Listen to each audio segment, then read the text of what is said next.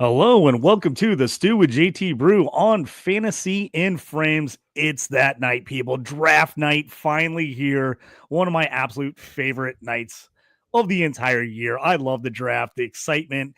Everybody feels like their team's got a chance at least for one night. So I love it. We got to go and we're going to talk about some pre-draft bets, where we want to see some of these guys go. And then obviously we'll be here all night. We'll be talking draft. We'll be doing analysis of who gets picked where. Hopefully we get a lot of good picks, but if we get a lot of bad picks, we'll talk shit about the bad picks. So here we go. Stick with us. We're on the stew. JT Brew on Fantasy and Frames. You up on trades and wire moves, you ain't designed to lose. Find you jumping over seemingly nothing, racking up points, makes the game a little more fun to watch. Can drop release, we started with the mock draft and now we making a mockery of the leaderboard. Quite obviously not a scrub, so start an institute, make evaluations like a commissioner do. It's to the point your wife make you watch in a different room. Update your roster and pick and choose when you get some news. Not much that we enjoy more than sifting through new statistics to make it to our end zones through different routes. Universities, institutes, down to homies who click in groups. I introduce you to the Stew with JT Brew.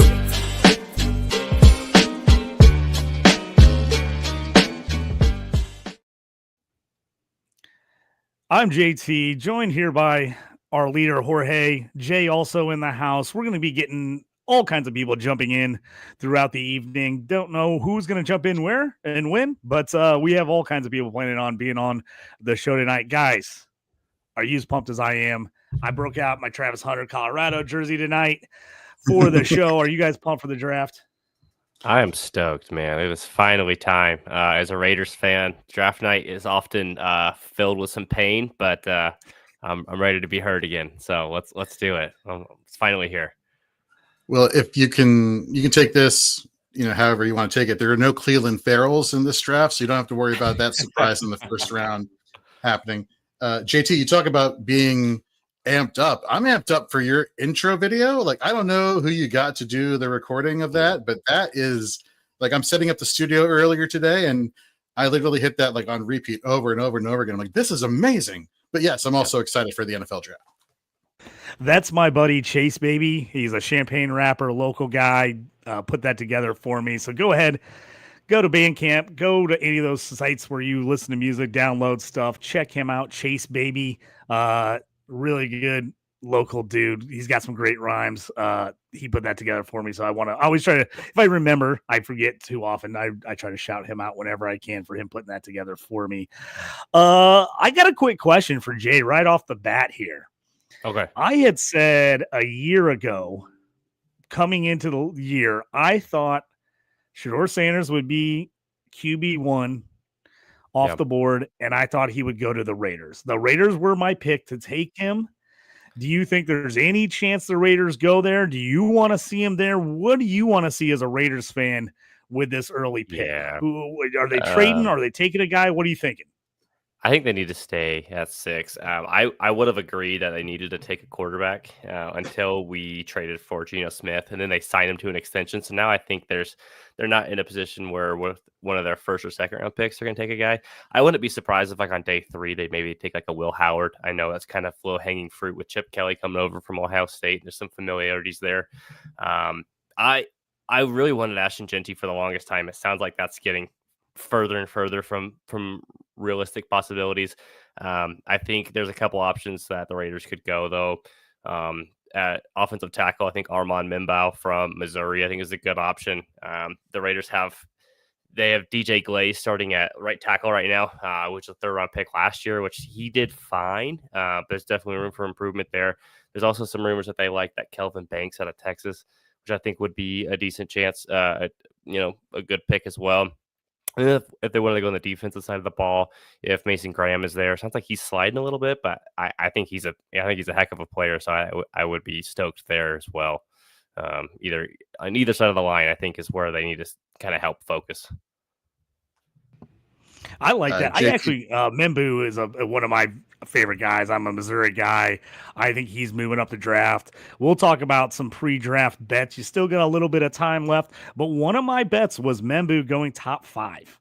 I've got him in there. I think there's a chance he could go 4 to the Pats or 5 to the Raiders. I just like what he can do. I just think he's a guy you can move around and could do a little bit of anything. So if he goes to the Raiders at 5, I'll be pumped because I took him to go top 5 in one of my bets.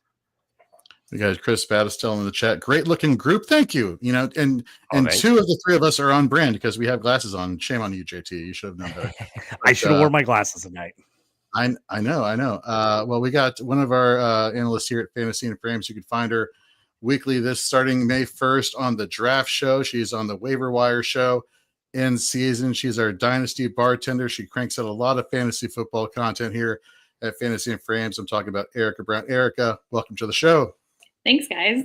Excited to be here.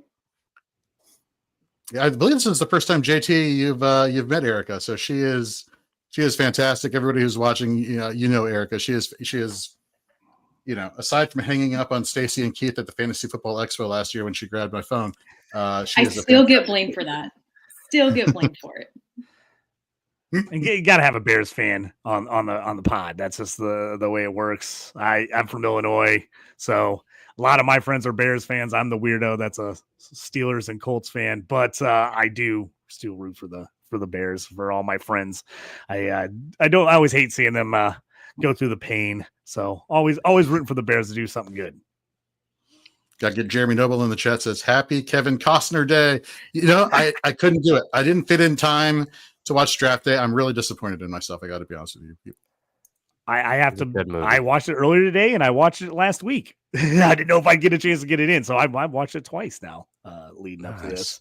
I don't think we're going to get any 3 second-round picks for a top 5 pick, but yeah, who knows? Who knows? Maybe the Jags mess something up and they trade 3 seconds for the 1-5. I don't know. We'll see. You never know. Some of these teams do some crazy stuff. It's speaking of trades, though. How many trades do you guys think we see tonight? It's really interesting because I think there's a chance, I think a few teams want to move. Now, what are teams willing to give up to move these spots? I think is going to be interesting because I think there's a lot of people kind of right in a row that might want to move back because I do like the depth in this draft. So I think there are some teams that wouldn't mind moving back a few spots and adding another first or a future second or something like that. But it's whenever everyone's talking about moving back is when I feel like it doesn't happen. It's like everybody's like, oh, we're willing to move back. And then everybody else is like, okay, well, we don't want to move up for that. So it's going to be interesting. I have to say, if it was me, just if I had to go over under, I would say 3. I think over under 3 trades in the first. Maybe we see craziness and it's, everybody's trading everywhere, but I'm putting it at 3. We got another one joining us here, Jay from Out of Rhythm Fantasy. Dude, you are in our YouTube chats pretty consistently here on the Fantasy and Frames programming. It's great to have you on the show, man. Yes. Yes, so, yeah, checking it out. If we are, and I just so anybody that's I appreciate go you guys ahead, actually Jay. having me, so I appreciate that. Absolutely. I was gonna say if anybody is looking, I've got a couple bets out there that I was gonna say, Jay, one of my favorite bets, Jay, is, and we were talking about your Raiders. Will Shadur Sanders end up on the Raiders? They also have a specialty bet. They've got it at plus 1,100 right now that the Raiders take Sanders. So I sprinkled a little bit on that one. I'm on a few Sanders ones as I feel like I'm the one person pushing Shadur all year. So I also got him going top 10 is plus 400. Currently top 6 is plus 3,500 for Shadur. So there's another one there. I think somebody maybe moves up and you can get him going top 10 at plus 4,000. I think there's a chance that maybe the Steelers or somebody trade up into the top 10 to get him. So those are a few ones I like a lot. Aston Jeanty is another one. You can go top 10 right now for him at plus 1,200. Or actually at the number 10 pick is plus 1,200. Excuse me. If it was plus 1,200 going top 10 would be phenomenal, but it's not. So at the actual number 10 pick, at the number 10 pick specifically is plus 1,200. A few of those ones I like. The Membu one we talked about. I got Membo going top 5. He's plus 750 right now to go in the top 5. So I like that. I think that's a good spot where he could possibly go. And the Luther Burden hate to me has gone a little too far. A lot of people have him dropping out of the first round. Right now, you can actually get him as the second wide receiver taken at plus 2,500. If you think that actually he goes in the first round and is the second overall wideout taken, a little bit of long odds there. I think it was Tet and then Golden are right now the top two guys to go 1 and 2. But if you want to go a little bit of little craziness, I sprinkle a little bit out plus 2,500, and that somebody might come up and get Luther. So some of the early bets I've got just going through DraftKings here over the last hour or so, putting some of those in. We got a question from Chris in the chat. He wants to know, he needs Erica's wish list for the Bears. I mean, honestly, I would love Genty, but this running back class is so deep. We don't have to take Genty in the first round. We can grab, someone in the second, someone in the third. We need O-line help. I've seen a lot of mocks also have them drafting Warren at 10, which that'd be pretty sweet because Cole Kmet is just, average tight end, but Warren could be a lead on the Bears. Absolutely. I mean, you look at what the Bears did in free agency, Ben Johnson making it a point to basically, hey, we have a number 1 pick quarterback from last year. Let's protect him. So getting as much help along that offensive line is definitely a need. Everybody, I feel like for the longest time, ever since he was drafted, was like, Cole Kmet is going to break out and have his day. X number of years later, it's like, Tyler Warren, come on down, I think I'm happy with anything that the Bears do this year just because we had such a great draft last year. So now the Cowboys, that's another story. That's my other team. So we're not going to talk about that. Yeah. Go ahead. Hey, I actually have my Cowboys hat over here, but I'm wearing all Titans right now at the moment. So I might be having gear changes throughout the night. I like it. If one team messes up their pick, you just swap to the other team real quick. And you can, there you go. Yes, that's going to happen. Nice. JT, I wanted to ask you about Luther Burden, though. Oh, yeah. I know you are kind of championing the Luther Burden fan club, and I've kind of been on the opposite end of that. So I'm curious, what is it about Burden? Because to me, I follow Mizzou very closely, but I feel like anytime a wide receiver and their agents have to just hand select practice clips to send out like the week of the NFL draft of them running actual routes, it's probably not in their it's not looking awesome for that particular prospect. So I'm curious to kind of hear the positive side of it, because I'm just seeing all the negative things, and it's kind of taken over. So I'm curious. I want to hear from the opposite end of the spectrum. Yeah. So for me, I obviously a Mizzou guy, so I've watched Burden his entire career there.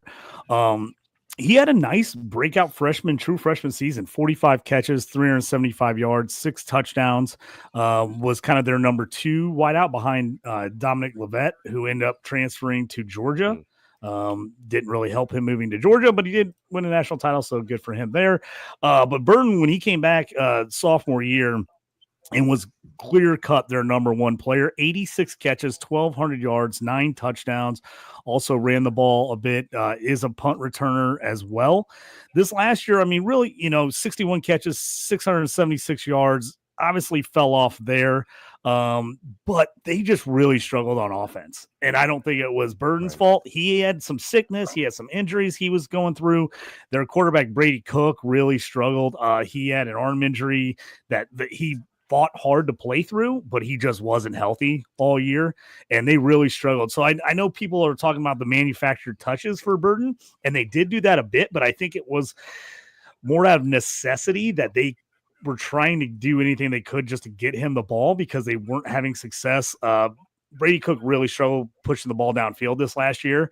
So it's not that I don't think Luther Burden can go deep, because I think he can. If you watch his 2023 tape, he looks phenomenal. I mean, making guys miss, taking people deep, running the 4.40 at the combine, I think was really important to show how fast he is. I mean, the guy was the number one wide receiver in the country coming out of high school for a reason.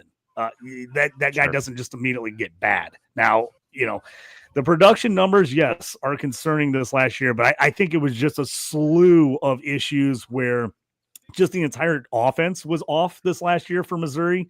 The quarterback play, again, Brady Cook, I loved what he tried to fight through and play and do what he could for his team, but he just wasn't healthy. And so I think a lot of the manufactured touches for Burden is something that was just a part of kind of what happened this last year. And it was more circumstance than it was, hey, we know this guy can't run routes, so we're going to have to figure out how to get him the ball in other ways. I don't think it is much that. So I tell people, go back, watch that 2023 tape. He was absolutely phenomenal last year. The guy's got talent, man. He just got talent for me. I really think he's the best wide receiver. I think he's the best wide receiver in this class, honestly. So for fantasy purposes, I'm loving all the hate because I'm like, man, I never thought I was going to be able to get Luther Burden at 1-7, 1-8, 1-9, 1-10, and now all of a sudden I'm getting him all kinds of mocks in that area.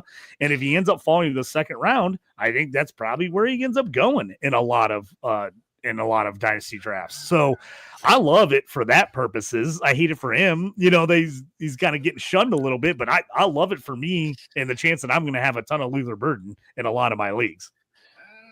Nice. For me, I guess Luther Burden. I mean, I was kind of liking, Mizzou is. I don't know. They seemed inconsistent a little bit. I know they had a running back transfer, and I thought he was actually going to blow up a little bit. Marcus Carroll.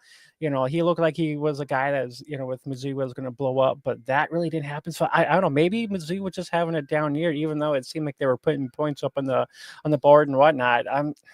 I honestly, when it comes to Burden, I'm kind of 50-50. I'm just kind of in the middle. I love to hate the guy, and I hope he brings fancy points at the same time. You got JJ Werner in the chat here mentioning, love seeing the FIF crew killing it. If the Jets draft Warren, I'm punching somebody. You gotta love it. So JJ, actually, I'm glad you're in the chat because he will be joining the Fantasy and Frames podcast family with the Rider Dynasty podcast starting up very soon. And of course, we'll be dropping that information over on Fantasy and Frames wherever you follow us on social media. Jorge got a good question here in the chat from Jason. Says, any panel members feel a team trades down to acquire picks or surprise team they'll be aggressive in trade? Jorge, what do you think on this? Who do you think is a possible mover and shaker in this draft? I think that the Cleveland Browns trade with the Washington Commanders. Commanders move back. The Browns jump in. And they get whichever quarterback has fallen, Jackson Dart or Shedeur Sanders, which could be a possibility. I would lean Jackson Dart. There was an Instagram thing, and of course, take this for what it will. I mean, the GM of the Giants on Instagram posted a picture where it had Jackson Dart's name on it, and then he quickly deleted it, or his profile went private after that. So take it for what you will, which is probably nothing. But I do see the Browns, if there is a quarterback still on the board, possibly jumping back in and getting. Can you imagine though, just imagine if Shedeur did fall that far past Pittsburgh, which I think a lot of people are projecting him to go, just reuniting with Travis Hunter in Cleveland, like that automatically kind of that's a story, and there's maybe some fantasy goodness coming your way if you have Travis Hunter. I think another potential team to move down is Minnesota. 24. They only have 4 picks in the draft, right? They have the first round pick at 24. They have the 97th overall, which is like a comp pick in the 3rd round. They have a 5th and a 6th rounder. They are very void of draft capital. I think a move back into the early 2nd makes a lot of sense, whether it's New York or Cleveland coming up for one of those quarterbacks you mentioned. Maybe it's New England trying to come up to get one of the receivers to give Drake May some options. I think Minnesota makes a lot of sense to move out at the back of the 1st.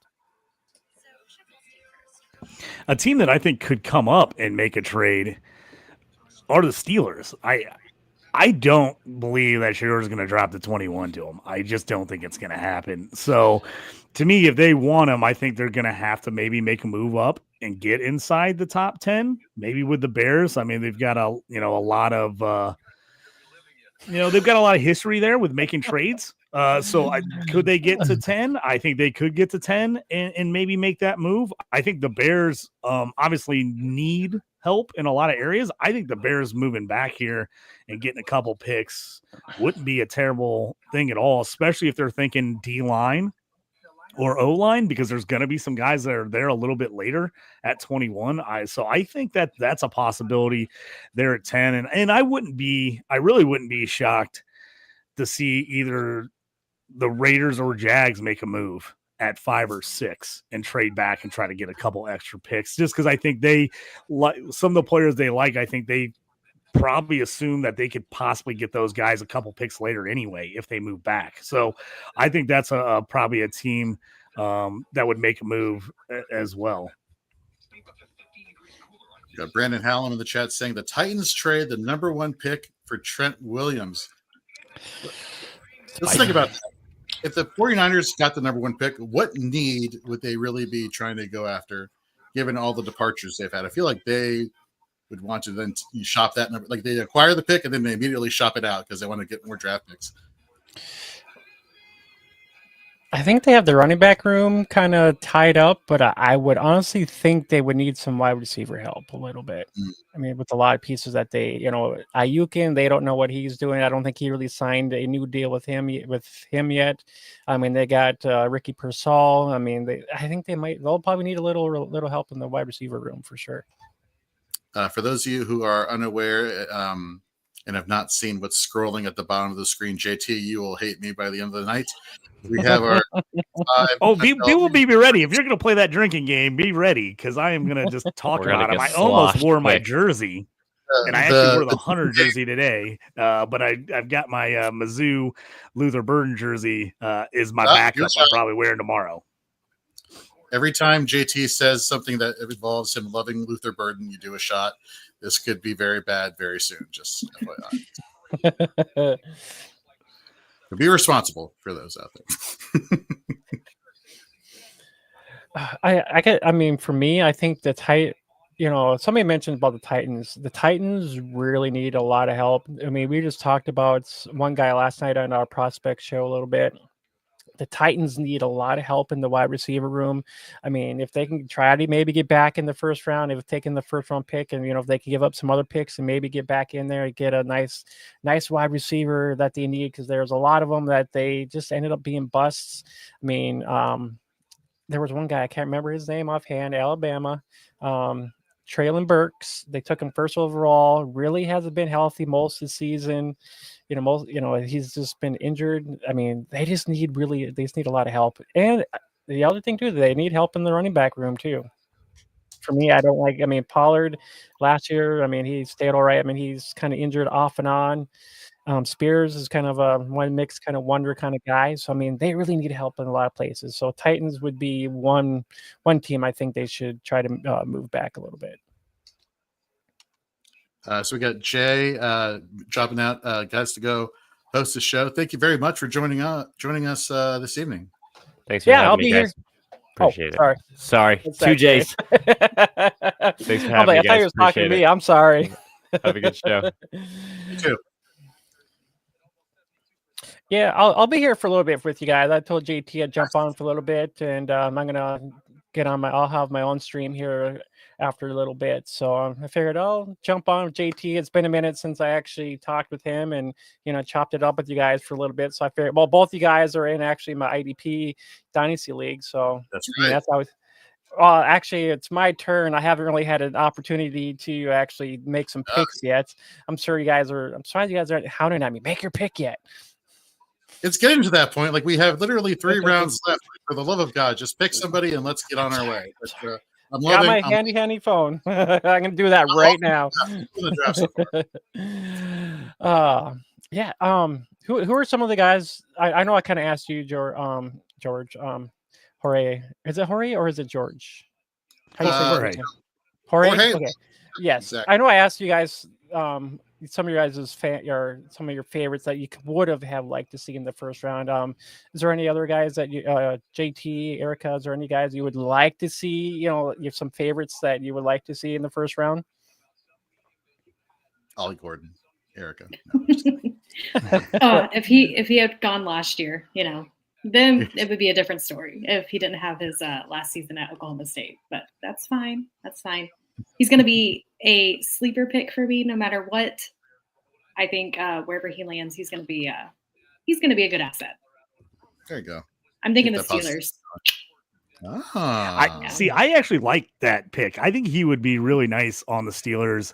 Ollie Gordon with me is another Luther Burden. If you look at his tape from the year before, it's a totally different story. If he comes out last year, he's probably RB1 last year's class. So, loaded class this year. I think some people are going to get some absolute steals on running backs in the 3rd and 4th, 5th rounds. There's a ton of guys I like in those areas. I think, and I feel like I'm just talking about the same people over and over because this is who I am. But I want to see Shedeur.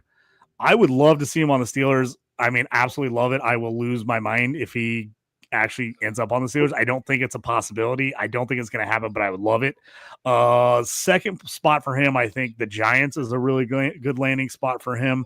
And I think the Raiders are the 3rd good landing spot for Shedeur. I like all those spots. And I think it's going to be interesting kind of here near the end of the 1st round. I know we've got a long way before that gets here. Will be interesting to see what players drop and what teams try to sneak back into the end of the 1st round if someone they didn't think was going to be there ends up getting there. So I think that'll be pretty interesting because I do think there's some teams like Jay said earlier, like the Vikings. I could see them moving back.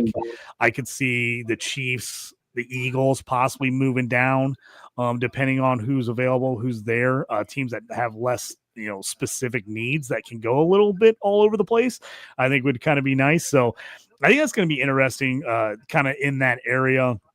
I'm really excited to see what the Chargers do. We got to get Justin Herbert some more weapons. So I want to see if they go wide receiver. I think, if we can get a wide receiver there, I think Luther Burden would be fantastic there. I also like Tet. If he got all the way there, I think Tet would be a really nice addition on that team. And I love so many of these running backs, but the question is going to be, because it's such a deep class, do people, spend up for them?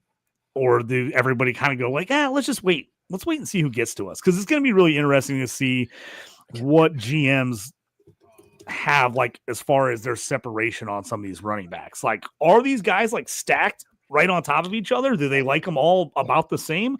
Or is there quite a big difference between them, depending on the player? So I think that's going to be something that's really interesting. And obviously for fantasy purposes, it's going to be huge to see where some of these guys go.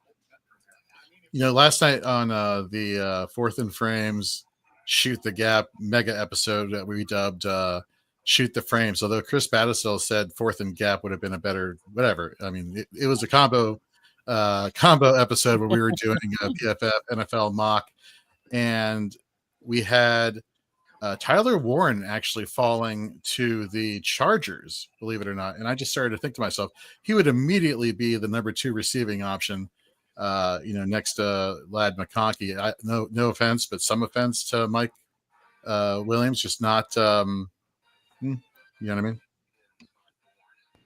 I love him there. I think obviously the Michigan connection with Colson Loveland is something that I think Loveland is definitely a guy that could go there at that spot. A guy that I like a lot and is starting to get some steam here recently, and I wish I would have got my bet in a month ago on him, is Mason Taylor out of LSU. Him to go in the 1st round now is only a plus 110 on DraftKings. And he's a guy that people were not talking about as a top 1st round, top 3 tight end originally coming into this draft class. I love him. He was my tight end 1 if he went back to college at LSU. I thought he would have been the first tight end off the board next year.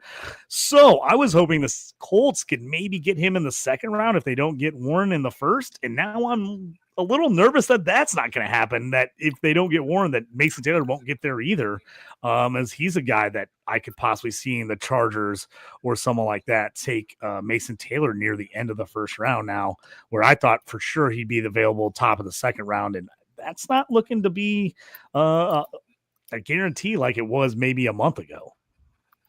We're talking a lot of these good moves that potentially could happen for these teams, but Jason has a great question that he posted in the chat. Which team makes the most boneheaded pick? We all know it happens every single year. Jay, let's start with you. What are your thoughts? I mean, we had Atlanta taking Michael Penix. I mean, we all thought that was just kind of like, what the hell are you guys doing? Because you guys just, I don't know. I think there's going to be, I'm not sure which team, but there's going to be a team. And the Saints could be that team. I mean, I don't know. I mean, they need a lot of help too, but I mean, Saints could do just something totally right. Well, actually, hold on. Let me think about this one for a minute. Well, while you're doing that, Rhett Manuel in the chat says, "Boy, I cannot wait for the Saints to screw this up totally." So he agrees with you. I gotta look here. I think. While you're looking at this, go ahead. I was going to say, I think the Falcons. It's like they always need edge rusher, and there's a million edge rushers in this class. It's like somehow, some way, I've got a feeling they're going to take the guy that busts. It's like what? I don't know who that's going to be, but like they just continually take guys and they don't work out, and I don't know why. But it's so I think the Falcons at 15 is going to be real interesting, and at 12 the Cowboys. I hate to say it. I hate to rip on your team, but what is the plan there? I don't know. I have no idea what they're thinking. Like at this 12 pick, I could see it going a number of different ways. I think the Cowboys are going to screw this up. I was going to say the Cowboys too, because they always do. And then they made no moves at all this offseason. Didn't try to go after anyone. Didn't do anything. So I think everyone's clueless on what Dallas is going to do. I mean, Dallas is a team that they kind of hold their playing cards quite a bit until they actually make the pick. And then it's like, I mean, I have to agree with you. Some of the moves they made was not the greatest. Some of the running backs we signed, I'm like, just wanted to just pull my hair out. I'm like, what are you guys doing? And we need to get some younger guys. I mean, Jamal Williams, he's been injury prone. He hasn't really put it. I mean, we're pretty much back to where we started. We got a two-headed monster, and we're with Pollard, and so it's back to where we are. We were. We don't have a straight number one guy that's going to be ground and pound everything.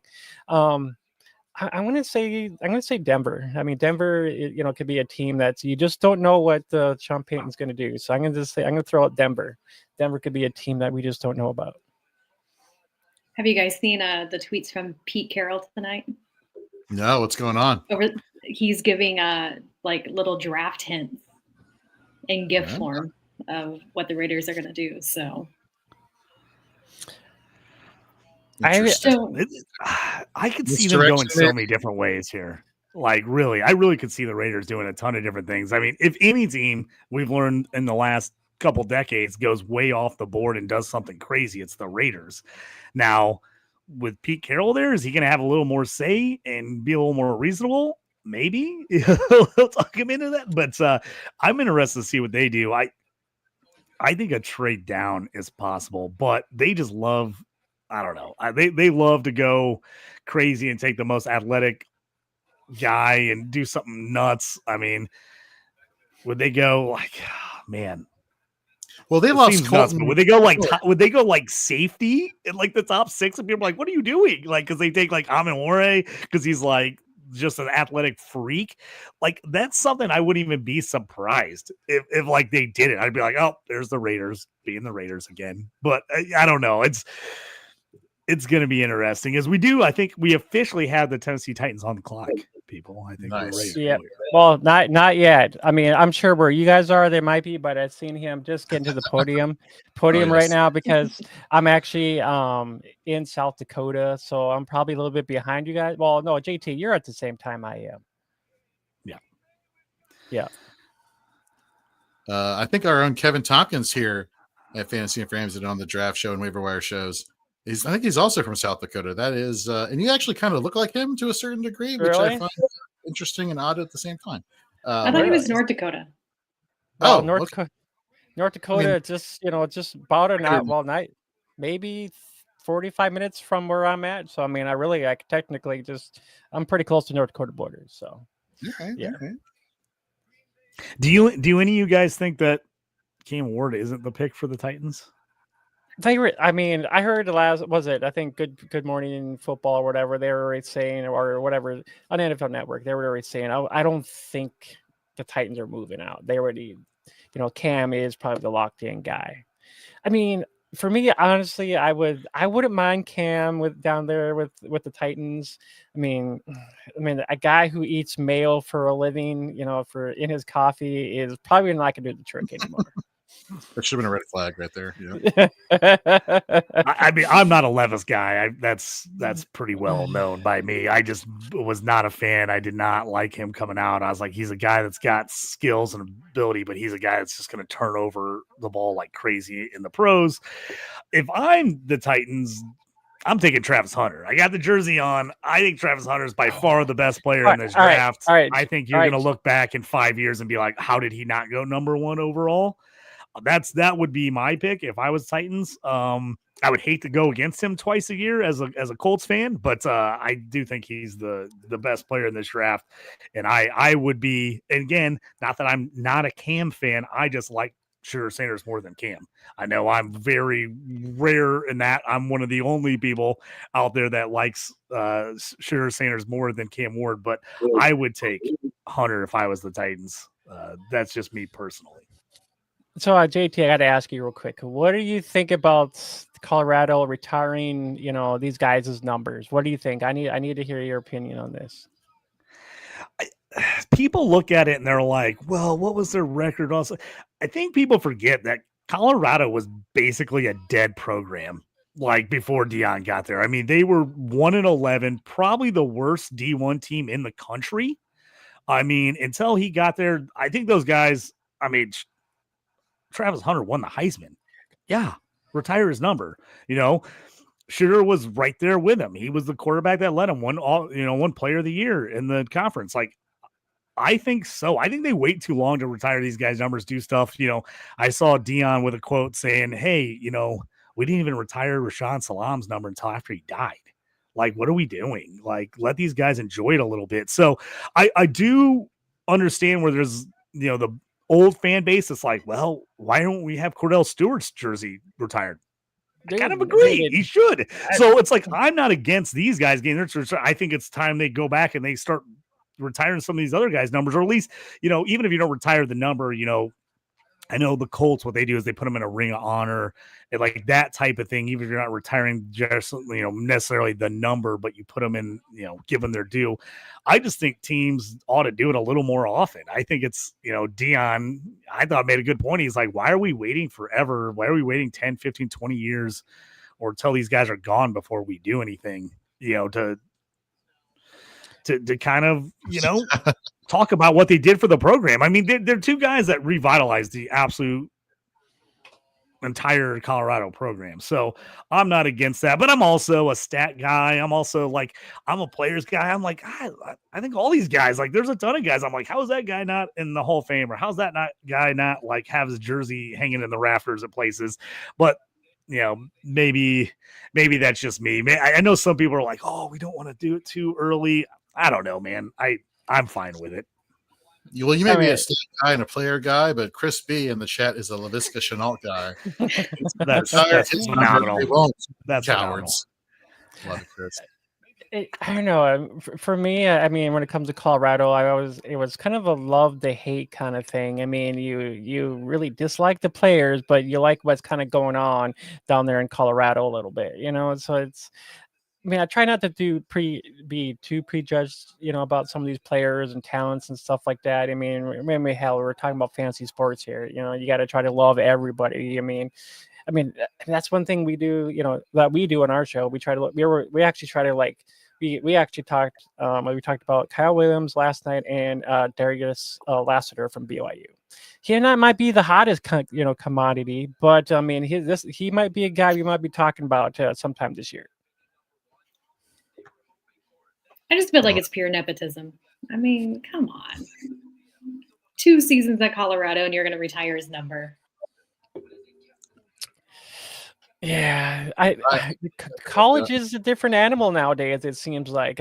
People, did you guys see like we've had possibly our first NIL trade between two teams, and it's like, come on now. I mean, I don't know. I just the college world is kind of blowing up right now. I mean, it's actually become a little bit more. People are talking more about the college stuff now since money is involved, and I don't know. For me, I think they need to. How many transfers is happening? I think they need to kind of tidy that down a little bit for people to jump into school. So I think they need to tidy that up a little bit. Chris says Hunter's number you can make a case for. Retiring Sanders' number for being a king of the check down is king of the check down. Coming possibly to the Pittsburgh Steelers, JT, the king of the check down, according to Chris. I love it. Give it to me. I'll take Sanders on the Steelers all day. I love the hate. Like I said, just keep pushing them down draft boards. Let me get them. Let me get all the Sanders. Let me get all the Luther Burdens. Ollie Gordon's. I don't think I'm in a league with Erica, so I can probably get some Ollie Gordon without her stealing them from me. But I'm loving it because all the guys I like, a lot of people don't like this year. So either I'm going to just eat crow when all these guys end up sucking, or I'm going to be living the dream. So at this point, I don't think there's any in between, Jorge. I think I'm like all or nothing. Like I'm either going to crush and be like, see, I told everybody, or everybody's going to be making fun of me and throwing me on, fantasy receipts and like, look at this dumbass. Remember what he said about Sanders and Luther Burden? The guy's a moron. So I'm ready for it either way, though, at this point. I guess for me, I'm just going to say, I think I just like the more of the, if these guys can put up, if Sanders can put up fancy points, sure, I'll love the guy. But if he's not putting up any fancy points, I'm not going to like the guy. That's what it's going to come down to. We're all in the fantasy game, and that's what I'm going to like. And if he's not putting it up, I'm like, I'm not going to like the guy. I honestly, I haven't liked him from the start, so I probably won't be getting any shares. But the guy I do love, hopefully maybe day 2 is McCord. I think he's a better prospect than most of these guys. But I love McCord. I in our bold predictions episode on Dynasty 365 last night, bold and hot takey. So take that for what it's worth. I had the Steelers getting a quarterback. I had it being Kyle McCord jumping and surprising everybody. If they don't get Sanders, I'm all over McCord, baby. I love Kyle McCord. I think he is so underrated, and every Ohio State fan hates him, which makes it even better. I love it. I think it'd be great. To me, if they don't get Sanders in the first, I want to see Kyle McCord in the third to the Steelers. I think would be an awesome landing spot. The pick is in. It has been confirmed. Sorry for those who have streaming lagging delays. They went Cam Ward. Cam Ward, the quarterback now of the Tennessee Titans. And we also have at least that AFC South has gotten interesting with the QB play here in the last couple of years. So I don't know if any of these teams are great, but hey, should be fun, at least for fantasy purposes. Now does Cleveland move down? I was just kind of trying to stay up as things while I was working. They were maybe looking at offers and stuff like that. So I'm like, does Cleveland move down, or do they actually take a quarterback here too? Or does a trade happen and Kirk Cousins is a Brown? You know who we need to get the opinion of right now? It's one of Fantasy and Frames' newest writers and podcasters. We got Joe Harlow. Joe, what's going on, man? Hello, everyone. How's it going? Hi. Not bad. What do you think of the Cam Ward pick? Pretty chalk here. Nothing too surprising for you? Yeah, it's pretty chalk. They needed a franchise quarterback, and this is the only one in this class. So, yeah, makes sense. Not a Sanders fan? He's fine. Not a franchise elevator, in my opinion. Willpower in the chat. What's up, Will? Okay, I'm officially watching on mute. Jorge ruined the pick. You did. I still don't have it. Damn you, Jorge. Always screwing things up for Will. What can I say? Here we go. Well, I'm just not going to be seeing it. I'm sure you guys saw this already. So I'm just not seeing it too. As well. You're just seeing now the Cam Ward announcement? Yeah. Yes. Mm-hmm. Yes. Oh my God. However, there is news. Slow your roll, Jorge. Slow your roll. Alright. Spoiling all the fun here. Come on now. I'm watching on YouTube TV, so there's got to be some kind Oh of my! mistake. That's the thing that I find crazy. I'm actually got the NFL There Network is up on. news. What do you got? Oh my god! Trade. I told you. Is this legit? I'm seeing this on X, but I don't see if it's like a legit from a legit news source. That's I'm seeing it from Shefty. Do They we moved down. I wonder breaking who. news, breakingly, JT, you're the host. You tell us what to do. I'm trying to figure out what's going on here myself. I'm like looking, like all of a sudden I had my To the Yahoo app up, and it Jags. said I can that read the Cam Schefter Ward tweet if was you would on- like. Oh Yeah, yeah, sure. read it. I was gonna say, tell me what you got. I'm dying here. I'm looking through everything. Adam Schefter, ESPN sources. The Jaguars are trading number 5, 36, 126, and a 26 first-round pick to Cleveland for 2, 104, and 200. Oh my god! If they go Travis Hunter, can you imagine Brian Thomas on one side and Travis Hunter on the other? Like, oh my god! Nope, He is- they're taking Genty. Genty is going number 2. You That think would he be is? insane. No. It's gotta be Hunter. For me, I guess, some of the things that I've seen. The Jags. I'm sure everybody's seen that. Genty maybe, going to the Jags, and for me, I would love to see him in Dallas. Maybe we need another Ezekiel Elliott replacement, and he's kind of that guy. And I would love to see him because I'd be totally going out buying a jersey right now if he lands in Dallas. Yeah, as a Commanders I fan, think this would pick is Travis Hunter. I think this pick's Travis Hunter. I think they're It's moving up to 100% has to be Travis Hunter. The Jags have a dire need at their cornerback 1 or 2 spot, depending on how you think of Tyson Campbell, and they need more juice across from BTJ. So this Hunter is the only option here. Genty trading this much for a running back, no matter how good he is, would be. This was very one of bulky my Yeah. pre-draft. This was one of my favorite landing spots for Hunter. I liked Hunter going to Jacksonville. It helps all my T-Law shares, which I have a million of. You need a bounce back year from him. And with BTJ on the other side, I just think this is the spot, man. I think he ends up being really good here. I love this move. So what do you? So if the Jags do take Hunter, do you see him playing both sides, the wide receiver, or you see him just playing one side? I think he plays both ways, man. Both. Yeah. I think primary corner, just it's easier to play 80% of snaps on offense versus defense. So I know JT and Jorge. So would we? So in an IDP league, so would we actually? I'm not sure how that would work. Would he be mostly defense, or could you actually slot him in as a wide receiver? That's gonna be the thing. I've talked about this quite a bit. This depends on your league and your commissioner. If you can play him on defense, I personally think it's going to be hard not to take GT 101. But in an IDP league that starts cornerback, where you get pretty high scoring defensive position points, especially as a corner, if you're any kind of like premium with pass deflections, things like that, I think Hunter's your 101. If you can get Hunter and play him on a defensive spot and he gets 70, 80 catches, 1,000 yards, and 5 to 8 touchdowns on offense, and you can play that guy on a defensive spot, it's a game changer for IDP purposes. So as long as you're in a league that lets you start him, now if you have a commission that says, no, if he's going to play a lot of wideout, you got to play him at wideout, that's a different story to me. But if you can play that guy on defense, I think IDP purposes, I don't know how you don't take Hunter 101. I did some number crunching earlier in a pretty standard scoring IDP leagues, and this is just DBs. If Travis Hunter has this year Kamari Laster had, which was 3.5 tackles a game, 3 interceptions on the year, and then he averages 3 catches for 30 yards every week, no touchdowns as a receiver, that would have made him the number 1 defensive back by almost 50 points in a lot of standard scoring. That is a great stat. So that's a great stat. That's how crazy it's going to be if he ends up playing like 70% of offense. Even if he only plays 60%, you're just showing right there. He only needs 3 catches for 30 yards. Oh, yeah. So I think I will not say anything. I will not say anything.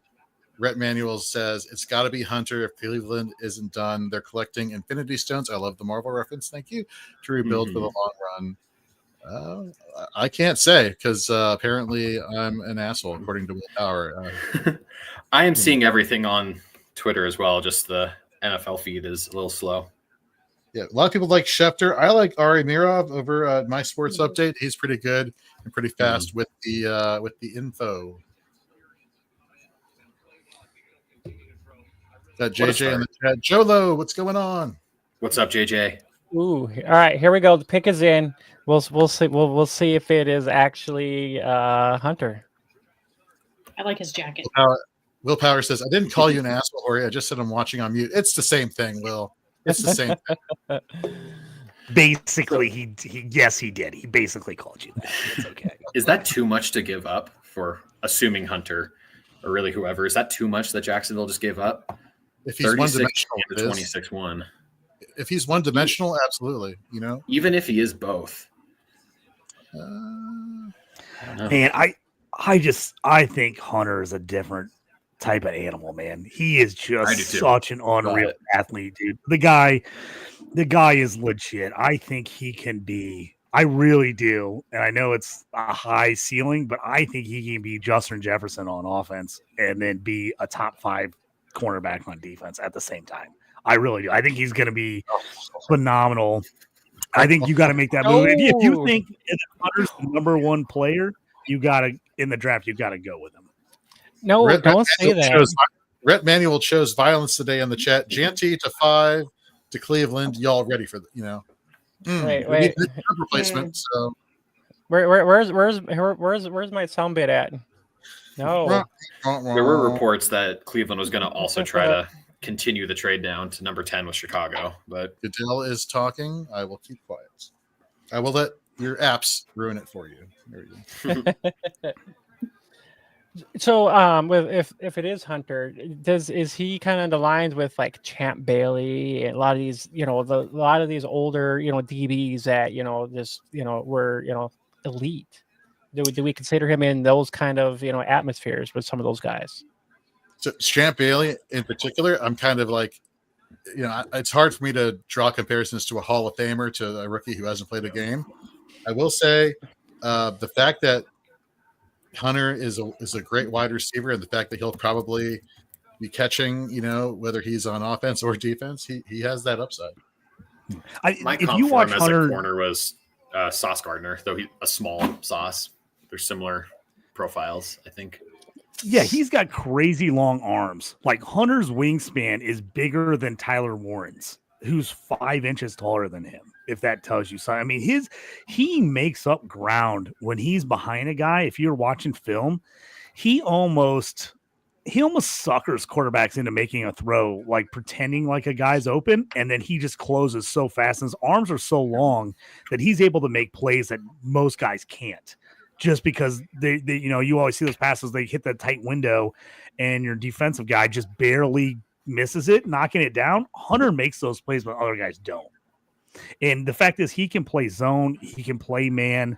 I think you can play him on the outside. I think he can play the nickel slot. I think he can play that slot corner spot.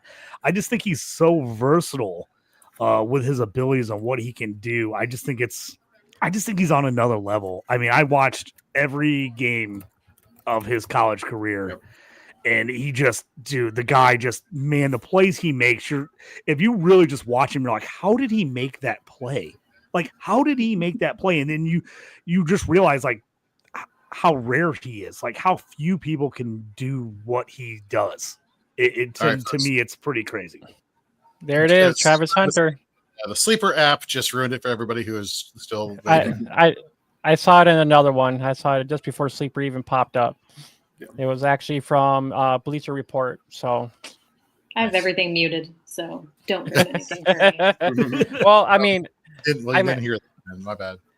I will be leaving you guys shortly here, in just a little bit, because I'm gonna be running my own stream here real shortly with a couple other guys, and I'll be having Donovan, who's actually at the draft. He's probably gonna pop on live from the draft, so that's gonna be kind of fun there too as well. But yeah, it's gonna be fun. I hope you guys all have fun. I hope you guys get just some fun interaction with with all your viewers and whatnot tonight, and I just hope everybody just has a great night. Likewise, man. Likewise. Yeah. Thanks, man. Appreciate it. Yeah. Enjoy the new quarterback. Oh, dude, I'm gonna love it. But I'm gonna be swapping my hat out here in a minute. Put the Dallas hat on, gotcha. and we'll see what Dallas does. But yeah, we'll catch you guys. I'm sure. I'll still interact with you guys here, and who knows?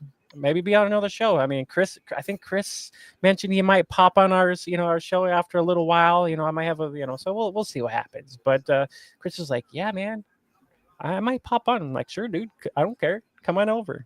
So, but other than that, we'll have some fun. We'll catch you guys on the flip side. And Jorge, I hope I beat you in our Dynasty League this year, but more likely won't. But JT might be the powerhouse. I don't know. Why do you want me to lose, but you don't chalk trash to JT? We're both in the league. I don't understand why you take I'll wait. It will be coming. The trash talk will be happening. It will happen sooner than later. JT, I kind of know already a little bit, so I got his vibe. I just don't know your vibe yet. It'll come. It'll come. All right. I love it. All right.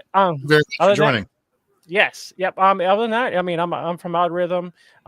If you guys want to, JT and I, if you guys want to check that out, it's on my playlist for the 2025 prospects. So you can go check out my Kyle McCord. You can check out what JT has on Kyle McCord, his thoughts on that. So if any of you guys want to go check that out, you guys can check that out on our YouTube. Love it. And thank you very much for all the support you give us. It is noticed, and we really appreciate you. Yeah, I love what you guys got going on. I love what Chris does, what he does with, the 1 foot down. I've been on his show. You guys are doing a lot of great work, and we a guy like me appreciates what you guys do. Thank you so much. That means the world. Yep. Thank you. All right. You guys have yourselves a lovely evening. I'm getting up out of here. All right. Take care. All right, later, guys. See ya. Well, if you're a Cleveland fan, do you like this move? Do you like this trade back? I feel like with everything that's gone wrong with the Deshaun Watson situation, you got to go reset. Like, let's start acquiring picks. We're more than a guy away. I like this move for Cleveland. I think moving down here was smart. Can you imagine if Jets does go? That Rhett Manuel, you put the fear of God into my eyes if that actually does happen. Pick is in for number 3. Yep. The pick is in. But I will not say anything because everybody gets mad at Jorge when he wants to announce. So. I think with Hunter, I know I have to ask if it is too much to give up for a non-quarterback, again, a second and a future first. However, the biggest benefit with him is that his floor is what? NFL wide receiver 2 or an NFL cornerback 2, and you have so many roles there. If he fails in one spot, you have and is good in another. You have so many options there. Mm-hmm. Chris Battistel in the chat. There are people there, Chris, in Baltimore. They're still upset that the Baltimore Colts up and moved to Indianapolis, and here he is saying, "If you're Cleveland, you pack up overnight and move to Baltimore." That is 2 things in 1 century, or 2 centuries, I should say. But I will say, as a Colts fan, as a legacy Colts fan, my dad's from Baltimore. Okay. Yes, there's still a lot of anger. It's like, yes, there is some bitterness. Yeah. And the Orioles still suck, so thriving. They had a good year last year. Yeah. All right, so has I don't everybody want to talk about it. The 3 pick, or are we still waiting for everybody to catch up? We're still waiting. Jesus. What are you watching? YouTube TV. Me too. Oh, man, you're waiting. Actually, Twitter announced it already. The problem, all these streaming services, everybody's like 35 seconds to a minute and a half behind, depending on who you're paying Roger is attention to. just now at the podium. All right. Yeah. He's not quite there for us yet. So yeah, I don't know who the pick is. I haven't looked at it yet. Personally, I think the Giants should take Shedeur Sanders, but I don't think it's going to happen. That's who I think they should do, though. But Crispy has the new in New York. Chris has a nickname for the new Jags wide receiver duo: Thunder and Lightning. I'll see myself out. That's great. I love that. I tell you what, the Jags should be exciting though. Hunter and BTJ, T Law, if he doesn't get killed by that offensive line, that Jags offense is going to be nice. Technicality. Browns are in discussions to move down again. Yeah. JJ and to me, this makes total sense. Total sense for the Browns to move down again. I absolutely think it's a great idea. Just you got to keep getting picks. You got to get a whole new system going here, man. So I think it's a super smart move. Just keep moving back if you can keep acquiring picks. I think it's the right call if you're the Browns. Yeah. I've been hearing a lot today that the Broncos are aggressively trying to jump into the top 10. So maybe there's some communication going on there. All right, Erica. If the Broncos are, Jorge, who do you think they'd be going after? Who do they want badly to get into the top 10? I think they want Janty, to be honest with you. I think they want to solidify that running back situation there. Warren would be the other possibility. That's what I was thinking. I was like, Warren would be the other guy. I think that they really love him. To me, that makes sense there. I'd love to see them come up for Derek Harmon, but that'd not be in the top 10. That'd be more in the teens area. But I don't think that's going to happen. Knowing Sean Payton's some obscure defensive end, that's funny. Well, of course, because their defense has looked really good. I mean, they took an edge guy in Sanders a couple years ago, and now he's kind of having to play in the middle. It would be funny if they ended up doing that. And they're like, oh, no, we're just going to keep adding IDP guys on the outside that rotate and piss me and Jorge off when we're trying to figure out who we're going to take for our sack lunch on Shoot the Gap. I apologize to everybody who's been participating in our drinking game, but JT, I have to ask you, Cortland Sutton, is basically the only wide receiver that, you can quote unquote consistently, and I say that very loosely, count on for the Broncos. If they were going to take a wide receiver, who would you want them to take?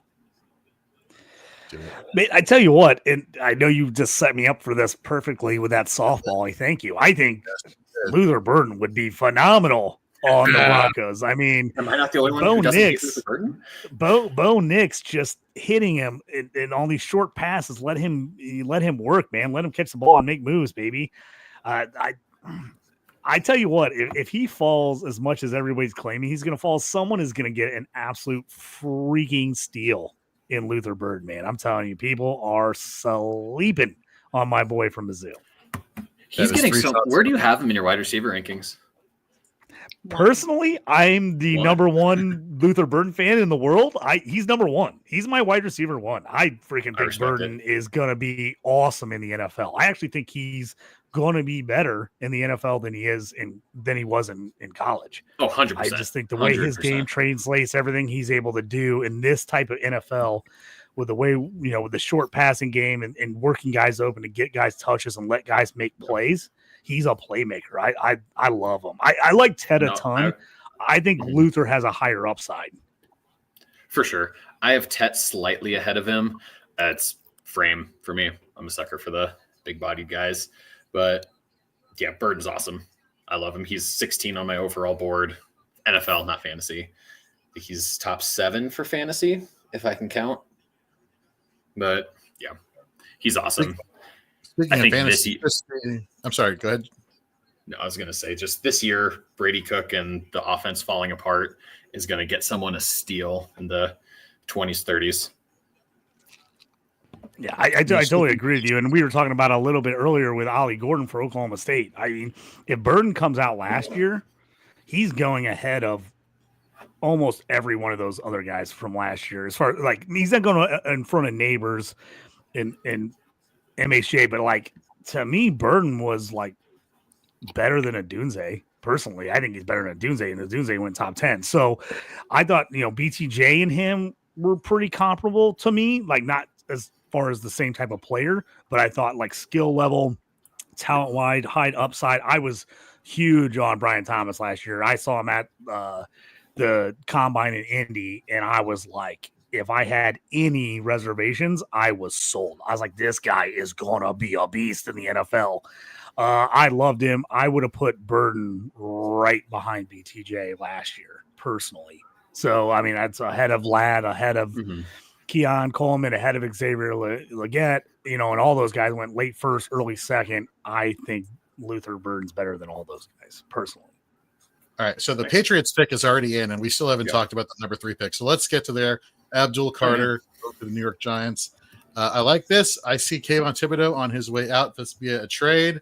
This could be, the Giants wait till the end or try to get into the back end of the first round and get their quarterback. Here you go. This is the trade fodder you want.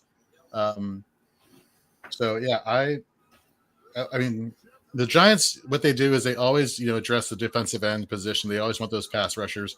This is textbook New York Giants 101, and it's definitely an upgrade at the defensive end position. They went out last year. They got Brian Burns. Just pair him with Carter on the other side. This is going to be a nasty duo. Agreed. Yeah, I like it. I think it's a nice move. If you watch Carter, like prior to the playoffs, the college football playoffs, he was at plus 6,000 to go number 1 overall. And I was like, oh, he's really good. Like people are going to like that number's going to drop big time. And it did. I mean, Carter is an absolute stud. I mean, he's an absolute beast. You got to rush the passer these days. Everybody knows it. I think in a lot of other drafts, personally, I think he probably goes number 1. It's just, the fact that it went to the Titans need a QB, he doesn't go 1. But I think Hunter and Carter both to me I thought the top 2 overall players in this draft.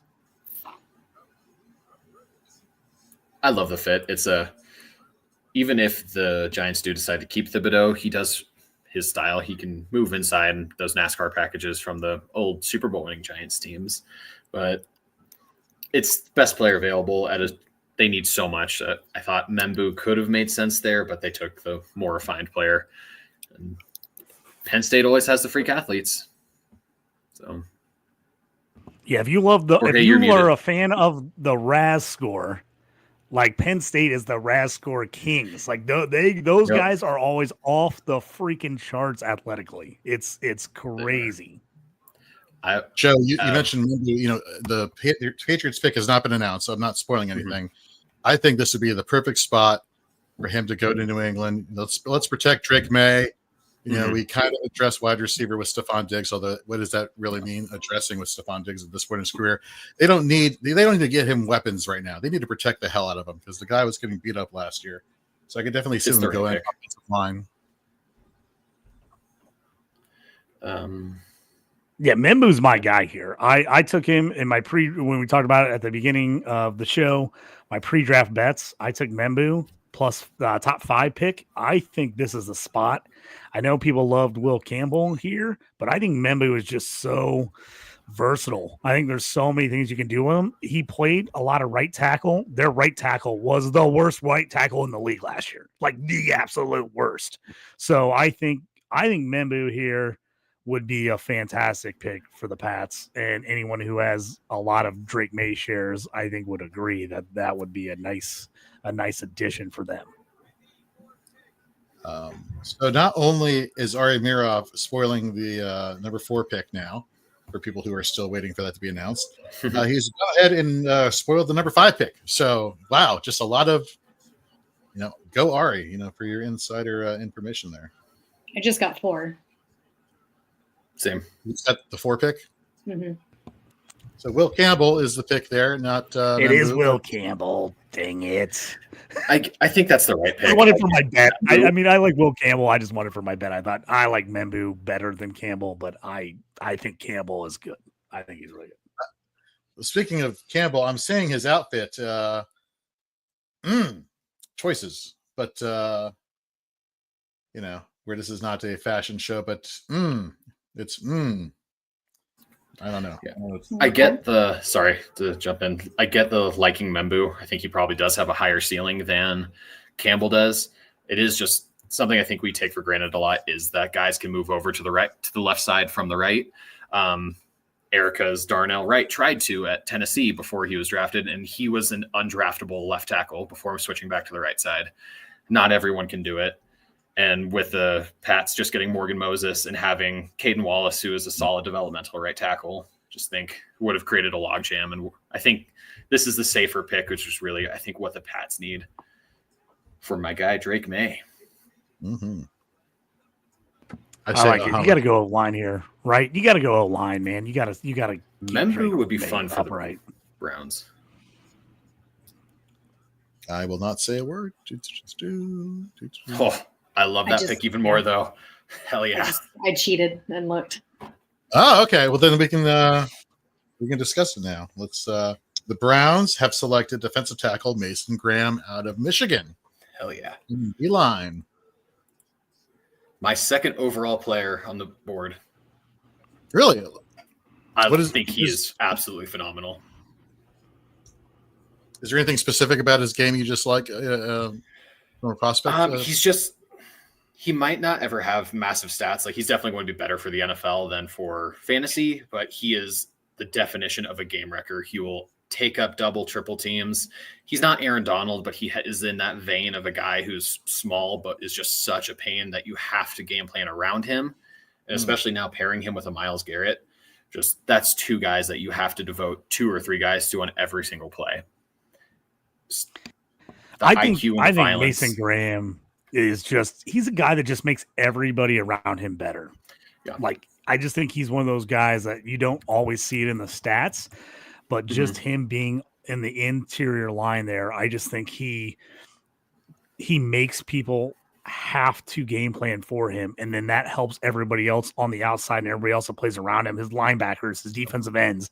He's a guy that makes all those guys better because of what he can do on the inside. So it's, we always talk about, the interior linemen, interior defensive guys are not the sexy picks. Everybody wants the guy that gets all the sacks, but I also think he's a really good run defender, but he is that guy that can, when he needs to, bring the pressure on passing downs from the inside. Your boy Ben, run defender, really good against the pass. Ben Dyer in the chat here, co-host with JT on the stew in season, says not sure when Scatterboo will go, but it'll be a steal regardless. I can't tell if he's serious or if he's just sure. Dude, Benny loves Scatterbo.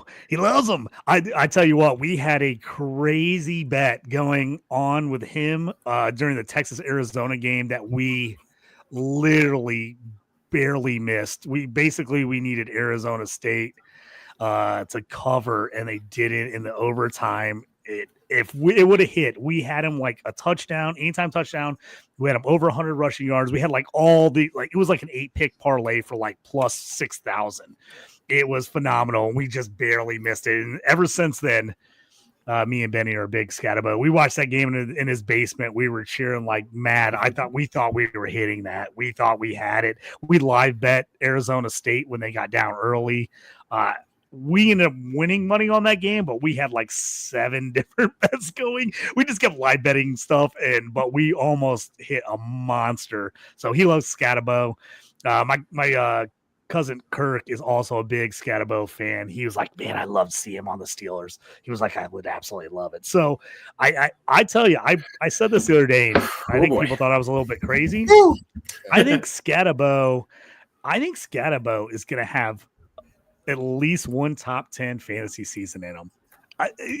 He might be a guy that's like a one and done, like flames out, but he's the type of guy I can see have one monster year and then like nothing after that. But like I could see him having one monster season for fantasy purposes. I mean, if Rashad White can have a top 5 fantasy season, then Cam Scatterbo can.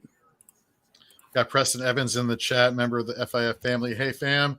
Great pick by the red, white, and blue. He is a big fan of the offensive line pick there for the New England Patriots. Erica, you scoffed there. You had a little sigh of disappointment. What's going on? Did something happen? I mean, I don't want to spoil things, so I guess we're waiting for the next pick to come in.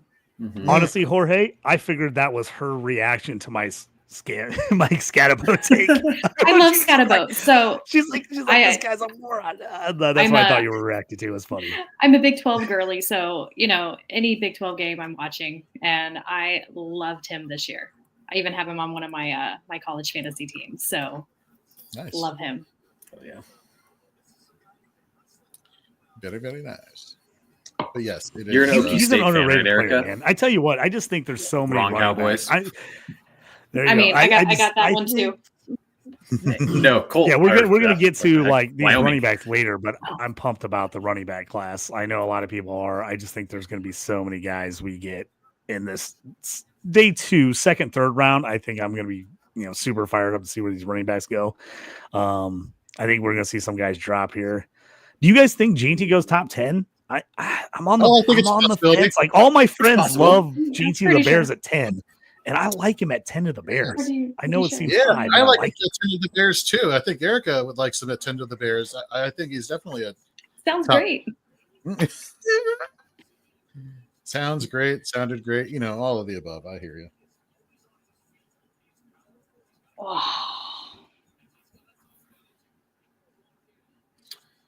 So who do you think?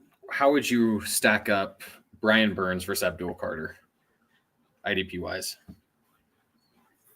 Well, I'll always take the veteran in this situation. Brian Burns, he had like a little bit of a down year coming over from the trade with Carolina. Go back a couple of seasons, so the guy was a monster. If anything, the fact that they drafted Abdul Carter, he is going to bring such a dominating presence. I anticipate his win rate against offensive linemen will carry over, will translate pretty well. And what do we like from IDP, from our edge rushers? We like these edge rushers to have one-on-one blocking opportunities versus getting double teamed. So, Max Crosby is one of those edge rushers that can beat a double team. There's not a lot of them out there.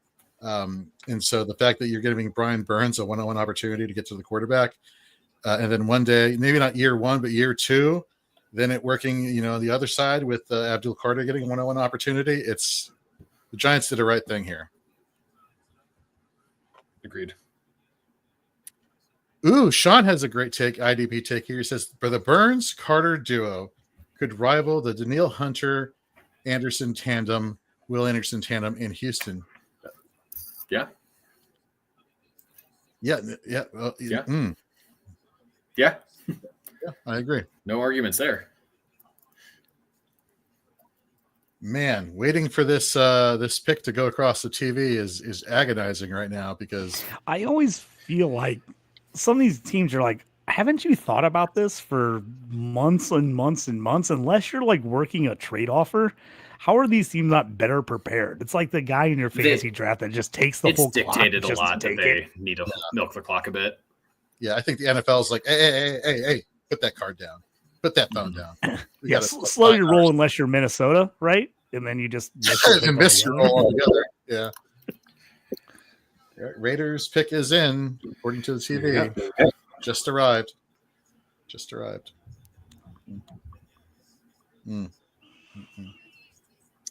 digress. Well, thank you everybody who's watching currently, everybody on X and over on YouTube, and we really appreciate you tuning in. Again, we're going to be here all night, and we'll be here all night tomorrow night for rounds 2 and 3. So it's going to be really a good next couple days here on the Stew with JT Brew.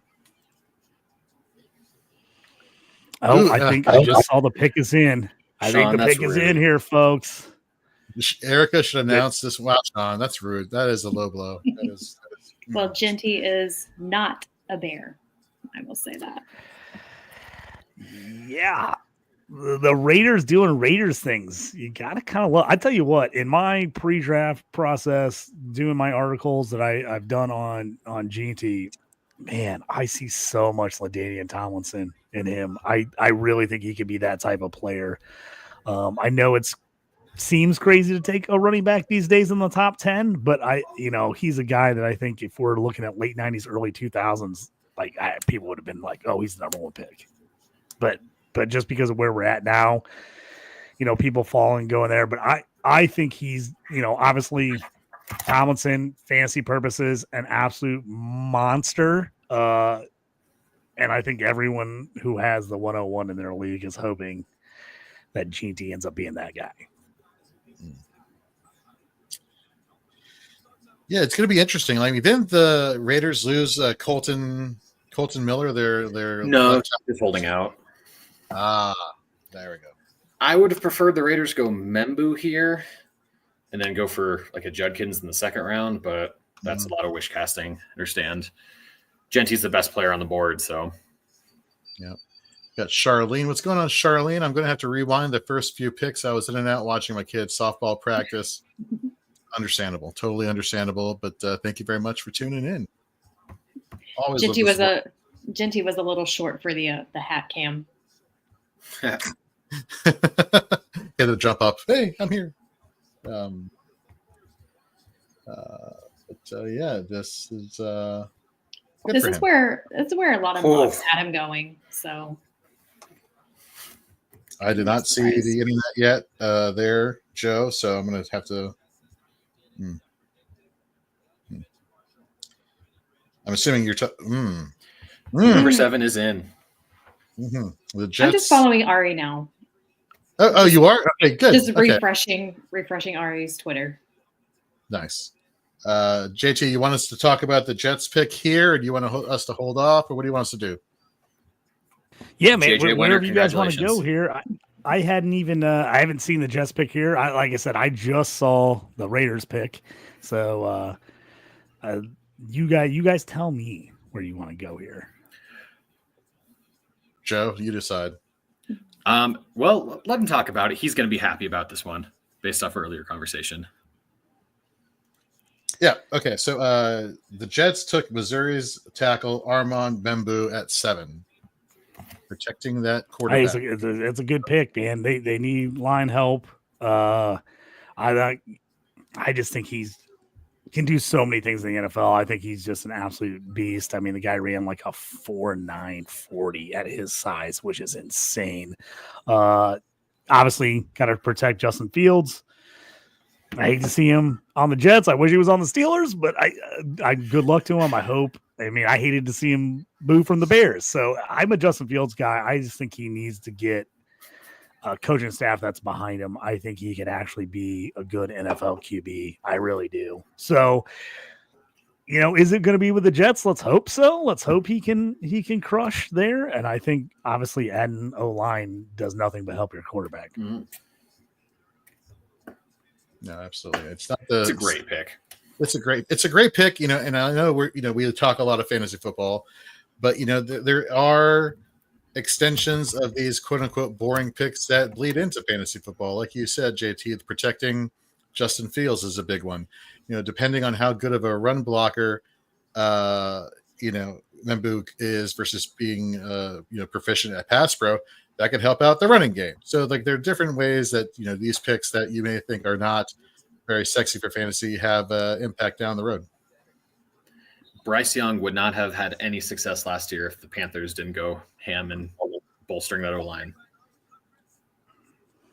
I got a quick fantasy question for you guys now. With JT now going top 10, going to the Raiders at 6. Outside of we talked the IDP, we'll scrap the IDP for this moment. Are you in a Superflex league? Are you going GT at 101? Or since Cam Ward went number 1 in the Titans, are you reconsidering and maybe taking Cam in a Superflex, or do you think you hammer GT at 101? Oh my God. It's look what the Titans did last night. They acquired ancient Tyler Lockett. This offense is going to be explosive. I mean, good God, I'm kidding. Of course you're going Janty at the 101. Don't even there's a faster way to upside, I think, with the Raiders than there is with the Tennessee Titans. Even in a Superflex zone. I think it's hard to pass on JT at 101. I really do. I think it's going to be hard to pass on him, man. Running back's so hard to acquire. The best way to do it is in the draft. Get it early. I think if you can get a guy that, if you think that he is the high upside that I think a lot of people think he is, I like him. I think he's 101. I don't think it changes for me. To me, he was one of the few guys I thought, regardless of landing spot, would be 101 no matter what, whether it was the Raiders, whether it was the Bears, whether it was the Cowboys, whether it was the Broncos, wherever you went. To me, he still has to be the odds-on favorite to be the 101 in all your leagues, no matter the format. Yeah, 100%. 100%. So going back to 103, the Giants just picked up Kayvon Thibodeau's 5th-year option. Wow. Well, I guess they're going rotation here. So rotating Thibodeau. I think they're going to have him play a lot inside. I could even see them they switch more to the over front, get him as like a Sam Will sort of linebacker, and or at least Carter doing that, I should say, getting him a few more off-ball reps where he was still pretty dynamic, cause some chaos, and then have Kayvon slide inside on rush downs. Interesting. Yep. That is those three with Sexy Dexy is a horrifying front. Yeah. Dexter Lawrence, obviously having the elbow injury that took him out, I want to say like middle of the season, but yeah, that is going to be quite the and they need it because the rest of the division is stock full of offensive playmakers. They need to go again. This is typical New York Giants thinking. Let's get to the defense. Let's get to the quarterback. Let's get these elite edge rushers. It just makes a lot of sense here.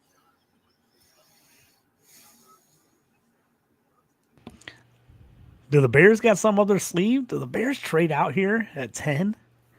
Or do they go defensive end? Do they go edge rusher and try to get the number 2 guy behind Abdul Carter? And depending on who your number 2 defensive end is, who would you take? Erica, what do you think? What do you think the Bears should do here? Would you like to see him trade out? Would you like to see him take a guy? Obviously, no JT off the board, which hurts. Would love to see had seen him there. What do you think? I wouldn't mind either. I would like some more picks, but I would also like a tight end. Like I'd really like Warren here. I just don't know if the Bears would do it. I feel like they made a lot of splashy picks last year, and so this year they're going logical. And the logical thing would be to trade out or take an O-line. I thought for sure prior to the draft, O-line was going to be the spot, but then they did so many moves in the offseason to get free agents. They really did a nice job building that offensive line. So to me, I think they could go a lot of places here. Still DN's been an issue for them. Getting that pass rush has been a problem. Gonna be interesting here. Also with no Keenan Allen, you have a Dunze, you've got DJ Moore. I do like the idea of Warren here. I know a lot of people hated the late breakout, but to me, at tight end, you just barely ever see guys break out early that are outside of Brock Bowers, who's just, a unicorn when it comes to that. I think Tyler Warren would be a nice fit here. We know the Bears love to go Big Ten. That's just what they do. They like to take Big Ten type of guys. I think Tyler Warren would be a nice pick at 10 for them. Who's a good slot wide receiver that would work out well for the Bears there, JT? Oh, Luther Burden would be magical on the Bears. So I would be all over tonight. I would absolutely have a Bears Luther Burden jersey. Like, sign me up. I'll buy it tonight. All right. The Carolina Panthers pick is in. Are we surprised? Yes. I am too. I'm happily surprised, though. It was a better decision than what I thought they were going to do. All right. Again, JT, we got a. Sean says, I feel like I'm the last person on knowing who's been picked on all these. I'm just tweeting and looking at Twitter. You guys are way ahead of me. I'm just looking at Twitter. Yeah. I will say for the Bears, I think Colson Loveland is first. I think he's a significantly better player, and I think he's a better fit for the Bears. I think he's honestly just kind of better in pretty much every asset of the game except for versatility as a Wildcat quarterback. JT, are you going to give in and just go off of your phone for the rest of the first round, or are you going to be? I'm looking here. Did Ted just go? Did Ted just go to the Panthers? Yes, he just did. Nice. See, I like that move. That's a good move. If you're in on Bryce Young, I think you got to add wide receivers. You got to add playmakers. I still like Xavier Legette. I still think he can be good, but I also think he can be good as your wide receiver 2. I don't think you want him as necessarily your wide receiver 1. I like his speed opposite Tet. I think Tet, being a big-bodied guy, I think is just going to be really nice for Bryce Young, a guy that he can kind of he can get down the field. Obviously Bryce Young not very tall. Having a big guy to throw to is nice. Like it gives you a lot of range to throw the ball up and let him make a play. I think Tet is a great pick here. To me, we did a mock the other day. I actually had Tet going 7 to the Titans, or not to the Titans, to the Jets, excuse me. I had him going to the Jets because I thought they could use some wide receiver help. But with Membu falling, I think that was probably the smarter move, take the O-line help. But I think this is a great spot for Tet. I think it all works out. He should be, you would think in most leagues, a top 3-4 pick fantasy wise. I like Tet. What do you guys think here, Joe? What do you think on Tet? I love Tet. I think this is a great move. It fits the wide receiver room perfectly. The Panthers tried to force Leggett into that X role last year, which he's not. Tet goes into that X role. You can keep Coker as your power slot. JT Sanders as your flex tight end. Tommy Trumbull as your blocking tight end. Then who did I miss? Oh, Leggett as flanker. The room is really coming together for the team. Backfield's good. I think Tet's their clear number one right now and going to get huge amount of the targets. And he's not Mike Evans, but he's going to fit that role for Canales. He is more of the Drake London level of prospect, but I think it's a great move. And the corpse of Adam Thielen, Sean, the corpse. And I agree. Yeah, he's probably fourth for fantasy, depending on if you're in an IDP league, Hunter. But, yeah, I think depending on what Hunter, if you're an IDP, I think, Superflex, Cam in there. I think Tet to me is a top 4 guy fantasy wise. You got to think that he clearly becomes the number one for the Panthers immediately and gets a huge amount of target share there. So, I mean, like you said, they've got other guys there, but he should be the alpha in that room right off the bat. I don't think he's a guy that's going to have to earn his way into that. I think he's just going to be that guy. So I love that for him for fantasy purposes. I think it's a great landing spot. How does this elevate Bryce Young and his fantasy stock? A good amount. I think it definitely helps. Right? If you have Bryce Young, you're like, oh, okay, good. Like if you were thinking about moving off him, or you say you went and got Bryce Young late last year, and I know a couple of people that traded for him because people were just selling him super cheap. So people jumped on it and were like, hey, I'm gonna get Bryce Young for a 2nd-round pick. I think you're ecstatic right now that you think that he's gonna have extra guys do all that. Hey, Rhett, thanks for joining us, man. Appreciate you jumping on. But we're talking Tet to the Panthers. What do you think? What's your thoughts on Tet to the Panthers fantasy wise? All right, first off, I do like that in terms of the Panthers because they didn't have a true number one in that offense. Bryce Young had a great last 6 games or so of last season. So getting a guy that is a true alpha, as much as it pains me to say that being that it is the Carolina Panthers and they're making smart decisions, that hurts my heart because coming up in 1 pick, I came here strictly, JT, for you guys to share my disappointment tonight. That's why we're here. That's why I'm staying here until the Cowboys pick, because I know I'm going to be disappointed, then I'm out. I just saw a tweet saying that Tet McMillan was 3rd overall wide receiver, and I was 3rd rookie pick, but I thought they were saying wide receiver 3 for all of Dynasty. I was like, whoa, okay. Whew. That was a lot. Jorge, it's good to see you once again wearing what has now become your standard uniform. It's good. It's good. Yeah, you gotta break the overalls out for draft night. Come on. Got to. Every night, every day. I come home from work. It's like, whoop, put on those overalls, And so I just got them out of the dryer, nice and comfy. Grabbed a couple beers, got some whiskey right here. So we're good to go. He's got beers in the front pocket. He's pulled it out. We're ready to go, baby. Let's get it. Now I do. That's a good call, actually, Red. Thank you. It's ingenious. Look at me. You're bringing those to the expo, right? Oh, yeah, absolutely. Yeah. Oh, my God. The pick is in. I am ready to be hurt.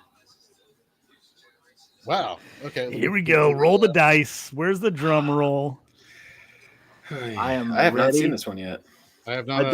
Don't. Let's experience this together, please. Yeah, Ari hasn't tweeted yet, so. Oh my God. Oh, they didn't do something stupid. Good job. Yeah, okay. Good job, Rhett. Okay. Yeah. Until proven otherwise, it's stupid. Okay.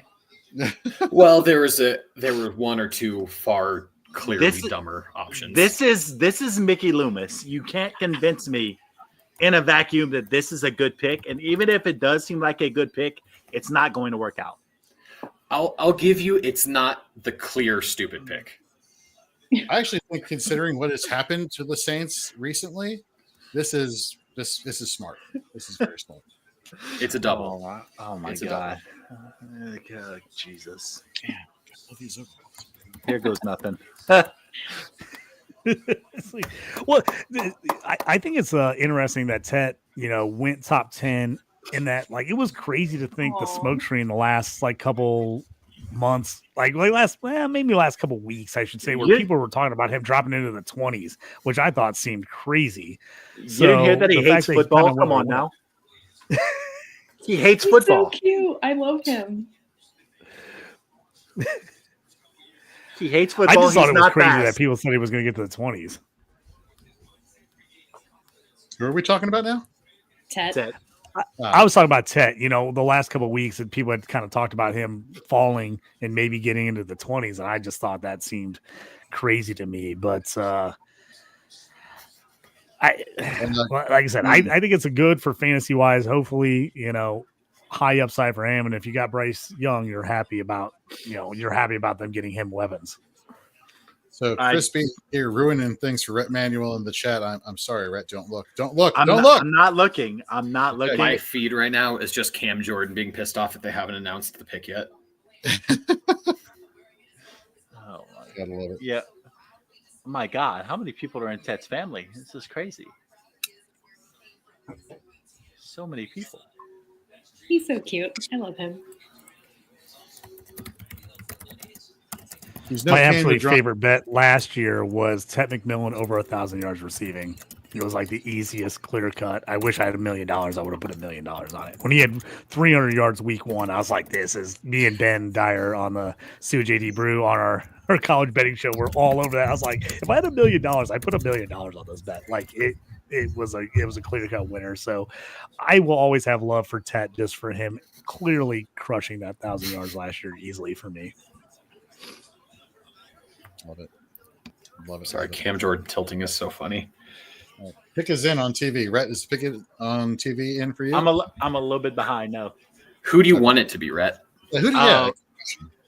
At this point, I guess I've just been expecting Dart this entire time.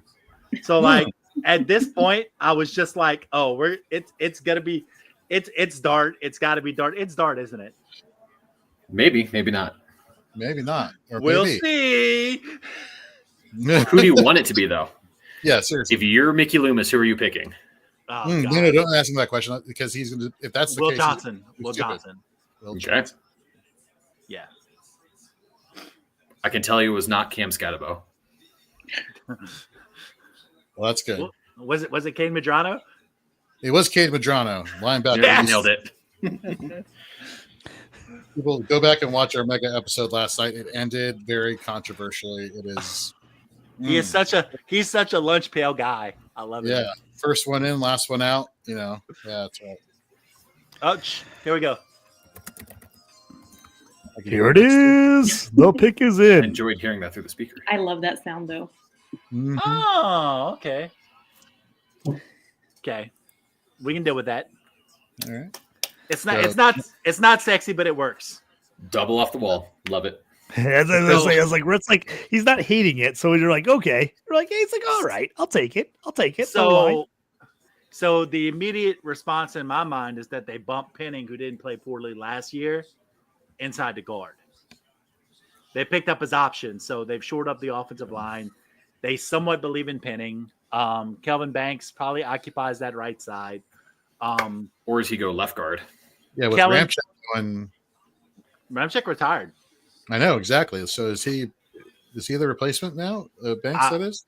I would think so. Like I said, I think they probably moved Penning inside, and Kellen Moore coming from an Eagles infrastructure where offensive line was everything. He knows that rings are won in the trenches, so I really don't hate this in terms of team building. Now, could there have been things that have been more fun or caused more of a meltdown? Absolutely. But I mean, if we're just going solid, just straight up team building, this was not a Mickey Loomis pick. I'll say this. Wow, Mickey Loomis did not make this decision because he would have traded up for some offensive tackle from Arkansas Pine Bluff. I will say this isn't the most fantasy relevant, but interesting that now Fuaga, who's the natural right tackle, on the left side, and then Banks at right tackle. I'd argue they should put Fuaga back to the right side. Yeah, he was solid as a left tackle, but he's clearly that's where he's natural. All right, so this rather to the moon stuff. I see this comment. Yeah, Rattler. Stop. No. Stop it now.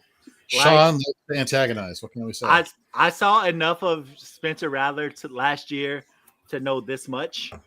People are gonna say, "Oh yeah, his best receiver is Marquez Valdez-Scantling." I don't care. He wasn't even that good. No, he was remarkably okay. He punched above his weight and was okay. So I think he deserves a shot. He has enough talent to be given the Will Levis what he was given last year. Give him the shot to see it to fail. What else are they going to do? Take Jackson Dart, who's a worse version of Kenny Pickett and Spencer Rattler? Wow.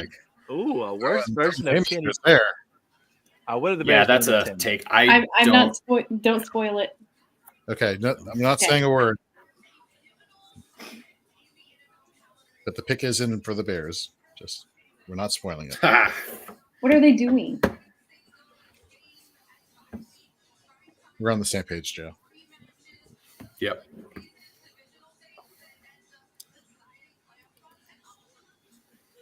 Yeah, I don't know what they're doing either. I don't care. No, she didn't mean that about you, Rhett. She just meant in general. She doesn't care about. Yeah. If people don't care about me, that's fine. Everyone hates me. It's good. Negative. I like how you compared me to one of the Godwins with wearing these overalls. Yes. If there's a good 1990s reference, wrestling deep cut reference I can make, I will do it. I love it. I'm not above that.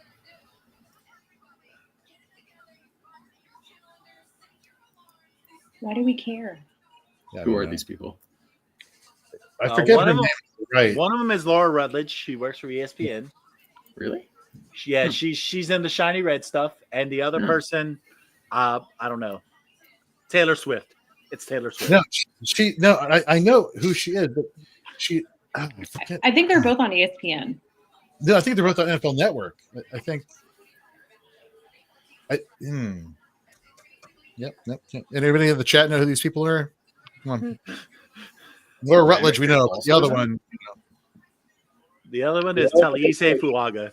Oh. Yeah, that is Talise Fuaga for sure. Yeah. Well, how about that? Okay. Niners pick is also in for the record. Yes, it is. Wow. Colleen Wolfe, that's her name. There we go. She is actually a hustler. She has a show on the West Coast in season on Saturdays and then flies to Jersey for the show on Sunday for NFL Network. Like how many boos are there? I'm watching on mute. I'm also watching. I'm not hearing any. I have it very quiet. Right, I know I had to jump out for a second. Have we talked Bears pick here? Have we talked Bears pick? No, we can't ruin it for Erica. She'll get mad. Okay. I was just gonna say because I didn't want to say anything because I was like, did I miss it? I was like, because I just saw it pop up here. I was like, we gotta get in on this.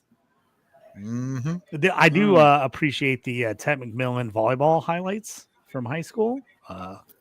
Obviously, a good volleyball player. Guy can. Speaking of pro wrestling, shout out Mongo McMichael. Rest in paradise, King. May he rest in peace. Bears legend there. I thought I went out drinking with him a couple years ago. I have a buddy who's friends with him and does a bunch of charity events with him. I thought he was going to punch me in the face. I made a joke and he's just a big guy. I don't think he was actually mad at me, but I think he was just kind of kidding with me. But I actually, for 2 seconds, I thought I was going to die. I thought he was going to punch me in the face, but really nice dude. Sorry for, sad what happened, but just a great guy. Erica's He's live going on and on. How is Eric? You know what? Let's put everybody on. Let's put just Erica on screen. Rude. Do not do that.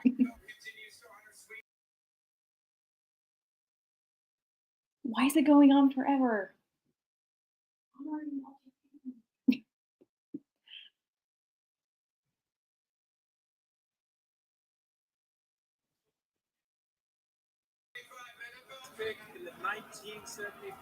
Yeah, that is taking a long time. Never mind. That joke backfired really well.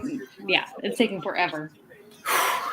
Come on, Goodell. Good God. Hey, that is interesting. Still don't have it. I've seen it on Twitter, but do not have it on the screen yet. Okay. Didn't see that coming. It's the right pick. Okay, I'm happy with it. All right, Colston Loveland, tight end, Michigan, going to the Bears. He was Ben Johnson and Wood. Yeah, above Tyler Warren, though, is kind of shocking for me. In my opinion, that's the clear right decision, though. I think it makes so much sense. It's sort of move tight end. He's a better blocker than Warren, more effort in blocking than Warren, which Ben Johnson will want. Great receiver. I like Loveland a lot. I think, he played on an absolute horrid offense. I had saw some people breaking down film, and they're like, he's going to be one of the only guys you look at his highlight film, and it's him making incredible routes run and being wide open and being overthrown or underthrown constantly. Yep. There was just a ton of plays in Michigan where he was like, just broke a defender off, and they just completely whiffed him. If he was on a better offense, I don't think people would be questioning this at all. I think he came into the year as tight end one in many people's minds. I think this is a good pick. We said the Bears. Bears love the Big Ten. I thought it was Warren or Loveland if they didn't go DN. So I actually like Loveland here. Hopefully, obviously the injury made it concerns, but I think a lot of people had Loveland over Warren until the pre-draft process where Loveland basically people forgot about him because he wasn't able to do anything because of the injury. NFL Network just made the comparison Loveland to Tyler Eifert. That's kind of insulting, don't you think? Tyler Eifert was a top 12 pick, wasn't he?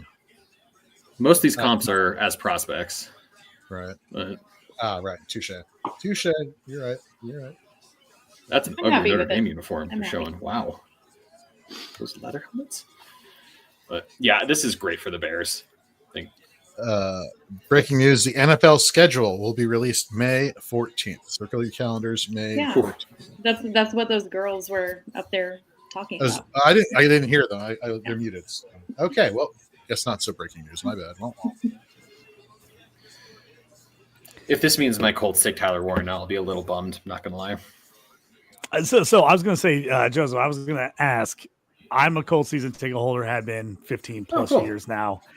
Where do you want him to go here? I originally was 100% on the Warren train, and I feel like I've changed my mind here recently. I'm like, I really want Mason Taylor in the second round if you can get to them in the second round. I like Jahdae Barron from Texas. I think he's really good. I think he goes to Miami. Who do you like? What do you think? Would you like to see him go defense? Do you like to see him go secondary, edge rusher? I want them to go Jahad Campbell is where I would want them to go, or Walter Nolan. If they were going to go corner, I would want them to go more Will Johnson. I also love Jahdae Barron, but Kenny Moore is one of the best slots in the league. Nick Cross is a box safety / slot. So that's just Barron. I don't think with the 29-inch arms, he's not big enough to be an outside corner full time. But my hope would be Walter Nolan or Jahad Campbell. I like the idea of Nolan. I like the idea of Nolan because Grover Stewart's only going to, he's getting up there in age. You need another guy next to the Stewart. I mean, I love the idea of going D-line, especially inside, as the Colts have not been great at stopping the run recently at all. Derek Harmon would make sense for them. I like that as well. I would like edge-wise. 14's too early, but I love Nick Scorton. I think they'll go Tyler Warren or Shamar Stewart. Do we want to announce the 49? Because that is in also. Has everyone seen it? Oh, Sean, don't do that to me. If they could get a decent amount back for Anthony Richardson, like 3+, I could see the logic behind it. Wouldn't love it, but I could see the logic. Let me put it another way. Would anybody be opposed to us talking about the 49ers pick at 11? Nope. Okay. The 49ers took I Georgia love it. defensive end Michael Williams joins Nick Bosa on the San Francisco defensive line. This is great. I love it. Perfect. Michael to the Niners makes so much sense. Mm-hmm. I thought Nolan would be the pick here, but I like this pick. If the Bears went DN, that's where I thought they were going to go. I thought they would have went Michael Williams, but they went with a tight end. I love this pick for them. I think this is the right move. Keep adding in those edge rushers. Obviously, if you can rush the quarterback, you can be in games. I think it's a really good pick for them. To go back what Joseph said, I think just because Chris Ballard is what Chris Ballard is, and he wants the most athletic guy, and he wants the guy with the highest RAS score ever, and I think he goes Stewart at the Colts pick, though I don't love it. I think I agree with Joseph. I think that he ends up going there. Very nice. Brett Manuel, thank you very much for jumping in with us for the Saints pick. And if the Saints trade into the first round later on, are you going to be coming back? I will do my best to do that. I'm just sorry I couldn't be more disappointed for you guys tonight. what does that mean? I came in for a meltdown, and I couldn't give you guys that because they did something decent. So there's plenty of time in season. Yes, there's plenty of time in season. So on behalf of the Week 2 Super Bowl champions from the 2024 season, I will see you guys later if they draft tonight. Y'all take care. Thanks, Rhett. See you soon. Jorge, I have to be honest with you. This is starting to get to the point where I'm getting real nervous, and I want the Steelers to take Shedeur Sanders. I wanted to make a move and get him. I'm like, okay, he made it outside the top 10. They didn't get crazy. They didn't trade up. They didn't give up a bunch. Now I'm like, I didn't think it was even a realistic possibility even 2 weeks ago. And now that it's within reach, I might actually have the Rhett meltdown if we don't see Shedeur go to the Steelers. At this point, they've got to you got to make a move and go get him. You got to. Yeah, I'm at this point. I'm I went from thinking that it was the longest long shot of all time, and I wasn't going to get my hopes up, to now I'm officially on board. I have my hopes up. My hopes and my dreams are all in on Shedeur Sanders going to the Steelers right now. Don't put your eggs in a solid quarterback. It's not where you want us to be. We want the drama. We want the drama, JT. We need the drama. Yeah. I'm telling you. They're probably gonna do the smart thing and take a Harmon, which is a good pick, but man, I'm gonna be pissed. I'm just telling you right now, I'm gonna be pissed, even though it's a good pick. Sean also just came in with a great comment. He says, couldn't the Steelers take that wide receiver from Missouri? Yes, they could. They absolutely could. I originally thought there was no freaking way Luther Burden, take a shot, would get to the Steelers at 21. If it's not Shedeur Sanders, Luther Burden for me. I would absolutely love that. Luther Burden's the guy. Chris says Theo Weiss. Maybe in the later rounds, Chris, we go Theo from Missouri. I like Theo too, but not in the first round. Maybe as a 6th rounder, 5th rounder. But that's another one. I know they just made the DK trade, but you can never have too many wideouts. We don't know what Roman Wilson's going to be. I would love Luther at 21 as well. So we're going to have two of my favorite players get to them and not take either one, and I'm going to be real angry. Just throwing it out there. Is Dallas taking the entire clock here? I mean, I have it down to 57. It's what are they doing here? I would love to see Dallas get skipped here. That would be funny. Just because we talked about them falling apart. I hope that happens. Yeah. For those keeping count, that is 5 shots you would have taken tonight every time that JT mentions his love for Luther Burden. That's right. I mean, let's be honest. We could have an entire 5-hour show where all I did was talk about Luther Burden, Travis Hunter, and Shador Sanders. We So got a guest on the show. We got a guest. look at that guy. Yeah. Say hi to Grandpa Jason. Hey, buddy. How are you? He's going to hang out for a little bit if that's cool. Yeah, absolutely. Let me see if mine is still awake or is he asleep? My older one is running around like a maniac. Oh, He might stop in at some point as well. That is beautiful. Love it. Love the family show feel here. Just Did you all see the Cowboys pick? No. Oh, okay. It just is in. It just popped up. I don't know if you guys are seeing it on You the took like on the the entire TV. clock too. I just saw it on Twitter. No. It's not on the TV. Padawan, Sean. He's almost a Padawan. Mm. Mhm. Nice. I get it. Youngling Padawan. Sorry. Star Wars references. I totally missed that. My bad. Am I going to be disappointed? I mean, I don't like with the It's Cowboys. not sexy. Yeah. Mm. You're gonna It pull a never ret. is. You're gonna pull a ret manual, I think, is the best way to Yeah. describe it. That's a fair point, Sean. The hair's starting to come in for him, though.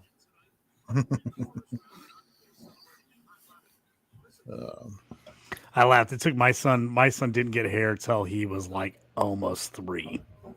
People were Same. like, "What is going on with him?" I'm like, "Yeah, he just did like his hair just did not grow in forever, and then all of a sudden it grew super long." But yeah, he didn't get hair for the longest time. That's my oldest. It took him 2 years to have hair, and now it's down to shoulder. Are they announcing for you, Erica, right now? or Yeah, no? yeah, they announced it. Booker. Solid. Cowboys go guard Alabama Tyler Booker. Added protection for Dak Prescott.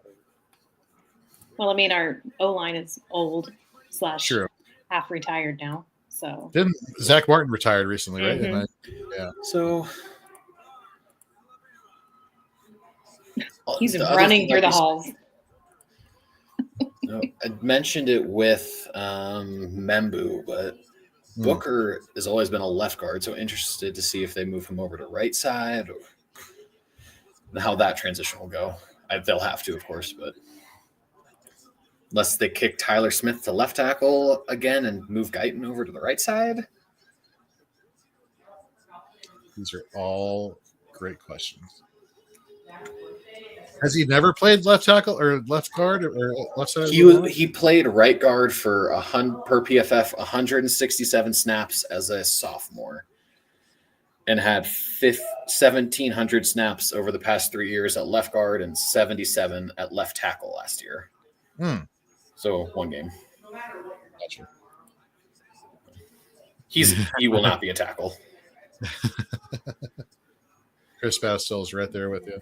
Chris, I love that you're in the chat. I love that you're participating. Why don't you come on the stream? That would be great seeing your face here. But to understand if you cannot, but you're always welcome. Man. This is their Osiris version of Osiris Torrance. Earlier than the Bills got him a couple of years ago, but I know getting Torrance really is what put the Bills to the next level offensively to help cushion the blow of losing Diggs this year. So I think that's really going to help Dallas.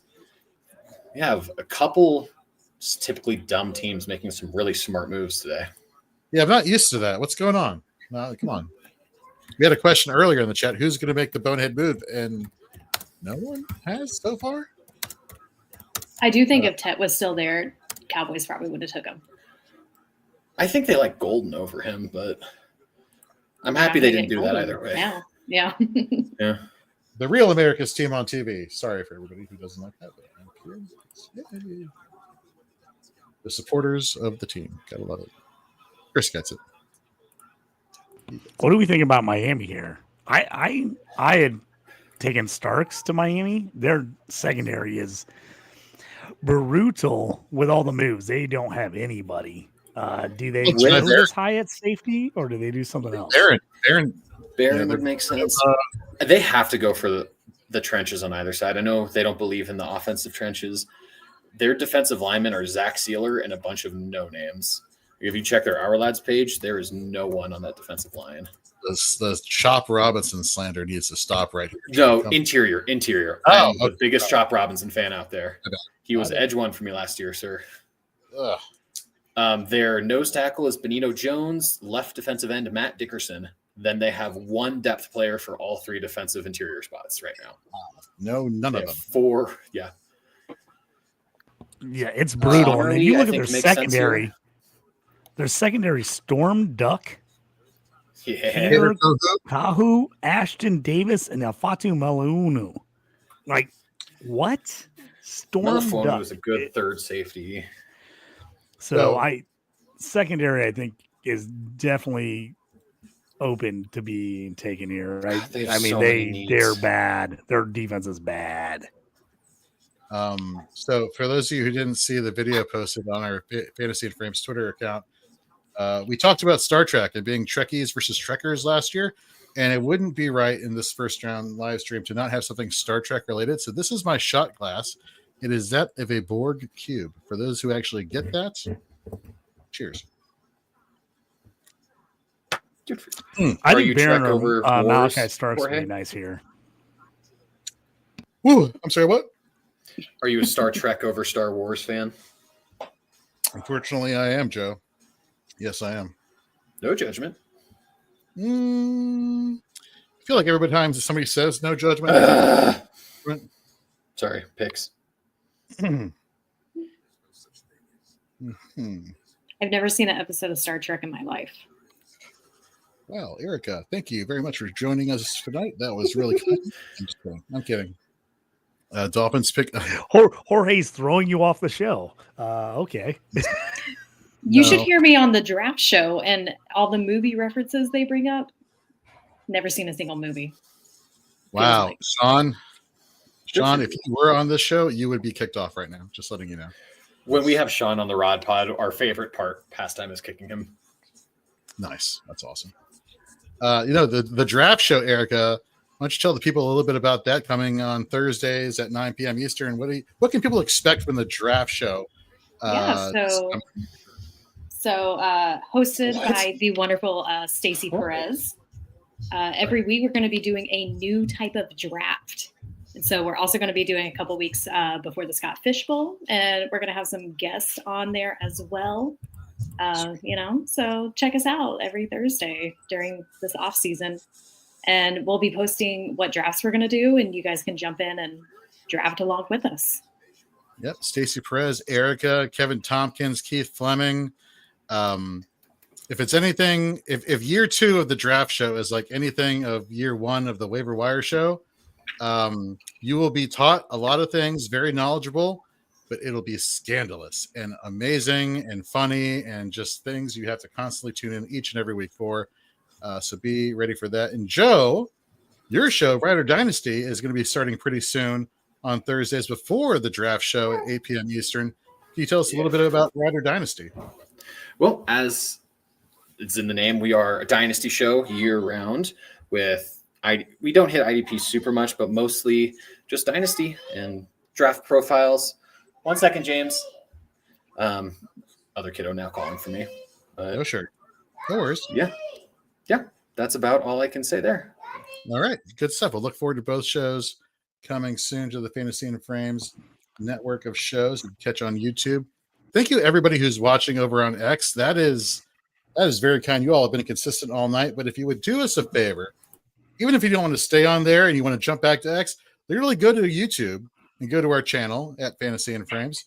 Hit the subscribe button. Hit the notification bell. We constantly have shows airing practically every day of the week. We have helpful YouTube shorts, not like clickbaity YouTube shorts, but like actually helpful YouTube shorts there, as well as head over to our TikTok. We've been up on there, and to give a shout out to Stacey Perez over on TikTok. She puts out a stat of the day question every single day. She deserves a ton of followers. She deep dives. Wow, Chris Battisel just put a comment in the chat. I'll get to in a second. She deep dives a lot of information. Really great information, great stat stuff. So follow Stacey Perez 83 over on TikTok and like those stat of the day questions. And Sean or Chris B says, I've unsubscribed and subscribed again. Okay. I mean, Okay, I guess that counts. I think that Sean helps, says- maybe. I don't know. But Jorge, we're at that time. Jorge, it's that time. I put the Colts hat on. The Colts Fun are pick on for the clock, Dolphins, baby. Led The to my Colts are reaction when coming. Erica was talking. Sorry about that. Dolphins taking Michigan defensive tackle Kenneth Grant. So needing some help up there. You called it. You called it, Joe.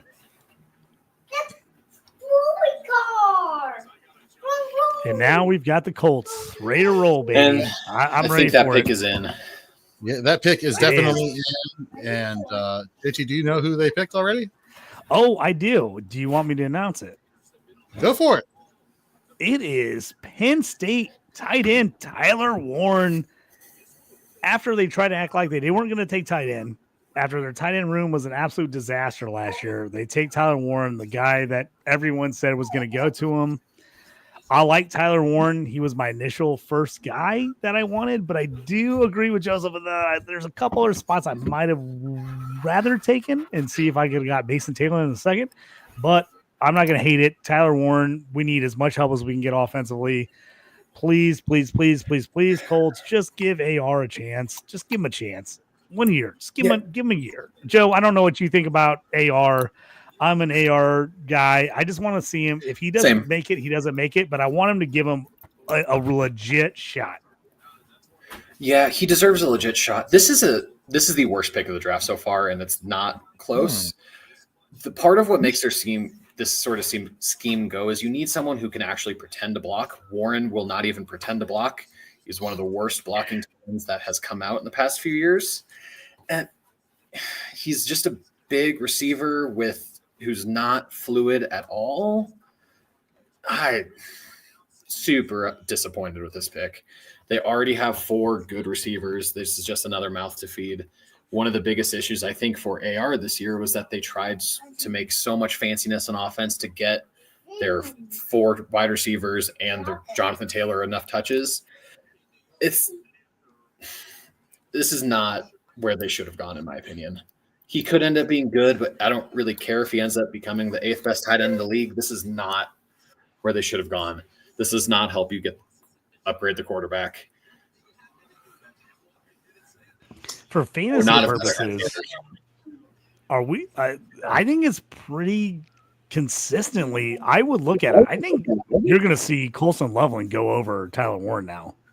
Mm-hmm. Not only because he was 4 picks ahead, I think it's a better landing spot with the Bears than it is with the Colts, don't you? Yeah, I think this takes both of their stocks down a little bit. Just Loveland will be the 3rd option this year. Warren will be also probably the 3rd option this year. Yeah, I think depending on spots of Luther Burden, Travion Henderson, Hampton, we could see those guys jump into that top 7 that we've had built. It's just me, or is the first round kind of like going by really fast? Even though they have been milking some teams have been milking the, or maybe I'm not drunk enough yet. I don't know. Maybe a little bit of A, a little bit of B. Wow, Crispy says, get them. He says, what did he say? He says, fanning on Denver is going to hit so hard. He's been a fan. If they do it in the 3rd round. I will say with Colts taking Tyler Warren, Drew Scott here at 4th and Franks, which you can catch on Wednesdays at 10 p.m. Eastern. He's a big Jelani Woods fans. Pour one out for Jelani Woods. Sorry, Drew. But what happens? What can we say? I had a lot of hope for Jelani Woods, but man, like we're 3 years in of basically not being able to play. Like, so at some point you have to look at it and be like, how much more time we're going to give. I actually was a big Jelani Woods guy. I thought he would eventually, be the guy, but at some point you have to look at it and it doesn't make much sense to keep waiting on a guy who hasn't produced at all. Yeah, and he was a massive project coming out, having played tight end for 2 years. But yeah, bummer that it didn't work out. Oklahoma State tight end Jelani Woods. There you go. Love it, Erica. He didn't do shit at Oklahoma State though. Oh, no. Well then not. No, he's not. So never mind. He blocked. But he went there, so there we go. He went there. He blocked. He did break out He did block Yeah, he us did out. break out. He got to Virginia and he broke out kind of Virginia. I mean, a guy that played quarterback in high school, made the transition. Same thing with Tyler Warren, another guy who played quarterback and made the transition. I like Mike Deegs. Get back to them Dwight Freeney days. Absolutely. Dwight Freeney, one of my all-time favorite undersized Syracuse defensive ends for the Colts. All-time great. I love that call. Love it. Okay. Daddy. For fantasy, which Sean's Jelani Woods, Drew Ogletree, Mo Alley Cox, Albert. I'm not even going to try. That's Albert O for Missouri, baby. Albert O, I still Quabanon. think could be good. I can't believe that he has not made it in the league, man. Absolute stud at Missouri. Just has never been able to get it to going in the pro. I have him on so many teams. Just sitting at the end of my bench, just waiting and hoping and dying. It's brutal, but I love Albert O. The Colts love tight ends. They do. They love to stack it up and have a million guys. So they just added another one to the mix. Hopefully at some point, one of these guys makes it work. Obviously, I think if you're a Colts fan, you're hoping that Tyler Warren ends up being Dallas Clark. You're hoping that that's what you end up getting out of this. So as two Colts fans right here, let me ask you a question because Chris brought it up in the chat and I think he was joking, but I'm going to be kind of serious about this. What if next year the Colts get Arch Manning and you have now another Manning quarterback in Indianapolis? How do you all feel of that potentially happening? Joe, you're muted. I feel like you're saying. I mean, I'll jump in here. I actually don't think Arch comes out next year. I've said this a lot of times. I think he less stays. than 2% chance. I think he stays. I don't think there's any way he comes out next year. Obviously, every freaking Colts fan alive wants him, would absolutely love to have him, but they're going to have to be bad for him to get him. Now, is that a possibility? That is a real possibility, depending on what happens this next year. But I don't think Arch comes out next year. I've said this a lot. I think he stays. I think they want him to graduate. I think they want him to play multiple seasons in college as a starter. Obviously, he's not a player that needs the money in the fact that, like, he's got NIL, their family has money, like, he doesn't have to rush. I think they're one of the families, smartly, I think they're looking long term on him. Like, we want to give him the best chance to succeed when he gets to the league. So I think he plays 2 years at Texas. I don't think he comes out next year. I'm on record saying I think Garrett Nussmeier ends up being QB1 next year. So I'll say, I'm just throwing it at you guys right now. I think Garrett Nussmeier, LSU, ends up being QB1 in next year's draft class. Ditto to all of what you said. I feel like JT and Joe are just I'm like vibing. I love it. I'm loving this. Nuss was my QB1 in this class for quite a long time. And so, yeah. Manning, I would be shocked. The only way I think he comes out this year is if he wins the Heisman and Texas wins the chip, which that's possible, but that is a lot. It's obviously unlikely. Okay. Yeah, What are the chances that the Falcons take Shadur Sanders here at 15? If that happens and Keith Fleming does not call in and give us an epic rant yet 3 years, For some reason it popped in my head. I saw Mike show a Shadur picture as it said they were on the clock, and I was like, "This would be hilarious if they took Shadur at 15." Yeah, you talk about boneheaded moves. Always count on Atlanta. Let's see if the streak continues. Sellers will be interesting, as Chris said in there for this year. If he comes out, Aller as well, I like a lot. But we can talk 26 later.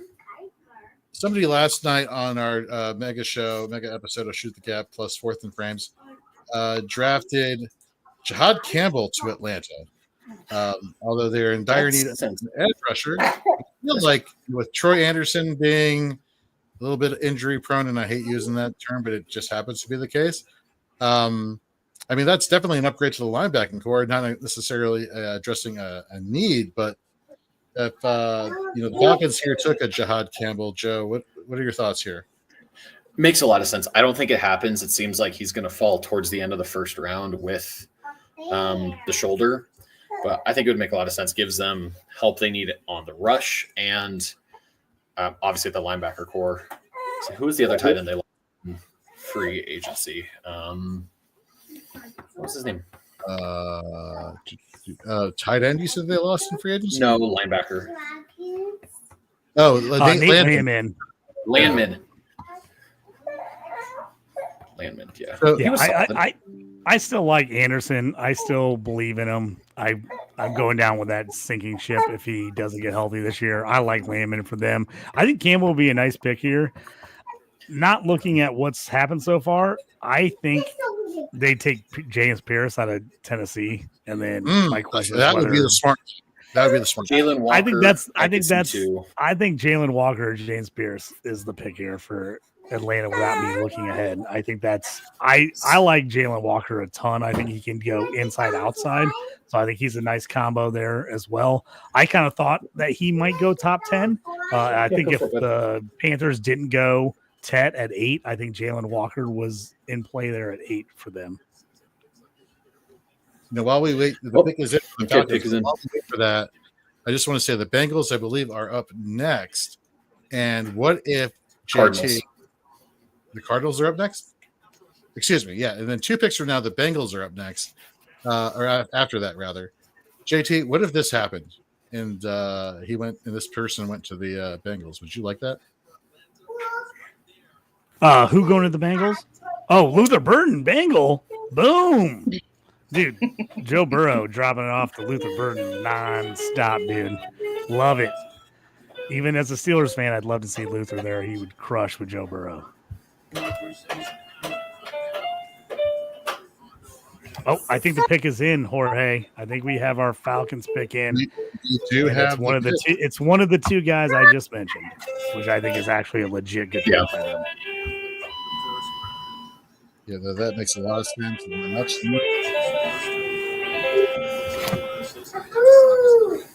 I think we've got it's. I'll make it official. If you guys haven't seen it yet, I'm sorry. I'm cutting ahead on you here. But Jalen Walker, linebacker, outside guy for the Falcons. Now, here's my issue. I said prior to the draft that I felt like the Falcons, whoever they took, might be a bust here. Now I'm like worried about Jalen Walker. I actually like Jalen Walker a lot, but now that he's on the Falcons, I'm like, oh no, is this a bad sign that Jalen Walker is going to be a bust? Sean, I hate to say it, but it's like I feel like every time they try to take an edge guy, that he ends up being bad because he's on the Falcons. I don't know why, I don't know how, but somehow it always ends up being that way. So now I'm going to have to readjust my IDP rankings and consider where I like Jalen Walker now that he's on the Falcons. Now, Fleming is at the Falcons draft party right now, and I feel like this is the first year where he'll actually be happy-ish that they at least addressed a team need. Maybe not necessarily the right player, but the team need, definitely thumbs up there, Keith. Well, I am going to jump off, but thanks for having me, guys. This was a blast. Thanks for joining us, Eric. Appreciate it. It's seeing you again on the draft show or with the Stew with JT Brew, and can't wait. May 1st, the draft show with you and Stacey Perez, Keith Fleming, and Kevin Next Tompkins. week. 1 week. Next week. Oh my God. Wow. Can't wait. You all do great stuff. It's always entertaining, always informative. And thank you very much for coming on. Yeah. See you guys. See ya. All right, Jorge, we are getting to that time. I can't even believe it, to be honest with you. I can't believe Shedeur Sanders is still out there. So if you joined us pre-show, at the very beginning of the show, I talked some of my favorite draft bets. If you got on any draft bet on Shedeur Sanders with me, I apologize because they've all lost. I cannot believe that he's gone outside the top 15. If he literally gets the Steelers at 21 and they pass, I'm gonna lose it, Jorge. I have to be honest with you. I'm gonna absolutely lose it. I can't believe that he's still available. If he gets to 21 and the Steelers don't take him, I don't even know what I'm gonna do. The fact that he's in range, right now is shocking to me. I'm telling you, and you're going to hate this. And I said this again, like I mentioned earlier on this broadcast, on our bold predictions episode and hot takes episode with Aiden Weingartner, who is, by the way, somebody you should be watching and following over on X as well as on Blue Sky at A Weingartner 13. Puts out great article content, is a great analyst when it comes to just everything. Great addition to the Fantasy and Frames family. I told him on Dynasty 365, my quarterback, Kyle McCord, is going to jump in here and take the Steelers, back to the Big Ben days with the great wide receivers that they have on their roster. Bold take, but you know what? Damn it, I want something bold, and I want to see Shedeur Sanders fall to the back end of the first round, and the Giants trade up and take him as their quarterback. I legit think that's a possibility. Here's the thing: is I actually think Kyle McCord and Shedeur Sanders are in play for the Steelers and the Giants. I think either one of those guys could go to either spot. I really, really do. I think either late first round or early second round might be a spot. I love Kyle McCord. Like I said, he's like my QB 3-4 in this class, right, with Jackson Dart, and I probably like him actually a little more than Jackson Dart, if you can believe that. I love McCord. I think he would be an absolute fantastic fit in Pittsburgh. I think he would be great. Shedeur is my QB1, so I'm going to be pushing for him first. If they do not go Shedeur, then I'm going to be just praying that Kyle McCord's on the Steelers' radar. I think if Shedeur keeps dropping, I can see, like you said, I think the Giants could jump back into this first round and maybe grab Shedeur here at the end of the first round or at the top of the second round for sure. I've got the Cardinals pick at defensive back. Sorry, I was just running here. Nothing sexy for Arizona, but I think a need as they addressed edge rusher, both in free agency with Josh Sweat as well as re-signing Baron Browning. They addressed the interior of the defensive line with Walter Nolan. Great pick. Not great, but oh my God, Mike Darling just put this in. Sanders to Seattle makes sense. Stop it. Don't mess with JT's feelings. Come on, it's a very sensitive time right now. He's all in on Shedeur. I also like Sam Darnold. I have to tell you, I'm a Sam Darnold guy. I think so. I actually like Sam if they Darnold have an interior. I know people are down. Yeah, I think that Walter Nolan pick is phenomenal. I mean, I think DeMarcus Robinson, ex-Missouri player, last year they took him injured early part of the year. I think you put him and Nolan next to each other. That's really nice for that Cardinals front. That needs to be better. It is. I like that move. That's a bad move for Sam Darnold, honestly. I actually think the Seahawks go offensive tackle and take Gray Zabel out of it. But we'll see. Mike D just said I lost all credibility with my Sam Darnold talk. It's okay. It's okay. If you ever watch the Dynasty evaluation show with me and John McGlynn, we always are talking up Sam Darnold. So that it's one of those things where we talk about Sam Darnold way too often. So a little inside joke there with the Sam Darnold. But Mike, I'm sorry that I disappointed you in my Sam Darnold talk. Speaking of Mike D, another member of the Fantasy and Frames family, we may be making an announcement with Mike and one of his boys pretty soon on some of the advertisements we posted on all the basic websites here, social media websites. For those who are unaware or catching this for the first time, we are looking for DFS content contributors as well as best ball content creators. We want to kind of like hammer home and specialize a little bit here. Even best ball happens year round, so we love that. And DFS, let's face it, we all like money, so that is a good thing. So if you have some experience, reach out to me, Jorge at fantasyandframes.com, or DM me at Jorge B. Edwards over on X as well as over on Blue Sky. So just putting it out in the universe. All right, so we're waiting. What do we think the Bengals do here? What do you guys think the Bengals do here? Luther Burden? No, I'm kidding. I'm messing with you. Sorry. Dumb teams have been making smart moves today, so they might go line. I think they address the whole Trey Hendrickson thing and maybe get a backup just in case. Yeah, they need another guy on the other end. Mike Green makes sense. Mike Green. Shamar Stewart, if they want to get. I think Lyles. Jadad Barron or Malachi Starks actually makes sense for them too. That could make Their sense. secondary is not great. They got worked last year, and they brought back a bunch of older players and tried to put those guys in. It did not work.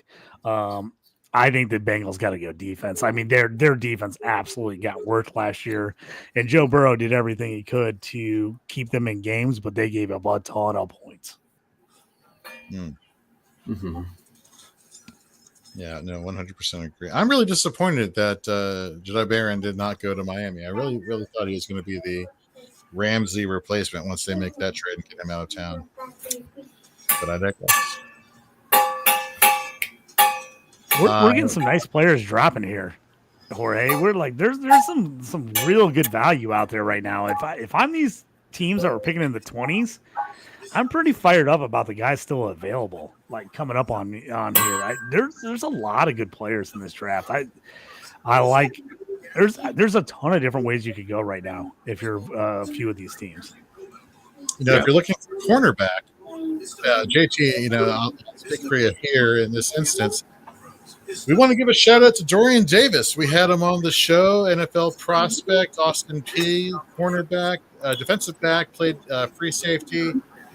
You know what? Great individual, great guy.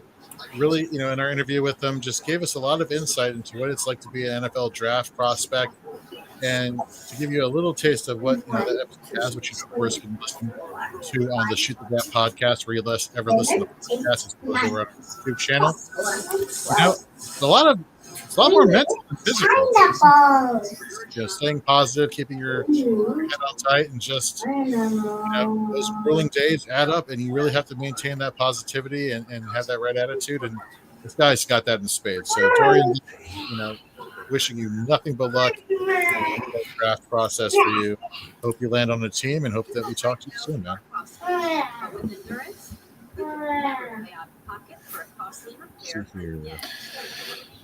Bengals. Cincy, I think the Bengals could go a lot of options here. There's a lot of guys available. Like you said, I like Barron. I like Starks. I think Mike Green could be a nice option as well. Will Johnson would be a nice pick here at corner. It's sometimes you want to like load up and be like, oh, what if they added like Emeka Buka here to an already loaded room? Would be pretty awesome. But like at some point you have to go, is defense the way to go? Even if you see some of these offensive prospects you guys see dropping, do the Bengals go, nah, we don't care. We're just going to try to outscore people, and they go offense here. Would you like him to see them go offense? I mean, yes, for fantasy purposes, it would be freaking fantastic, right? Yeah, I would like some anarchy to occur in this draft, and so far it's been nothing but rational reasoning. Give me another offensive player. Give me a good slot wide receiver. Give me something, goddammit. But something tells me this is going to be another logical move. This draft is something.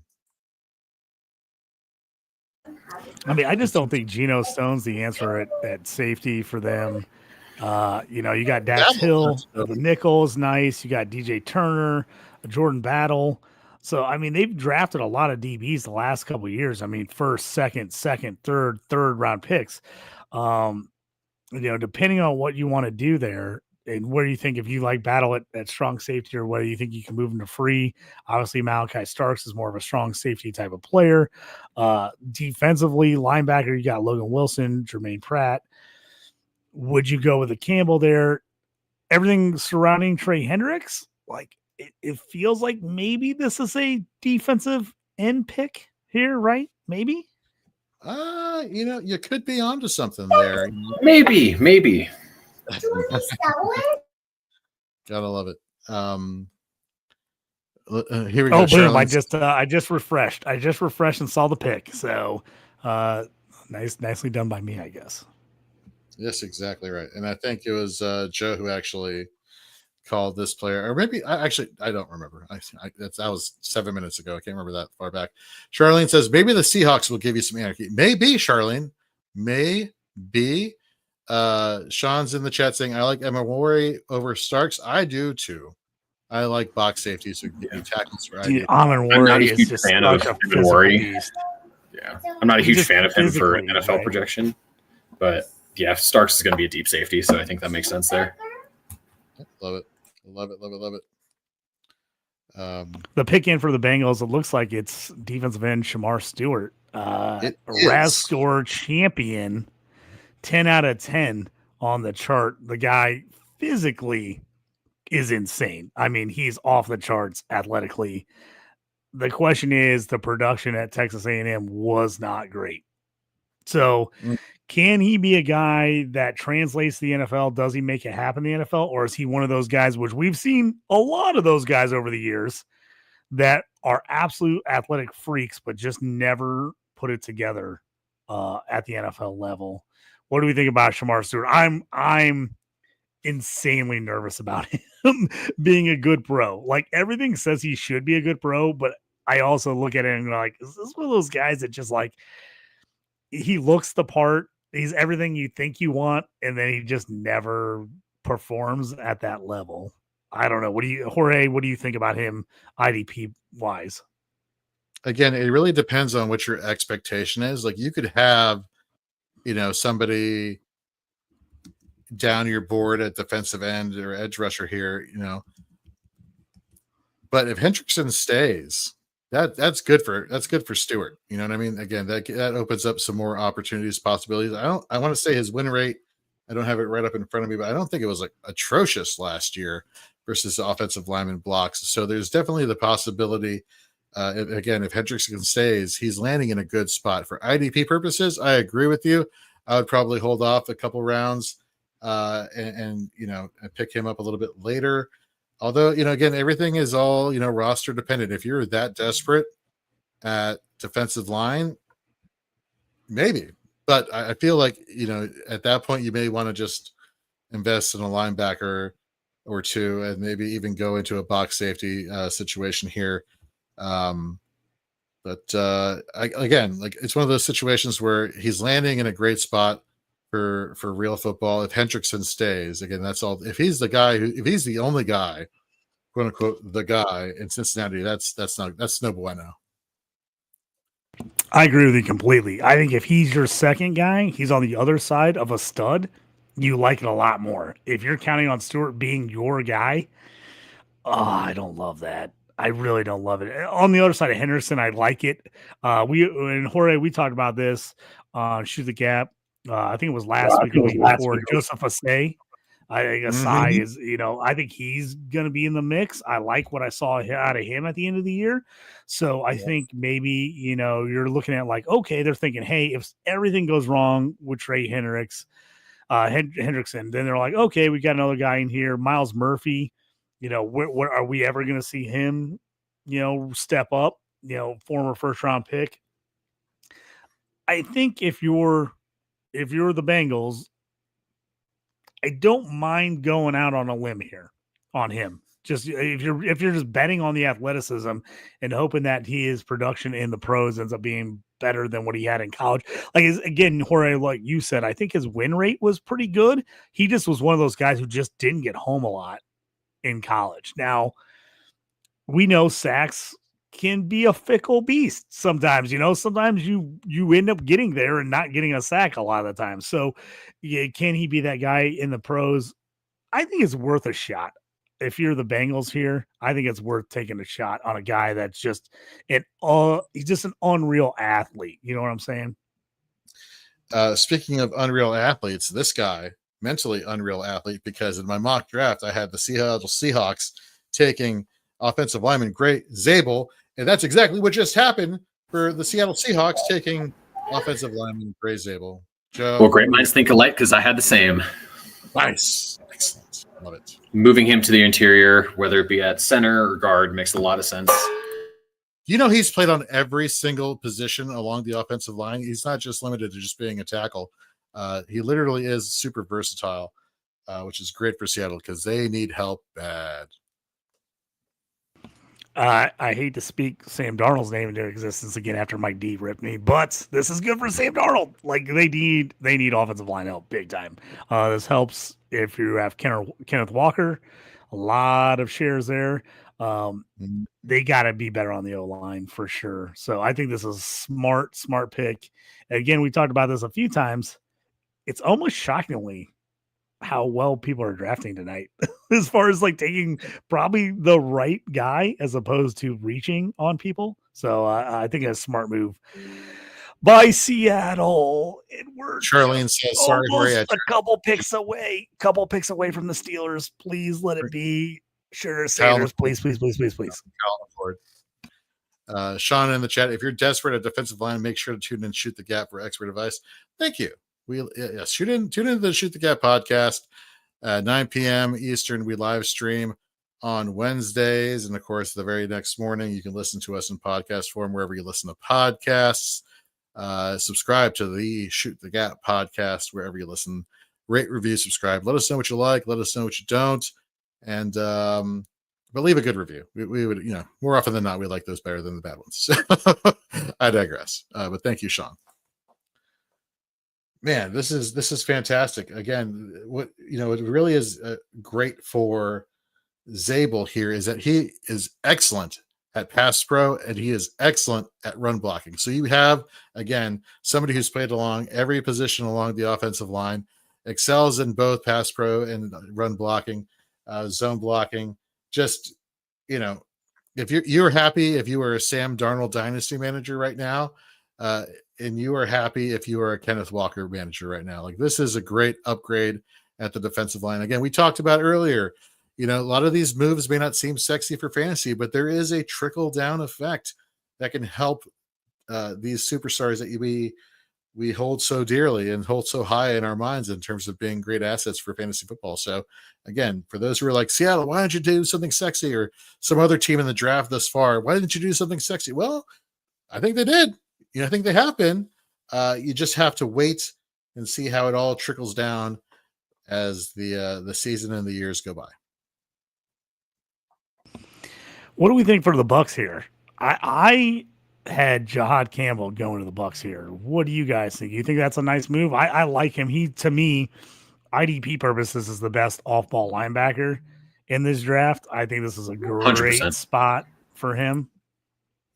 100%. They Devin White is no longer there. He's a Vegas Raider. We were talking about that last week on Shoot the Gap. Levante David, the ageless wonder. Eventually, the age catches all of us. So look at me. I'm wearing overalls, and I'm like, just turned 43. Like, what the hell am I doing? But you know what? They're comfortable. So screw you for those who judge. Same thing, kind of, but not really. You need to address the future at the linebacker position. Jahad Campbell is the best at the position in this draft in terms of off-ball linebacker. So this would make a lot of sense.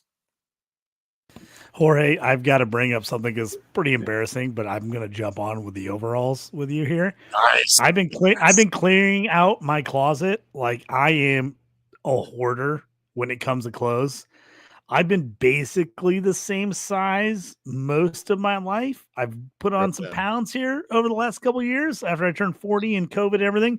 But I was pretty much mostly the same size most of my life, and I wore everything huge as a kid.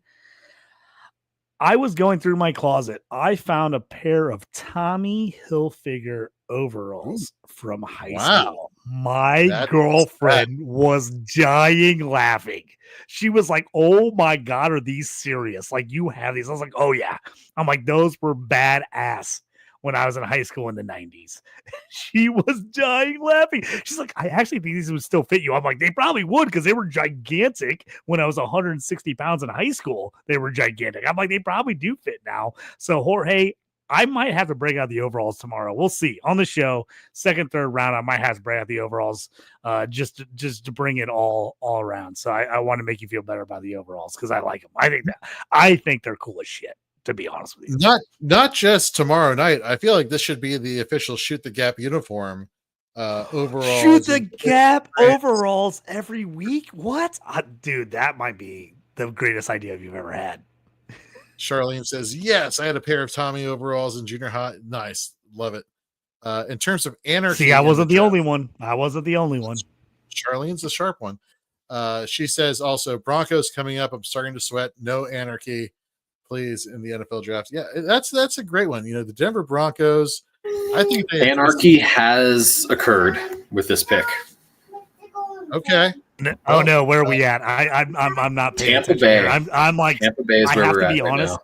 I'm like sweating out the Steelers coming up here. I'm like sweating it out now. I'm getting nervous. I almost don't want to talk about it because I'm like, I can't believe it might happen. I don't know. Where are we going here? Ooh, what is happening? Okay. This is boom! Baker Mayfield shares to the moon. Oh, I love it. For those who are in the know, the Tampa Bay Buccaneers just selected Emeka Egbuka, Ohio State University, slot wide receiver. But wait a second. They have Chris Godwin, who's also a slot wide receiver. Stacey Perez from the draft show and the Waiver Wire show is joining us. What does this do for Chris Godwin? What are your thoughts here? Oh my gosh, this is so exciting. So Emeka Egbuka is one of my favorite wide receivers from this group, and not just because he smiled really nicely at me at the combine. No, I really, really like this player. And I just got home from the Lightning game. I've been trying to keep up as best I can. So this is like the first pick I'm seeing live.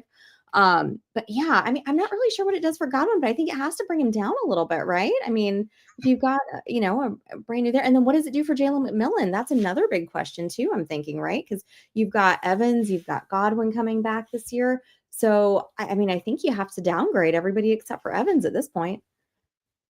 Yeah, you have to wonder, Godwin coming off of I think it was a dislocated ankle, I think this past year.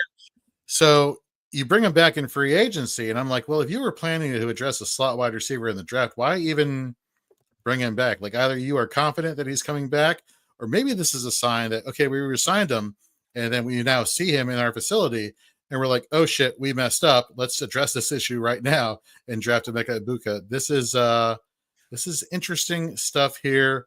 You have some fans already in the chat. Charlene saying hi, Stacey. What's going on? We don't need to read Chris's comment. That's just gonna stay in the comments. Wow. We're just gonna leave that at that. But Stacey, we had Erica join us for a good chunk of the first round, and we got her thoughts on a lot of things. And unfortunately the Bears didn't get Ashton Janty, so that was a little bit disappointing. But we did talk about the draft show. We talked about the waiver wire show, and we do have the draft show starting up next Thursday at 9 p.m. Eastern. You are the host of the draft show, and of course the host of the waiver wire show. But given the fact that the draft show is coming up now, could you maybe give the listeners and viewers a little insight on what should they expect from the draft show? Yeah, so I'm actually going to pull up our calendar right now so that I've got it up for you. But what you can expect from the draft show this year is we're going to be kicking off Thursday, May 1st, 8 o'clock. Come hang out with us. We are going to be doing a bunch of live drafts this year, but we're also going to be mixing it up and bringing in a lot of really great creative minds in the fantasy community, getting you guys the best strategies out there to absolutely crush your drafts. So we're going to be doing a little alternating, mixing things up, doing some different kinds of drafts. We're going to be doing some best balls, some, underdog, best ball mania is starting. I saw the prize structure come out for that today. We're going to be doing some high stakes drafts. We're going to be doing some regular redrafts. We're going to be doing our Scott Fish Bowl expert mock drafts are going to be coming out as well, because those are going to be going pretty soon here. I think we've got those scheduled for June. So we've got a lot going on, and I'm just really excited to get back in the swing of things, be online with you guys every week and getting drafting. I've done a little bit of drafting, not as much as I usually do by this time this year. So I feel I got the itch, You got the need for speed of drafting. Exactly. Exactly. One of the things we also talked about, and I made sure to give you a shout out, and now that you're on screen with us, I want to make sure to give you a shout out again. You have been a person possessed with putting out TikTok shorts and Instagram reels of your stat of the day. Folks, if you are not on TikTok following Stacey Perez 83, what are you doing? Like literally, it's the stat you have been hammering these stats of the day questions. I feel like it's every day of the week. Every day. Yeah, it is amazing. And these stats, these questions are like, definitely head scratching. You are making the people out there who just absorb all this stuff think all the time. This is great stuff by you. Thank you. I just want to do something a little fun. And that was, it got me kind of in the groove again of going back in, looking up stats, doing research. I'm been trying to embrace TikTok a little bit more this year. So that's been helping me do that there. Do you guys want to hear my stat for today and see if you guys can guess what it is? Please. Of course. All right. So this is wide receiver week. Okay. So all my questions have to do with wide receivers. So here we go. Only 4 wide receivers managed to average at least 10 targets per game last season. Who are they? Ooh. All right. I will go. How many again? 4. Justin Jefferson's my first pick. No. Jamar Chase. Yeah, you would be surprised. It's not JJ. Yeah, so Jamar Chase. CD? St. Brown? No, not St. Brown. You're right, CD Lamb. Ooh, did Brian Thomas break 10? No. Only one rookie. Early season crushed him. Oh man, who else would do it? Here. A rookie and an old vet. That's who you've got left. Rookie and Malik Neighbors. Neighbors. Yep. Neighbors was the highest. Mike Evans? No, that doesn't sound right. I'll give you a hint. He used to play for my favorite team. Devontae Adams? Devontae Adams, which was really surprising to me. But I'm surprised he got that many targets. That's crazy. Actually, I would not have thought Deontay. I would have never guessed. Adams. I would have never guessed that one either. That one was shocking to me. Disappointing information coming in the YouTube or the YouTube chat. No, I had it right. Charlene says she can't wait for the draft show. Missing the first one though. It's my anniversary. Pull it up on your dang phone. When you're sitting at dinner, have it facing you, but hiding away, and just, enjoy both. I don't literally an earbud or a really tiny, just put it in your ear, just, do like this. You can't show it to the person you're sitting across from and, do both. That's my advice. I mean, Charlene, I'll tell you, as a divorce attorney, the number one way to stay together is by laughing together. So boom. That's right. Boom. In my experience anyway. Little fantasy. I always have the earbud in with a girlfriend when I'm like watching a game or listening. We're at dinner and I'm like kind of paying attention. She's like, she doesn't love it, but I'm like, I'm still listening to you. I'm like, just sit on my left side. I'm still hearing you. I'm still hearing what you're stepping. Yeah, I know what you're saying. She doesn't love it, but it is what it is. It reminds me of that scene from Old School, and please, people, I hope you've seen this movie at this point in your lives, where they're all like taking a test and like somebody's in the van and they all have like earpieces in and like they announce it at the same time and everybody says their ears at the same time. Charlene says, I would like to make it to my 10th anniversary. There are a lot of couples out there who would like to make it to their 10th anniversary, and it didn't happen. You know why? Because they didn't draft together and watch draft shows. So there you go, Charlene. Exactly. Broncos pick is in. Ooh. Oh no, the Steelers are up next. I can't take it. JT has gone all in for Sanders to Pittsburgh. He will be totally he will pull a Keith Fleming. I'm manifesting right now. I'm manifesting Shedeur to the Steelers. I never thought he would get to 21. I can't even believe this is a possibility. And if they don't take him, I'm gonna lose it.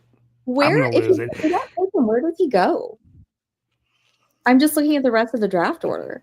Like somebody either trades into the late first round for him, or he goes to the top second. Because I think there are reports the Giants Browns would want him. I think the Giants would want him. I think Vegas would want him. But I think it just depends on what they'd have to give up to get to the end of the first round here. I think every Steelers fan would be all over this if it wasn't for the Kenny Pickett debacle. And because he got picked in the 20s, like people are like, they're just like gun shy on it. And they're like, oh, I don't know. Even my cousin, who's, the reason I'm a Steelers fan, he's like, I don't know, man. I don't know if I want Shedeur in the 20s. I'm like, what are you talking about? I'm like, that's a steal. Second QB off the board. And he's just like, I don't know. I'm like, what if Shedeur Sanders ends up being Aaron Rodgers? Alex Smith goes 1, Cam Ward goes 1, and then Shedeur Sanders ends up being Aaron Rodgers in the 20s. To pour some cold water on you, Aaron Rodgers does not, or Shedeur Sanders does not have anywhere near that level of arm talent. I was just thinking the same thing. It just reminded me of poor Aaron Rodgers just sitting there for so long. Well, imagine you being a Washington fan and seeing them take Jason Campbell from Auburn over Aaron Rodgers and then kicking yourself a decade. If the Steelers take Jalen Milroe over Sanders here, I might go ballistic. So we were pretty in sync on today. next year's quarterbacks, JT, but I have Milroe over Sanders. I'm just gonna forget about that. I'm gonna forget about that and know that we love Garrett Nussmeier. That's all that matters. That's all that matters. All right. So the Broncos did not go running back. I'll just put this out here. They took cornerback out of Texas, Jahdae Barron at number 20. He joins Patrick Surtain, who won Defensive Player of the Year last year. Freaking pick. So I was looking up his stats on PFF, and so versus zone coverage, Barron allows a quarterback rating when targeted of 53%. Do you know what his quarterback rating when targeted number is versus man coverage when he has to go one-on-one, mano-a-mano with a wide receiver? Do you know what that quarterback passer rating is? Anybody? Nope. Low. Very low. 9.6. Holy hell. 9.6. Like, dude, he's an absolute beast. I mean, I think Travis Hunter is the best cornerback in this draft. I have to be honest with you, but I think Barron was right behind him. To be honest with you, Barron, who ended up winning cornerback of the year, he won the award.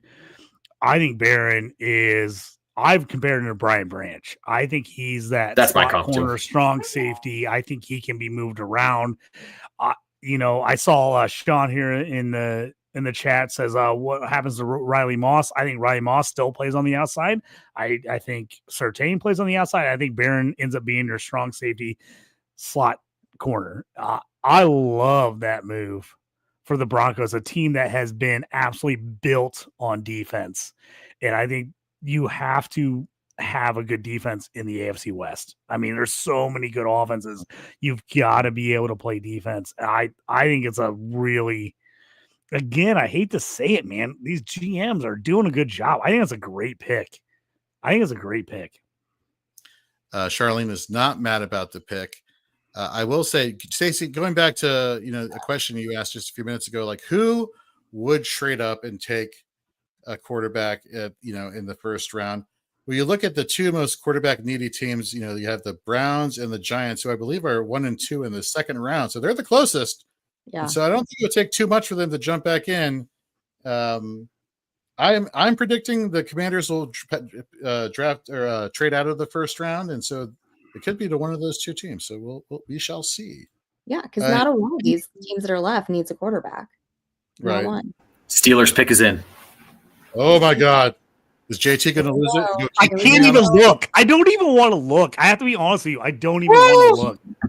Wow. Going back to Barron for a minute, that fits the defense perfectly. Jaquan McMillan, Sean mentioned, his shares are kind of worthless now, but that's a great fit. Brandon Jones, I think, is a free agent coming up next year. Hufanga is not reliable to stay healthy, unfortunately. That's a great fit, and he's right now, I guess he's the only DB who's really gone, but aside from Travis Hunter, he's probably going to be DB1 from this class. Oh my God. Please. I do love it. This is a good pick. I want expletives. I want hand gestures. I want words that we have to censor out later. Yeah. You've got to make it Keith Fleming. It's legit a good pick. I like Harmon. Harmon's a really good pick. I'm not hating because I actually think he's really good. I think it's a good pick. But like the fact that Sanders got to you and you're like, nah, we're going freaking Mason Rudolph this year. Now. We're going Mason Rudolph. F you. Like, what are you doing?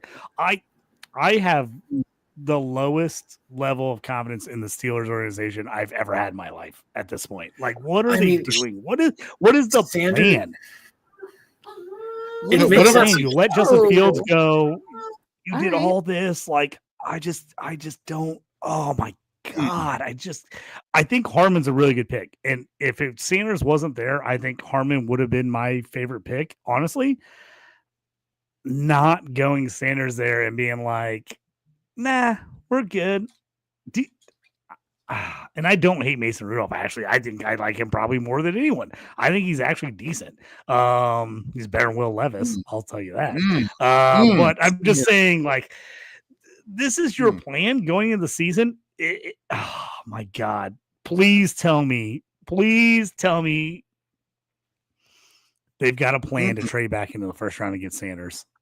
Please. So in one of our chats, sorry to interject there, JT, but in one of our chats here at Fantasy and Frames, one of our producers, Jim, who is an amazing person behind the scenes, does all of our studio setups, does all of our graphics, just basically the jack of all trades here at Fantasy and Frames. He put in, I'm going to go get drunk, come back, jump on air, and cause some chaos. And quite frankly, there hasn't been enough chaos. So let's bring him on screen right now.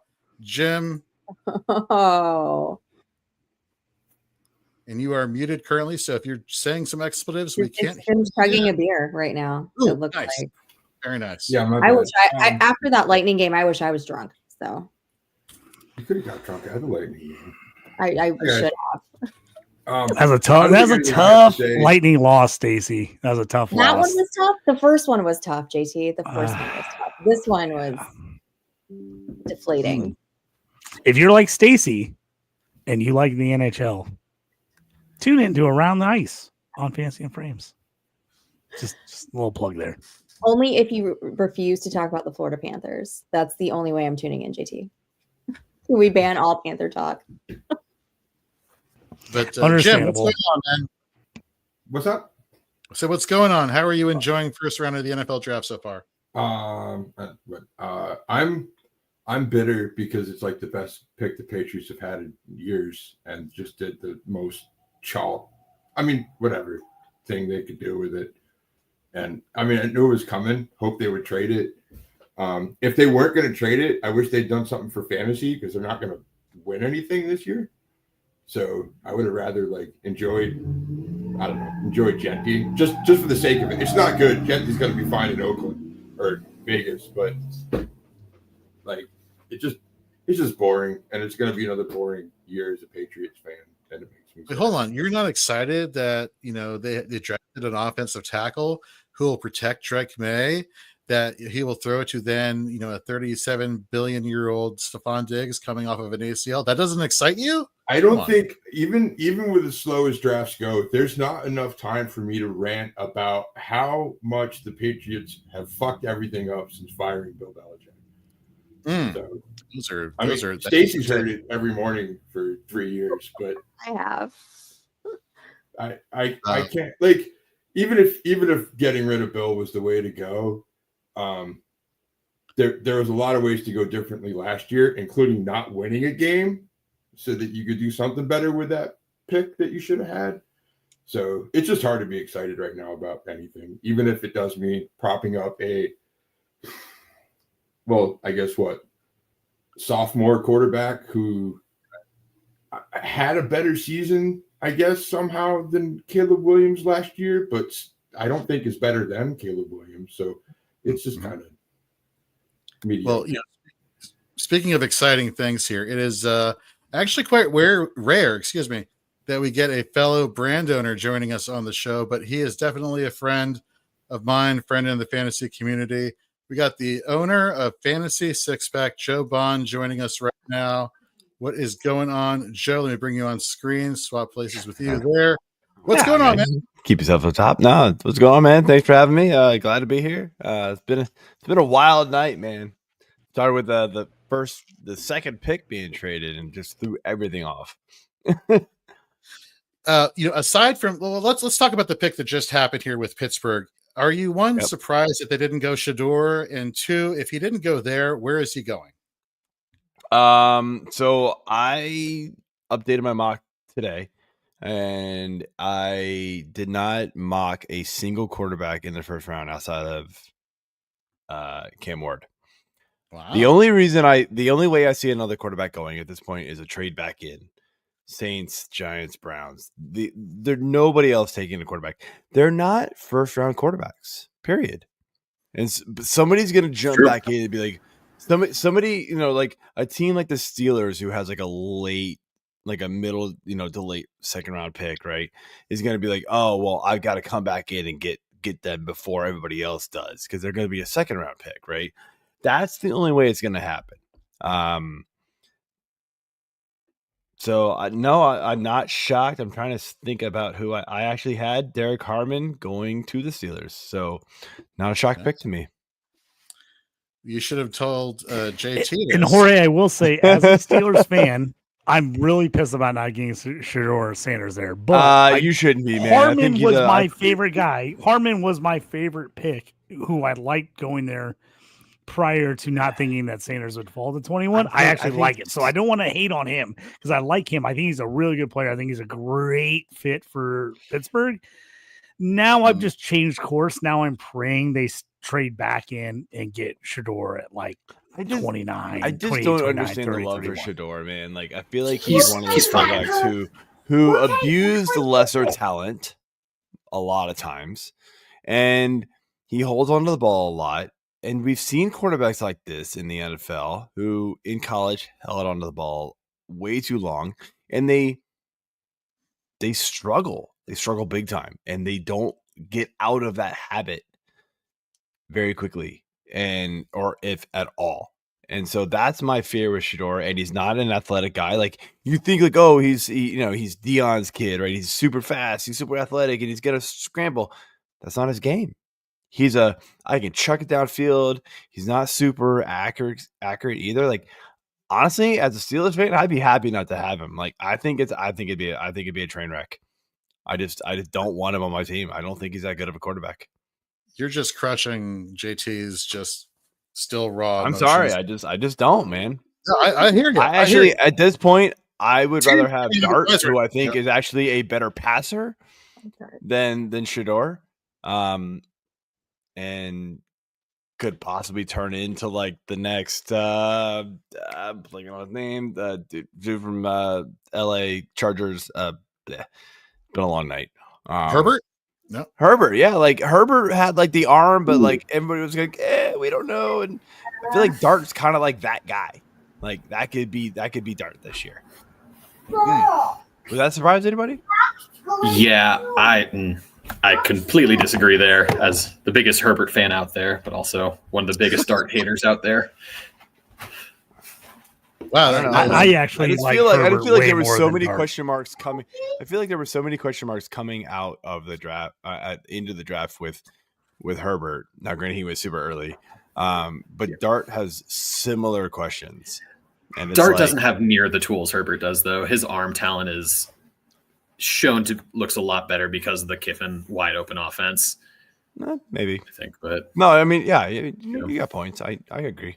Yeah, I choose to get I agree with Sanders. I'm just avoiding the quarterbacks after Cam Ward, Yeah. and I don't even know if Cam Ward really deserved to be the number one pick, but he had to have been because Tennessee was so desperate for a quarterback. I say this really sarcastically because I don't want people to think I'm a complete moron. A partial moron is fine, but a complete moron, that's too far. But I take a lot of my insight from Instagram, and the GM of the Giants here last night put out a picture where he had Jackson Dart's name in big bold print there, and then immediately went private. And so therefore, if there was a team to trade back first round, I think they trade actually with Washington. I think Washington moves out. If they actually make a pick, I will be sincerely surprised. Minnesota there as well. Also, the Chargers pick is in, and oh boy. Yeah, if one of the next two top running backs fall to Washington, they're taking them. If not, they're out, I think. Minnesota's the trade back spot. Here's where I get my financial advice on Instagram. There are a lot of good financial content creators on Instagram, so I'm not actually hitting that. That's true. See, you've been getting yourself. Hey, Jorge, I just want to interject real quick. This is a perfect time for the Chargers to take Luther Burden. The pick is in. Just sort it out there. Sort it out there. Do you guys You guys spoil stuff here or no? I don't know. I can help. I can help you with that. At this point, everybody's No, following take it already? Ari Mirov, so it doesn't really matter at this point. Go ahead, Joe. It's Omari and Hampton. Yeah. Oh, beautiful. So one of my picks that I was hoping would fall to my team did not.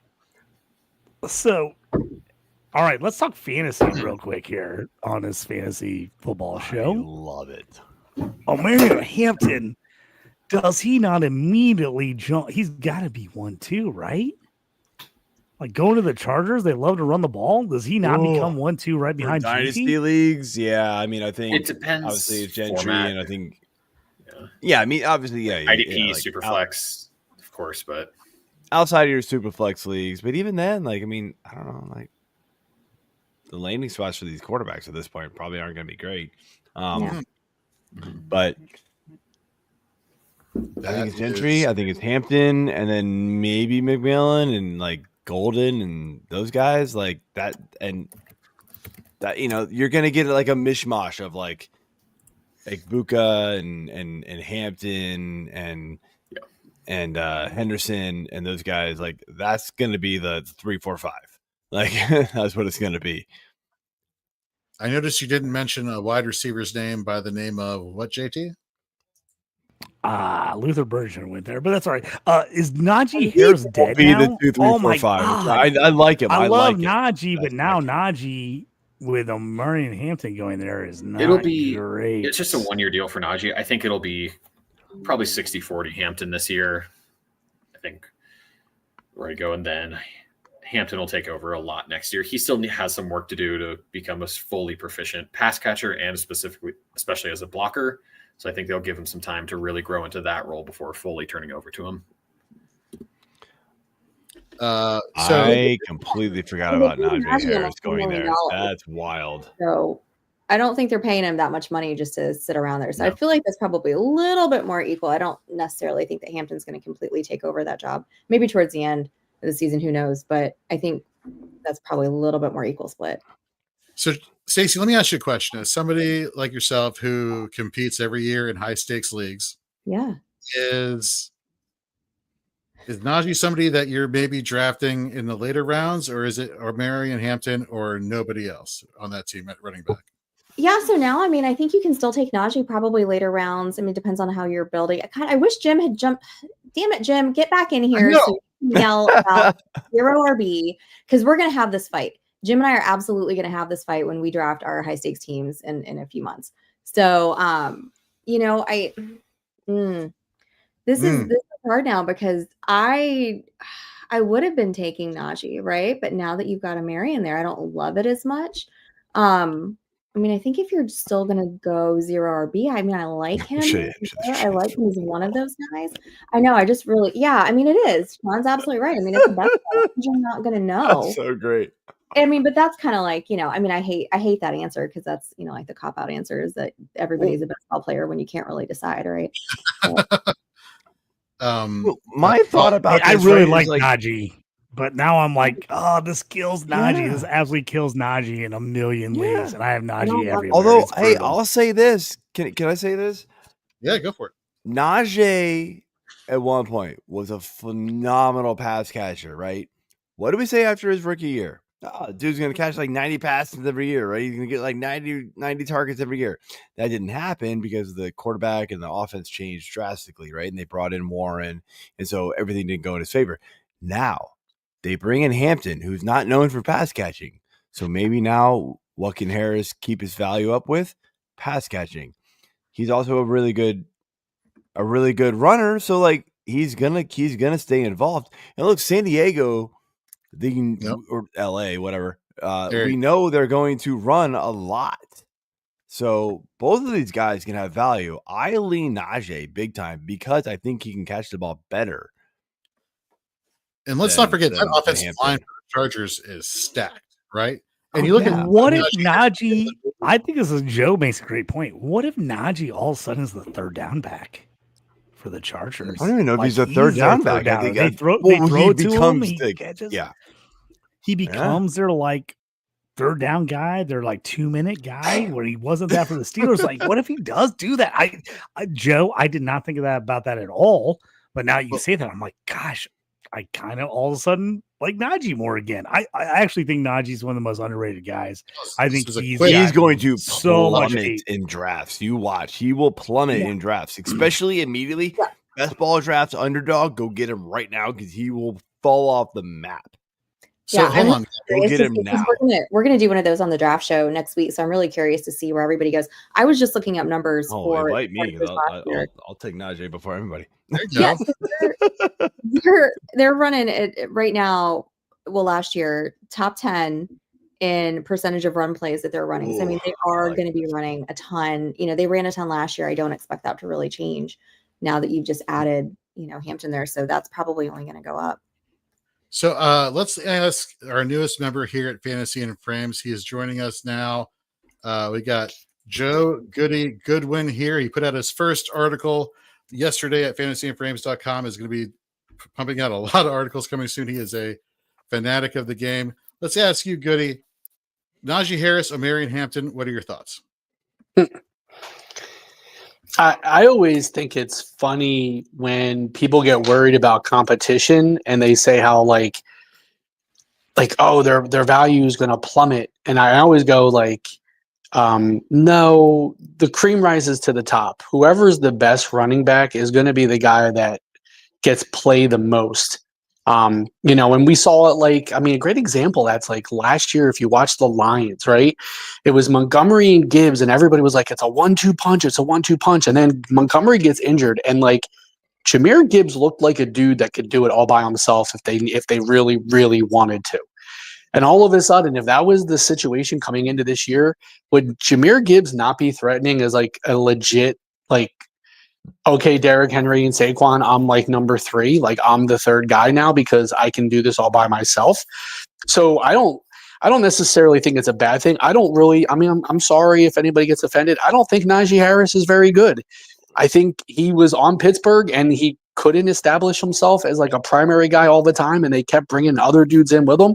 I really just think it's more like what teams see from him day in and day out, which is he's not a reliable back. Like he's a guy that either gets tired, whether he doesn't know all packages and he's just like not reliable in certain sets. Who knows? Because like teams will never dime people off. It's like the Steelers. They're great at like never telling anybody anything. So I think honestly, I think Omarion Hampton is a phenomenal running back. That dude can absolutely ball. I had him in CFF teams all over the place for like the last 2 years. And I'm going to be honest, like my rookie drafts, he is definitely a priority for me. Sorry. Oh, not anything you said, but this pick is in and it is it's juicy. Stacey, you're a Packers fan. Their pick is in. Now I'm terrified. Joe, what is it? Put it in the private chat. I'll let you announce it.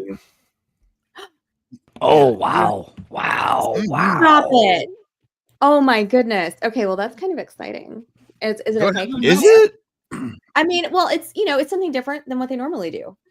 Yeah, they normally go defense. So this is a change in their Yeah. All right, Stacey, announce the pick, Go please. ahead. All right, guys. Yeah, so it's wide receiver Matthew Golden, a little speedster from the combine. Is Christian Johnson player officially? But man, probably the last position you needed help in. Agreed. I mean, like, I guess I just don't understand. Yeah. Let's get some O-line help so Jordan Love doesn't die. Well, exactly. How about that? And I think our center just went somewhere else. So we're gonna have a new center in this year. Yeah, I mean, I don't even really know what to think because I wasn't super excited about Matthew Golden. I mean, I get he's fast. Okay. Actually, I had Stewart going to the Packers because I thought he would drop a little bit, but otherwise, I thought it might have been an O-line. I'm so surprised. This is just so not the usual for them. Yeah, I'm used to them taking like a defensive back every year. It's very atypical. Is this the first shocking pick of the NFL draft round one? Like all the years. Hey, remember when we talked about who was going to screw this draft up? We just found out. The Packers. Oh, God. The Packers. I don't know if this is the one that screwed it up, but it's. I'm just kidding. This was weird. I just got to give the Packers fans a hard time. Yeah. This was a weird one. I got a lot of Packers fans that write for me too. I mean, so if you were it's going pretty to take funny. a wide receiver, I probably would have preferred Emeka, honestly. If that's what we were.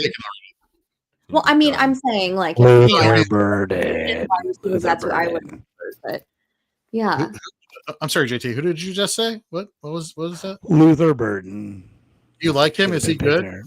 He's good, and I'm actually pumped he's not on the Packers because I don't want to root for him on the Packers. So I'm sorry. well, I was going to say I would have preferred him too. Over Golden. So I don't know. Everybody is jumping off of Luther Burden so much, and I just don't understand. Like, yeah, he didn't have a great year, but like Missouri's offense didn't have a great year. I don't necessarily know why people are just abandoning him. Where he this time last year was like the presumptive number one receiver in the class. Like it was like not even a question.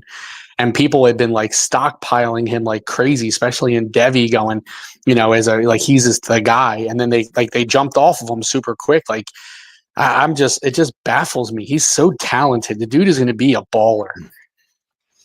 He'll go Thank late you, Goody. first. This is early why I second. love you. You're the man. Easily late first, early second. Either somebody's gonna go up and get him, but he's gonna go in like the top 5-6 in the second round. Luther Burden is up on the Giants. He with should. Malik Neighbors. It's gonna be wild. Like those two guys together would be freaking awesome. Like, yeah, if only they had a quarterback.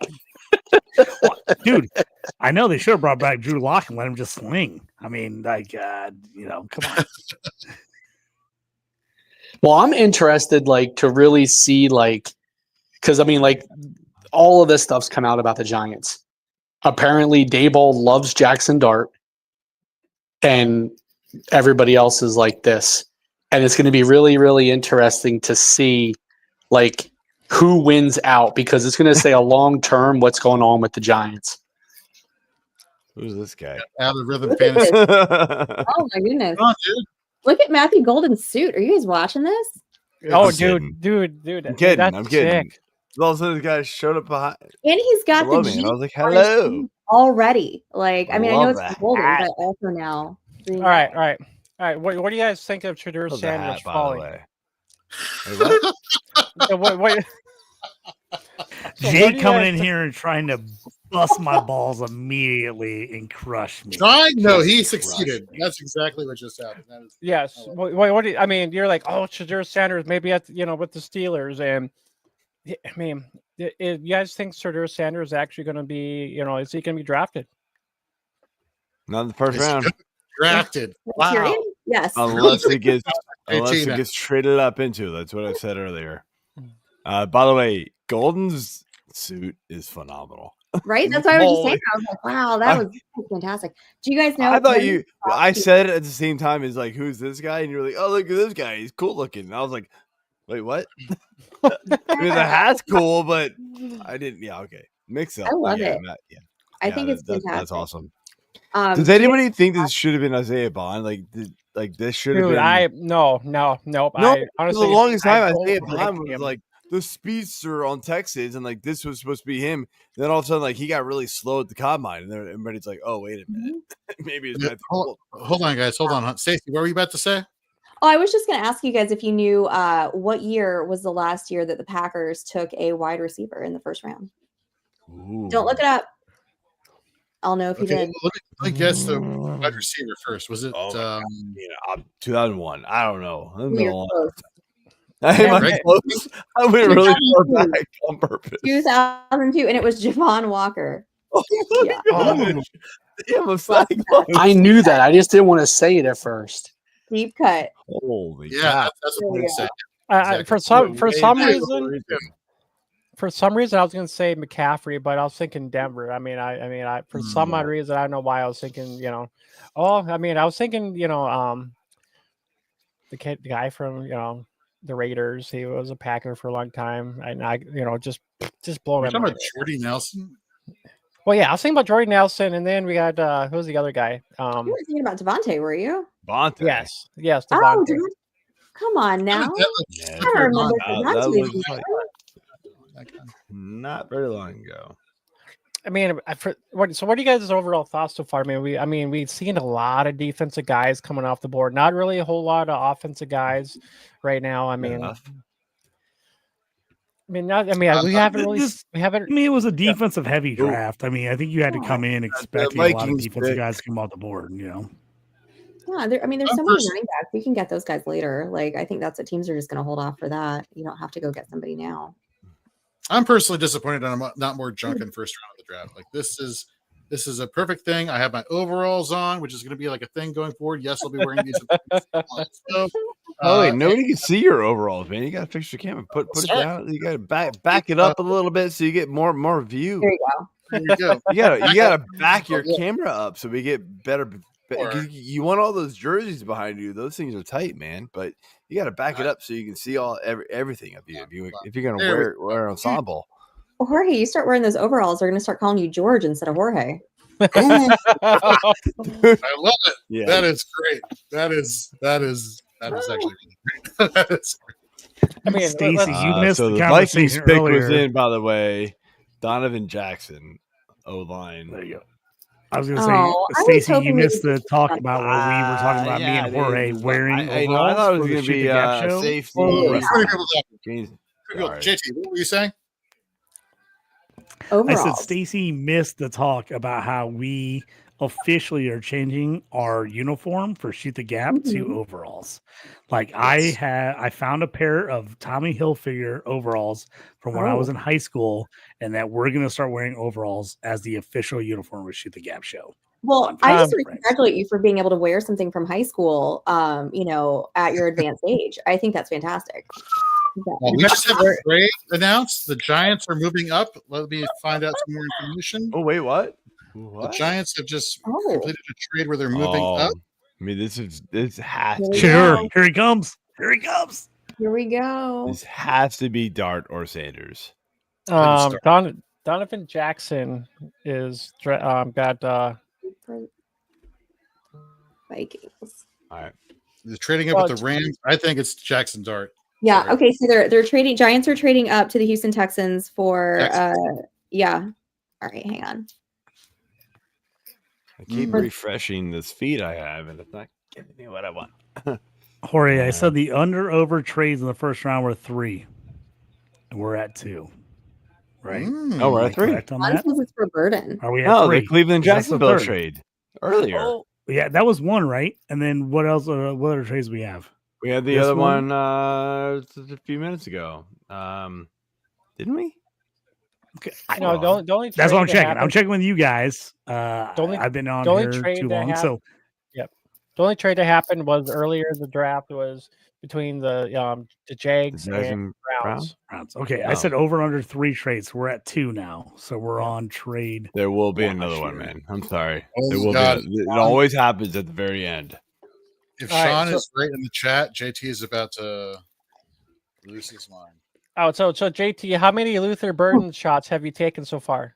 Yeah, seriously, you've taken like none, dude. It wasn't me to take the shots; it was everybody else taking the shots every time I talked about Luther Burden. If I was going to take a shot every time I talked about Luther Burden, I wouldn't even be functioning on this show. To be honest with you, that's how often I talk about Luther Burden. So, Eli took a shot for you just because I mentioned that when you have to mention Luther Burden, you have to take a shot. And I'm like, hey, I wonder if JT is a functional right now. Yeah, that's why I'm not taking the Luther Burden shots. Ooh, I love it. Instagram never fails. Instagram never fails. I love it. And also, according to Chris Battistill, get your financial advice there too. Yeah. Sean has come up with a great idea. He says JT must take a shot every time a team passes on Sugar Sanders. That's about right at this point. Oh, I told you. I said I was going to look like the smartest draft analysis or the biggest moron ever at the end of this draft because the guys I loved could fall hard. All right. I love this. I love this. I love this. I love this. So with the golden pick here, what do you guys think here? Does he actually overtake Christian Watson, a guy who can't really stay very healthy? We have Romeo Doubs and Bo Bo Melton too as well. Where do you guys think about that core? How dare you forget about Dontavian Wicks? Ooh. Come on. Where is Kevin? Where is Kevin? Kevin would be flipping tables right now. We're not talking about Dontavian Wicks. I don't know. I mean, you're right. Poor Christian Watson, I mean, his hammy is just, he needs to do yoga or something. Like, I don't understand why that continues to be an issue for him. But it is. Can I announce Was that actually an injury for him last year? I thought it was a knee instead. Was his knee last year? I mean, So he did a lot of stuff in the off season to help his hamstrings. He did yoga and I'm gonna look he did stretching stuff to help the core and everything else, which is supposed to help the hamstrings, which I know because I have back issues and it's all hamstring related. So I thought he did work on that, but I thought he had different injuries last year. But I do agree, they've got a lot of depth. They don't have an alpha. Right. So maybe this becomes the alpha.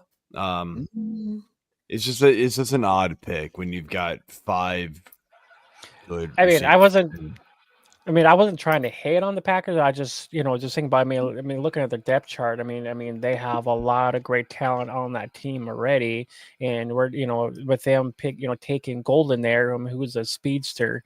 Where does all these other guys who's going to be getting the targets? When it comes to a young offense like this. So basically, what you're saying, Jay, is I should get on Twitter and say Jay hates Dontavian Wicks. Screw you. I mean, I guess if you really want to, I'll retweet it for you too as well. That would be great. Tag Kevin in that. So I'm looking at their target. Here we go. Hang on.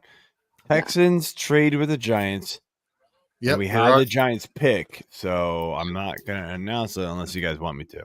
JT, you want to let Joe announce it, or you want to hold off? You're the host. Let us know. I mean, we might as well announce it. The pick is in on my screen. It's just not announced. It's yet. in. Joe Bond, announce it, please. Anybody want to guess?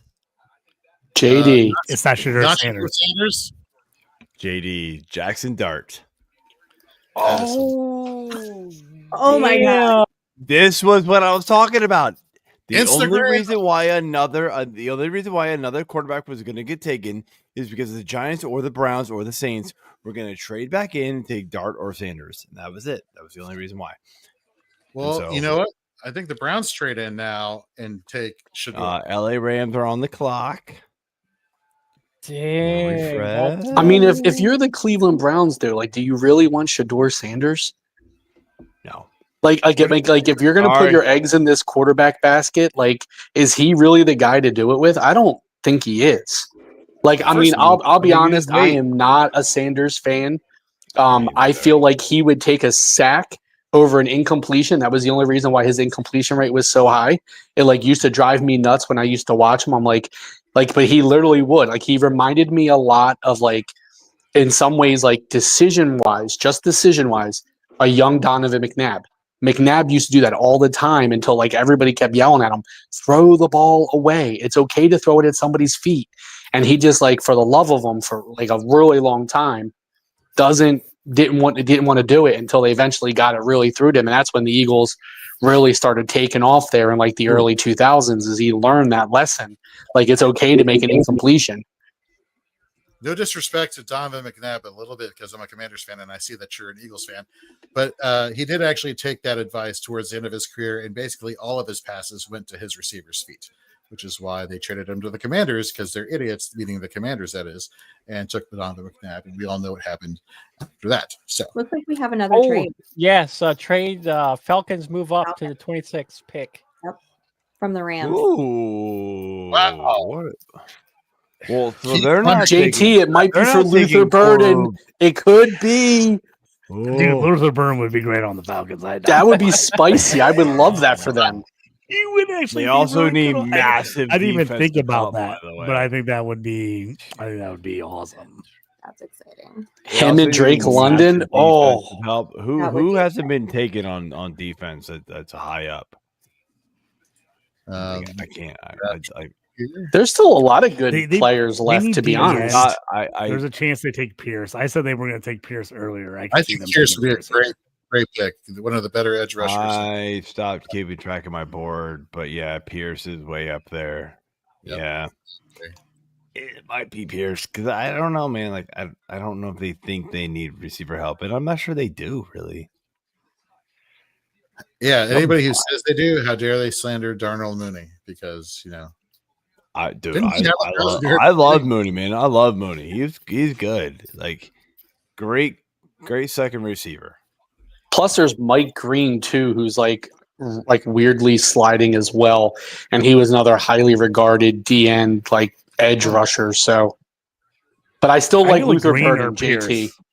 I love Burden here, but I think Green or Pierce is what they're going to end up doing. I kind of low-key was hoping Luther would drop to the Eagles because the Eagles always zig when everyone zags, and him on the Eagles, and it was just like chef's kiss. It'd Luther be like on the Eagles would be amazing. He would be amazing on the Eagles. Ooh, the pick is in for the Falcons. All right, so I mean, so the Falcons got Drake London, Darnell Mooney. He's been around. I mean, he's had some flashes. I mean, I don't really hate Mooney. I mean, London, he's kind of been a dart throw. I mean, he's kind of had some flashes here and there. They really don't have a whole lot. I mean, Ray McLeod, Casey Washington, Philip Dorsett. I mean, these are their wide receiver threes. I mean, they really don't have anybody else. I mean, they really need a really true wide receiver one. And I don't really see that in freaking Drake London. Wow, where is Keith Fleming when we need him right now? Because he is actually at the draft party for the Falcons. So I'm wondering what he's thinking if they don't go the way that he's hoping to go. So I wonder what his opinion is. I'm gonna text him. Hang on. Yeah. See if we can get him on. See. No, I'll text him real quick. I was like, we will for sure know on Thursday. Maybe we can get a good rant next Thursday. A good rant. It's not as good as his unfiltered rants, though. Oh yeah, not as good as the Kyle Pitts one. The Kyle Pitts one was just absolutely epic. Oh, that was phenomenal. Hey, yeah. I said maybe they need to trade Kyle Pitts and get a tight end, but one of our guys that we know, he's a Falcons lover too as well. He's like, don't be hating on my Falcons and whatnot. So I mean, the Falcons pick is in. JT, you called it. This is the smartest pick I think the Falcons could have made here, addressing a dire need. You want to announce it? I'm trying to pull it up on my Twitter page. You tell it because it's not. It's I'm getting a slow response here. Oh, it is my guy. I told you I thought they would take him earlier. I thought they would take him at 15. They take James Pierce. For some reason I just thought same this thing was as me, the guy. man. Like I looked up and I thought they were going down. Like, can I get bonus points for picking the same, picking the guy to the same team, but 10 rounds earlier or 10 picks earlier? It works. It works, Joe. It works. It should. I don't think the compensation was all that great either. I think the Falcons did a pretty good job there. That's awesome. Picked by Atlanta.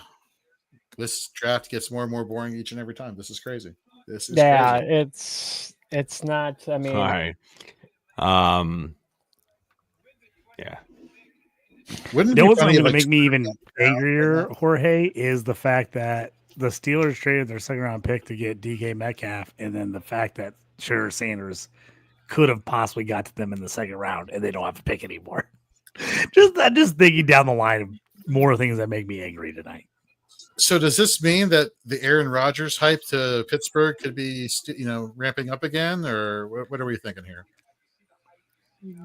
It could be. It doesn't make any sense to me. I don't. I feel like the Steelers have zero plan right now. I really do. I feel like they have zero plan. What about Kirk?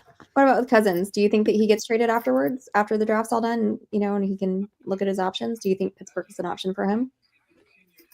I think he'd be awesome in Pittsburgh. Yeah. As long as he's healthy. Again, those are those unknowns no one ever talks about. But, there's a bunch of teams in the second round that have 2 picks. But, the Steelers are not one of them. But there's no way they have DK and they've got Pickens as of right now. and they think like Mason Rudolph is going to be the starting quarterback in the game one. It just doesn't make sense. They have to have something. I don't think it's Aaron Rodgers, though, because I don't think Mike Tomlin's going to put up with all that shenanigans from him. So, but I guess, he's getting close to retiring too. So who knows what Tomlin's really thinking long term. No. So he's done a really good job at managing personalities his whole career. But like, even for him, man, with DK and Pickens and then Aaron Rodgers, that's a lot to ask of anybody. Joe, sorry, Hank. There's no way that the Steelers take on Aaron Rodgers. He's not a Steelers guy. Like, it doesn't fit the mold. He's too much of a diva. Sorry, no way. Okay. You're not wrong. No, absolutely not. I have to agree. Joe Bond, I know you got to bounce really quick, but thank you very much for anything you want to plug over at Fantasy Six Pack before you get out of here. FantasySixPack.net. Check out the socials. We got our draft cheat sheets coming up for the fantasy football season coming up here. I'm gonna announce the Scott Fishbowl cheat sheet will be for everybody. So anybody in the Scott Fishbowl League will be for free. But it's kind of a preview of what we have, and then all the award-winning rankings that we have over there, our membership and stuff like that. But we got a ton of free content as well. So come over and hang out with us. We'd love to have everybody. And thank you for Fantasy and Frames and Jorge and all you guys. Love to be here. Thanks, man. Really appreciate you coming on, and we'll talk soon. Cool, man. See you guys. Yeah. Later. Guys, I'm also going to cut out because 6:30 is going to come real early for me over here. Thanks for letting me talk, you guys. This was fun. Thank you very much. Thanks for joining us. Absolutely. Hope that you join us tomorrow night. If you are free, you're more than welcome. We will see. We've got our ladies book club going tomorrow night. So I don't know. We'll see. We'll see what time we get done. Maybe I can drag Erica over, and we can both jump in. So love it. All right, crew. Talk to you guys later. See ya. Bye. And to do, man. I just want to give a shout out real quick to Joe Harlow and Joe Goodwin, two of our newer writers here at Fantasy and Frames. Just been, Joe Harlow, your framing the draft articles were fantastic. You broke down some excellent players at multiple tiers at every single position, giving people, ideas of where, in rookie drafts for both offense and IDP, you would recommend them going. Joe Goodwin, aka Goody, literally not even 24 hours being a member of the Fantasy and Frames family, and you drop an article talking about, talking about the first round of the NFL draft from a fantasy perspective. Everything, just a fantastic read. So shout out to both of you guys. Fantastic. We are so proud to have you here as a member of the Fantasy and Frames family. And folks, don't forget, head over to fantasyandframes.com. Check out all of our articles. We're getting ready to really ramp up article work now that we're getting some landing spots for these players. Now's the time that we're really going to start talking about it. We have a lot of shows here at Fantasy and Frames, Dynasty, IDP, Redraft, multiple Dynasty shows. We got our college fantasy show, the 1 Foot Down podcast, where Chris B is the host. We have, so much going on. We got Rider Dynasty coming up soon. Of course, we got the draft show with Stacey Perez. We got the stew with JT Brew with JT right here. Whatever type of fantasy football you like, we got it covered, and we cannot wait to help you all win this year and have some fun playing fantasy. So somebody who, 2017 seems like a long time ago here starting Fantasy and Frames, and to see where we've grown and to see most importantly, the quality of people that we have here and continue to build here in the Fantasy and Frames family is just second to none. So I just want to give a shout out to all of you that are joining us tonight. Thank you for the kind words, Jorge. It's been a blast being on here the past couple months now, and tonight as well. And of course, Alrighty, JT we have another IDP bomb. Okay, for people. First safety off the board here, and of course, it's my hated Baltimore Ravens who always make good picks. I'm always pissed about who they take because they always take guys I like.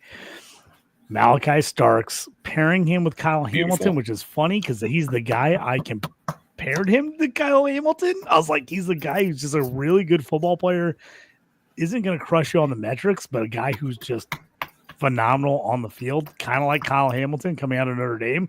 Another guy who didn't crush the metrics, but you watch the film and you're like, this guy just knows what he's doing. He went in the first round, late first round. Ravens do it again. Now Kyle Hamilton with Malachi Starks from Georgia. Pretty badass safety combo, if I do say so myself. Jealous of that for the Ravens. If Nate Markham was on the show, he'd say, "Yep, but they'd still lose to the Chiefs in the playoffs." But that one's for you, Nate. That's for you, buddy. I got to say the Ravens need. I don't know. It always seems like they always need wide receiver help, no matter what kind of wide receiver these guys what they get.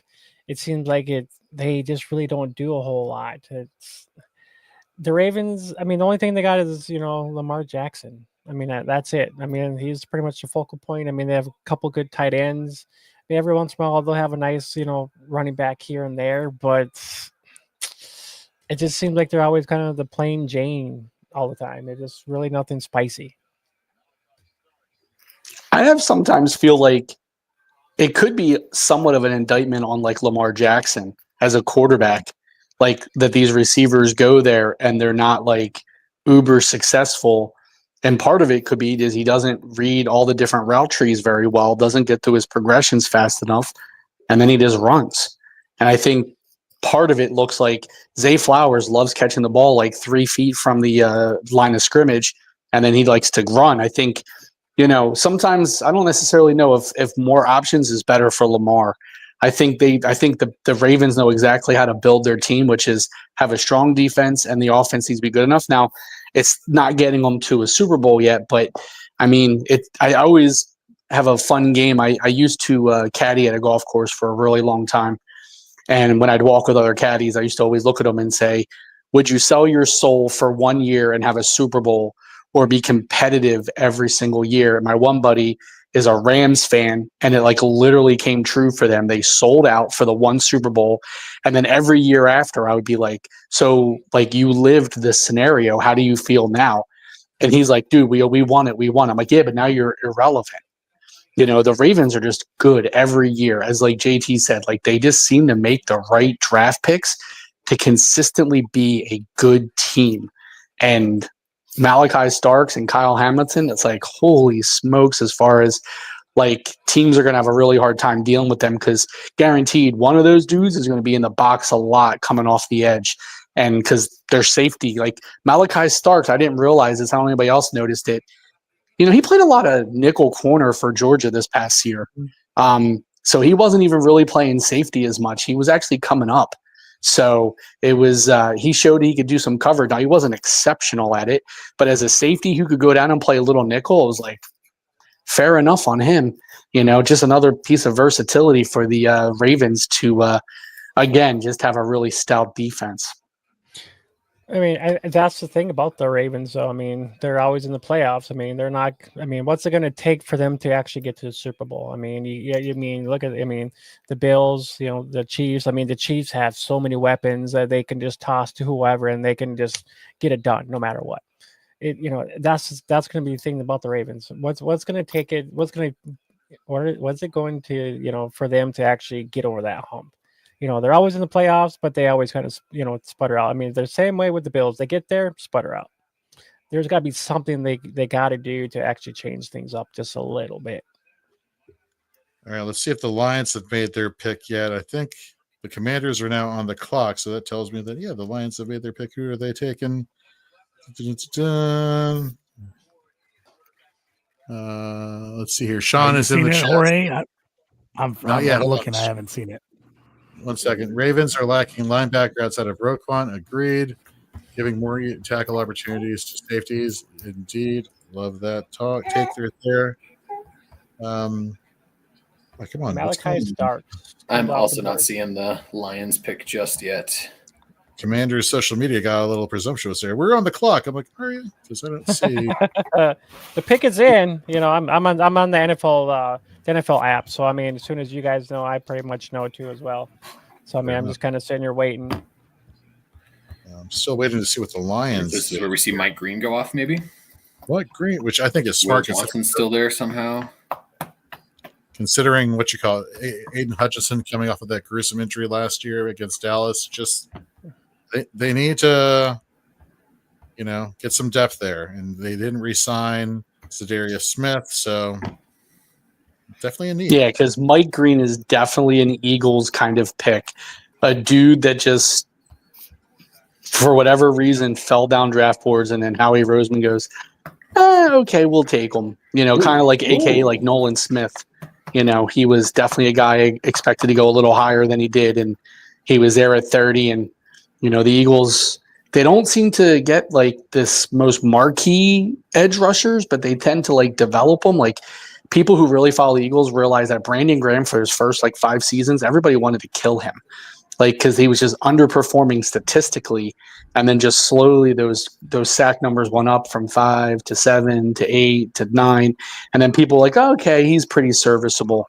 But Mike Green is a dude that's produced. I don't know why he's falling, other than just like, obviously moving back up for Jackson Dart, and then so a couple of guys are just getting pushed a little down.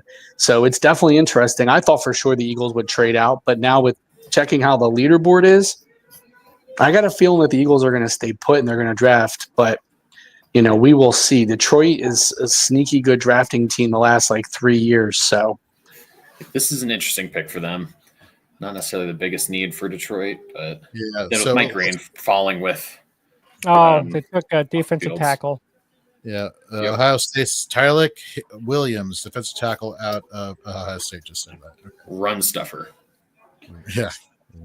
Interesting with already having McNeil and Reader there, but maybe they want to go on the interior. I suppose so, or go for monster fronts and have Reader move outside a little bit, or McNeil, move outside a bit. Right. So what do you guys think about the Chargers pick and taking Marion Hampton? Love it. Love it.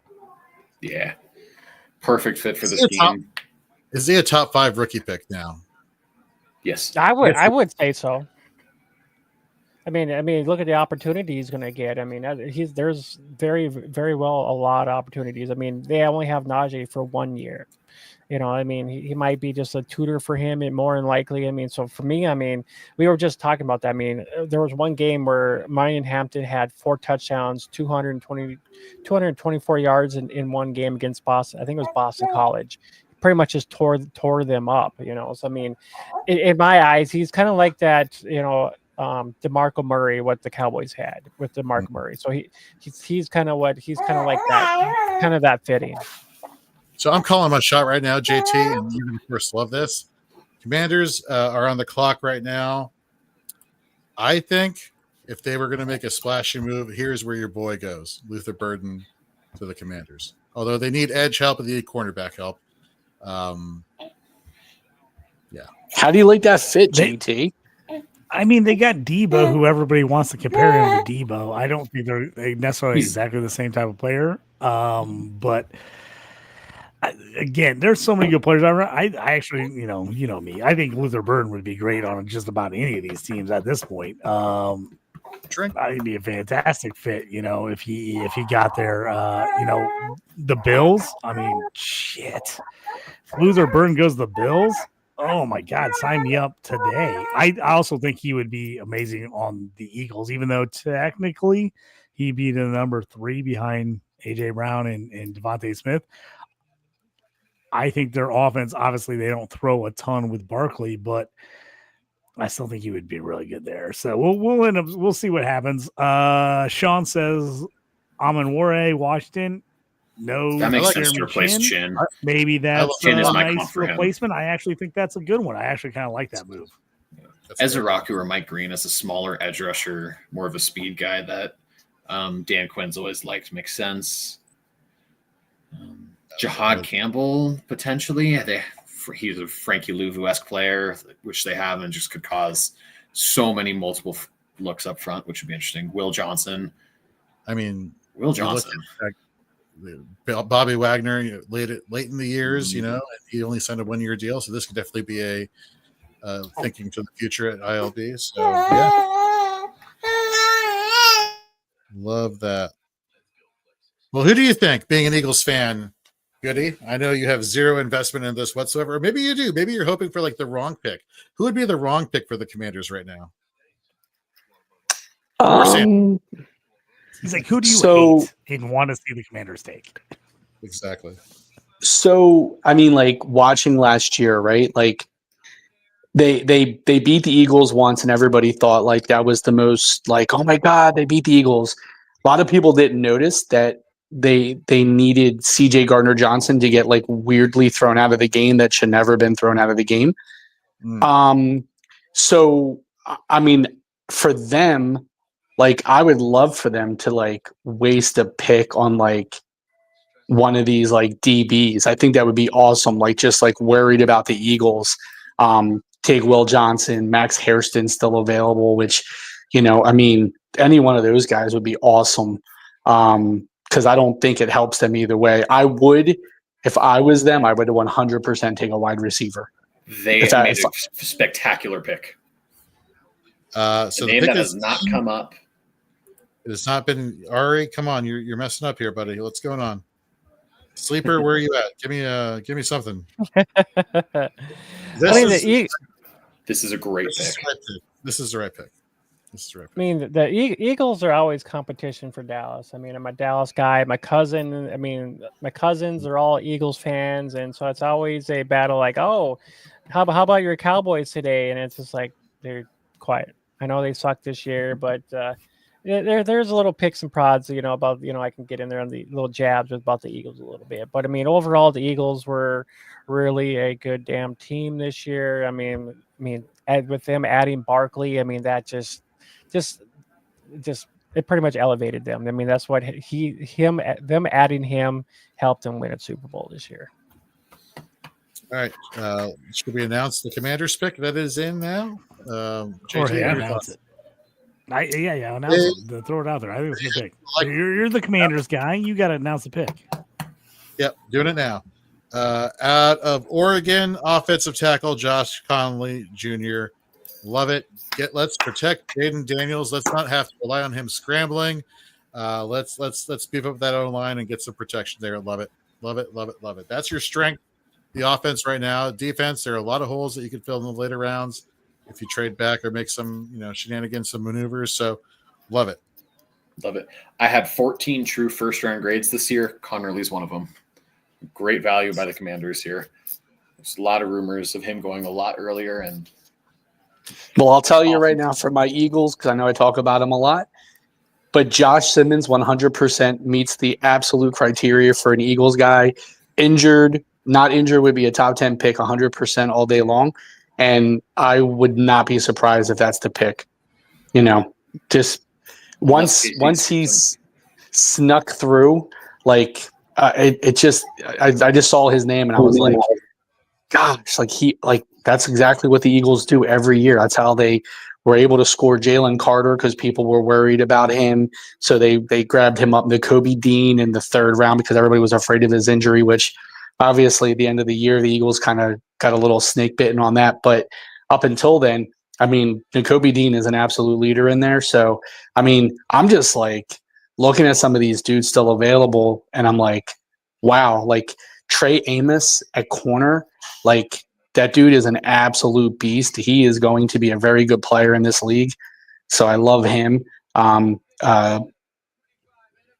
As Rocky, Boston College kid, the defensive end, got a lot of love really late in the process. There's a lot of good dudes that are going to, especially for our IDP people paying attention, like some of these guys are going to have instant impact. Jahad Campbell is still floating around, which he was another dude. A lot of people were like, he's an instant starter as soon wherever he goes. Jorge, what do you think about Jahad Campbell, like as a rookie? If he falls to the right spot, he's an immediate starter for any team. I would hate to see him go to Philly just because I have so much invested in Zach Bond. But before we get to that, maybe we'll ask John McGlynn here, who's the host of the Dynasty Evaluation Pod, joining us here on the Fantasy on the Stu JT Brew. All right. What's going on, John? Why is this Johnny? He's in the show. Can you hear us? I'm not sure you can hear us. Oh, I got it now. There we go. We're on. All right. Can you hear me or no? Yeah, we're good. Welcome to the show, man. Yes, we're watching this draft. Absolutely fantastic draft today. I'm waiting for Shedeur Sanders to get drafted, which JT thought he'd go 103. John's been busting my balls all night long. He's like, where's Shedeur? When did he get picked? I'm like, where's the right-handed Tua at? Where's the right-handed Tua Tagovailoa at? Like, I don't get it, man. Dylan Gabriel will be a Miami Dolphin at the end of this after this draft is over with. Calling it now. So, how do you guys think this draft went so far? Because there's a lot of out of left field picks. You know, and Jackson Dart was like super. You know, I saw you guys earlier. I was watching the show the whole night long, and it's been super awesome. But draft's been a little bit better than I expected. Addressing a lot of team needs are these teams in the round. As my buddy would say, just a lot of meats and potatoes. I mean, just some of your just picks just to fill needs and whatnot. Nothing really spectacular. I mean, as far as a lot of guys that, like us, all of us guys here, we're all about fantasy and whatnot, So, I mean, especially if you're in the defensive stuff, I mean, I'm still learning the IDP stuff a little bit, So, I mean, I'm more of an offensive guy. So I'm like, I want to see a lot of more offensive guys. So maybe it's going to be more day 2. We see a lot more of these running backs, wide receivers coming off the board more like just from what we're seeing right now. So I'm going to go down real fast and just kind of like talk about these teams. So Tennessee Titans, Cam Ward, absolutely fantastic. Okay. We expected that. So when Jacksonville traded up to get Travis Hunter, that Trevor Lawrence, like that was absolutely fantastic for Trevor Lawrence. And JT knows I own Trevor Lawrence in like 17,000 leagues, even though I'm only in 14,000. So, the Giants getting Abdul Carter, which was expected. Patriots, Will Campbell. Shedeur Sanders just seemed. Travis Hunter just seemed like a fucking. Sorry, I'm going to swear. Travis Hunter just seemed like a Patriot to me. So, but Will Campbell's a great pick. But Mason Graham from Michigan. How do you not like? Any team would benefit from a guy like Mason Graham. Raiders, Ashton Jeanty. The Bears should have gotten Ashton Jeanty, but I think Chicago fans wanted Jeanty more than they wanted the pick they got. We'll get to that in a minute, but it fits for the Raiders. I wanted the Raiders to get Omarion Hampton in round 2. That's what I thought. That was my like wet dream kind of situation. Jets, Membu. Panthers, Ted McMillan. I traded Bryce Young away in like 15 leagues. Just kind of like, he's going to be an average. What do you think about like real Bryce Young? Like, I think he could be a decent NFL QB. I don't think it'll ever translate to fantasy value. Yeah, fantasy value would probably be a low like quarterback 2. Saints, Calvin Banks. That's okay. Good. That's a great pick for them. The Bears, Colson Loveland, JT. We had a draft the other day. What did I pick? Colson Loveland, to the Bears. It panned out. And then 49ers, Michael Williams. These are all the IDP guys. This is something that the San Francisco needed. And then Cowboys, Tyler Booker. Dolphins, Kenneth Grant. Colts, Tyler Warren. JT, come on, man. You expected that, knew that was coming. I'll take it. Like I said, me and Josh talked about it a little bit earlier. We're like, yeah, we like this. Me and Joe, sorry, we were like, we would like to see another player there instead of Warren, maybe. So, but I do all the Bears fans wanted to interject a bit. The Bills selection is in, and the Eagles traded up with Kansas City. Every Bears fan wanted Tyler Warren. I mean, every Bears fan wanted Tyler Warren instead of Colson Loveland. So it is what it is. The Falcons. Jalen Walker, great pick. All right, the Bills are up right now, so you guys might be ahead of us. I heard you guys talking earlier about you guys are like 10 seconds ahead of us, so you had better picks than us. But hold on 1 second. Before I read any more, we'll do the Bills. Philly swapped with KC. Philly swapped with KC. Wow. I mean, that made no sense. I mean, really. I mean, they're really the next pick. Who are they moving up for? Just one pick. Ooh, Buffalo. Okay. Let's go, Buffalo. I grew up my entire life as a Dolphins fan, and now I hate the Dolphins. And I'm not even like Bills Mafia, but I like. Let's go is right. Don't love this for. Wow, why is Maxwell Will Johnson falling? He was like, Yeah, great cornerback. I mean, why is Will Johnson falling? I don't get it, but did Philly trade up just to take Will Johnson? What if Philly trades Maybe. up for? That would be great. He seems Cardinals, like there's so much left. Seems like a Philly guy. Yeah, Cardinals, Walter Nolan, and then there hasn't been too many surprises, but hold on, let me go back to the 17 to. Or is Philly sniping Luther Burden from Kansas City? Oh my God, JT! If Luther Burden went to the Philadelphia Eagles, how good would that be? What if he went to the Chiefs? Dude, if Burton was on the Chiefs or the Bills, he's immediately their best player, best wide receiver. He is. He's going to crush them, either one of those teams. Again, I said something to Joe Goody. I was like, he'd be the number 3 on the Eagles, which would suck for fantasy purposes. It would be awesome for real life, and that the Eagles would just be absolutely loaded on offense. We knew at 17, the Bengals, we knew they were going defense because they're going to draft nothing but defense for the next 17 years because they have nothing but all their offensive players are locked up for 5 years. Seattle, Gray Zabel. I think we drafted Gray Zabel. They're probably 7 times in all of our drafts for Gray Zabel in Seattle. We kind of knew that was coming. Tampa Bay, Emeka Egbuka, which I before the season started, I thought they were going to not sign Chris Godwin and get a slot receiver like Egbuka or Luther Burden. And it just happened to be where they got Egbuka. So I don't understand where he fits right now, because he plays slot and you got Chris Godwin who plays awesome in the slot. That kind of surprised me a little bit. If you sign Godwin to a 4-year extension, why would you draft Egbuka? That kind of hurts my feelings a little bit. I mean, Mike Evans is far on the back end though. Yeah, that's what I was just going to say. I mean, Mike Evans, he's pretty much going to be kind of retiring here soon. So Godwin's not good on the outside. He's way better in the slot, and you drafted a slot receiver. Egbuka, I think, can easily be a flanker. You're a flanker, not an outside guy. That's a problem. Flanker's out. Yeah, he can be your other outside guy, not your ex big boy route guy. But damn it, Philadelphia. I just told you a few minutes ago I acquired a lot of Zach Bond shares this offseason. Bummer.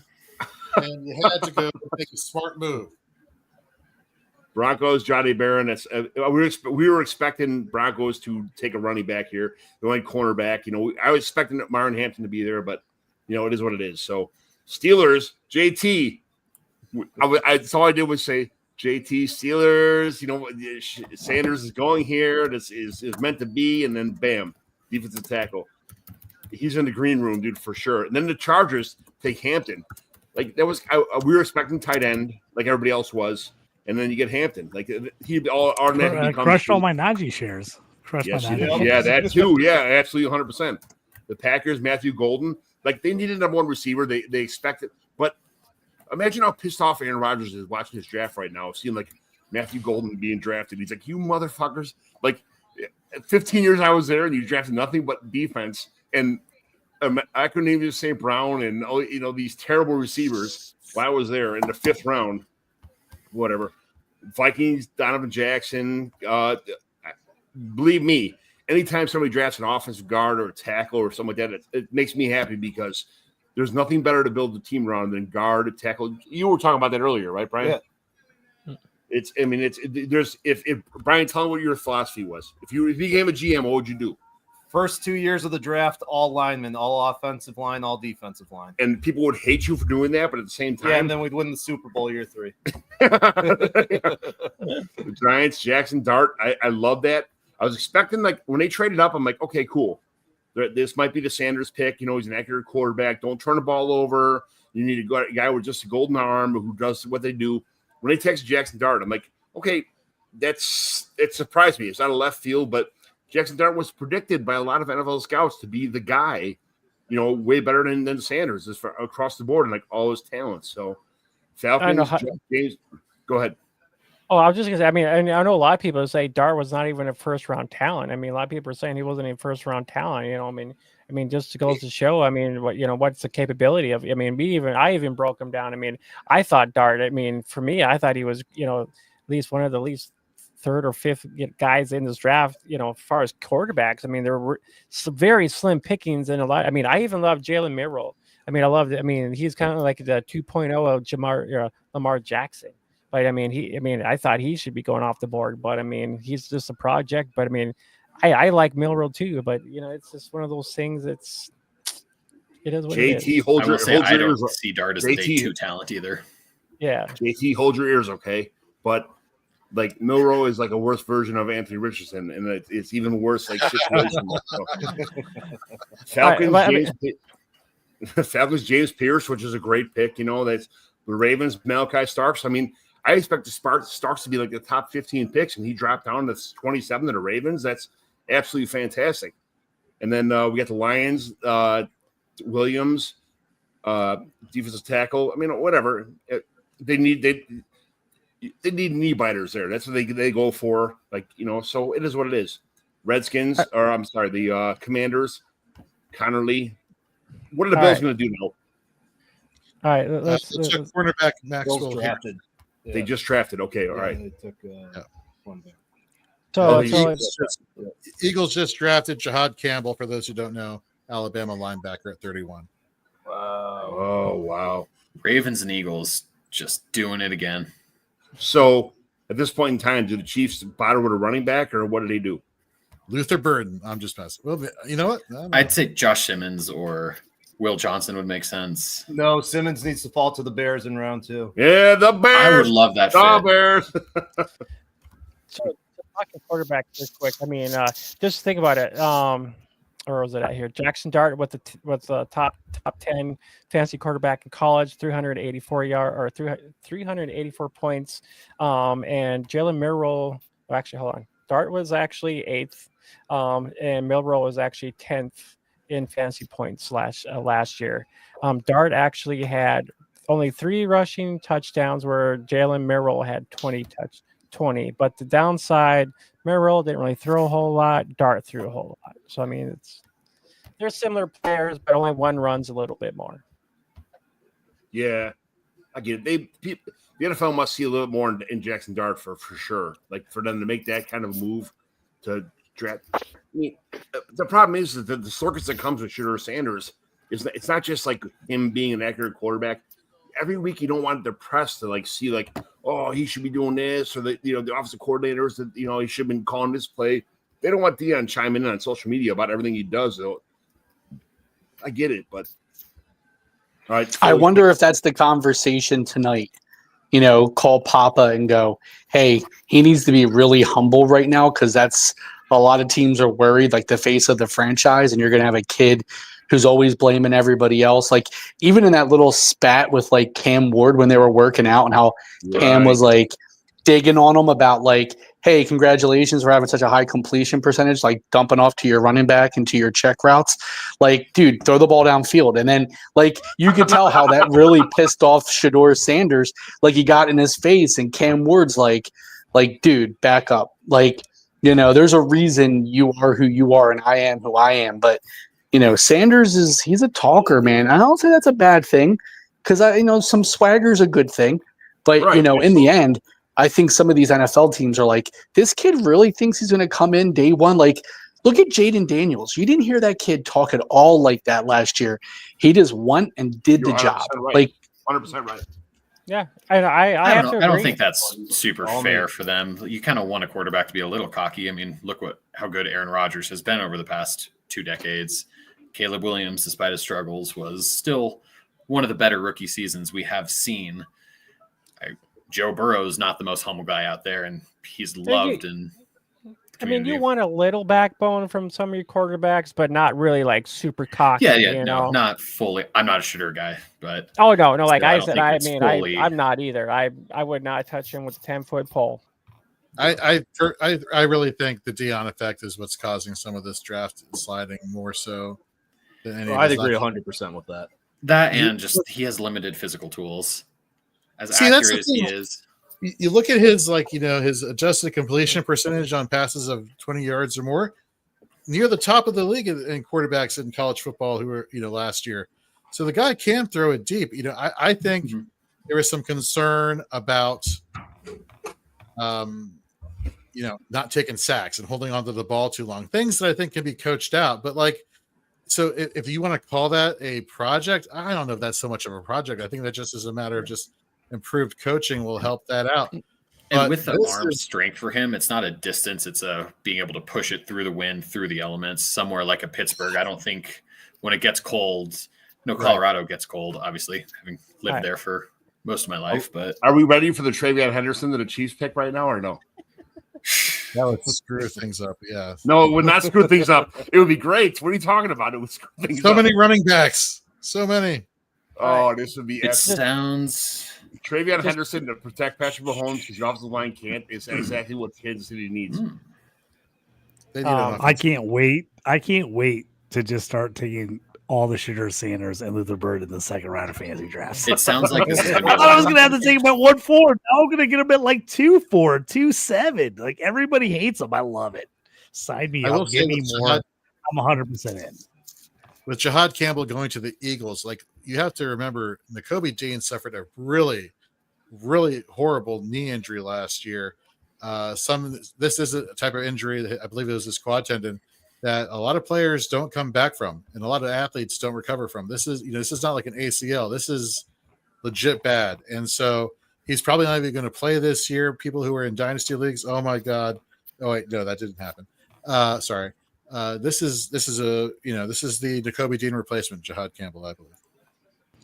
Jorge, he has to be a top IDP target, right? I mean, he's got to be way up there. I mean, as far as IDP is concerned, with the fact that Bond put up the numbers he put up, Dean put the numbers he put up. I mean, Campbell, I don't know if he went to a better spot. I mean, he's got a killer defensive line in front of him. He should be able to just be all over the place making plays. I absolutely love him. I think to me, outside of Travis Hunter, I think he might end up being my IDP.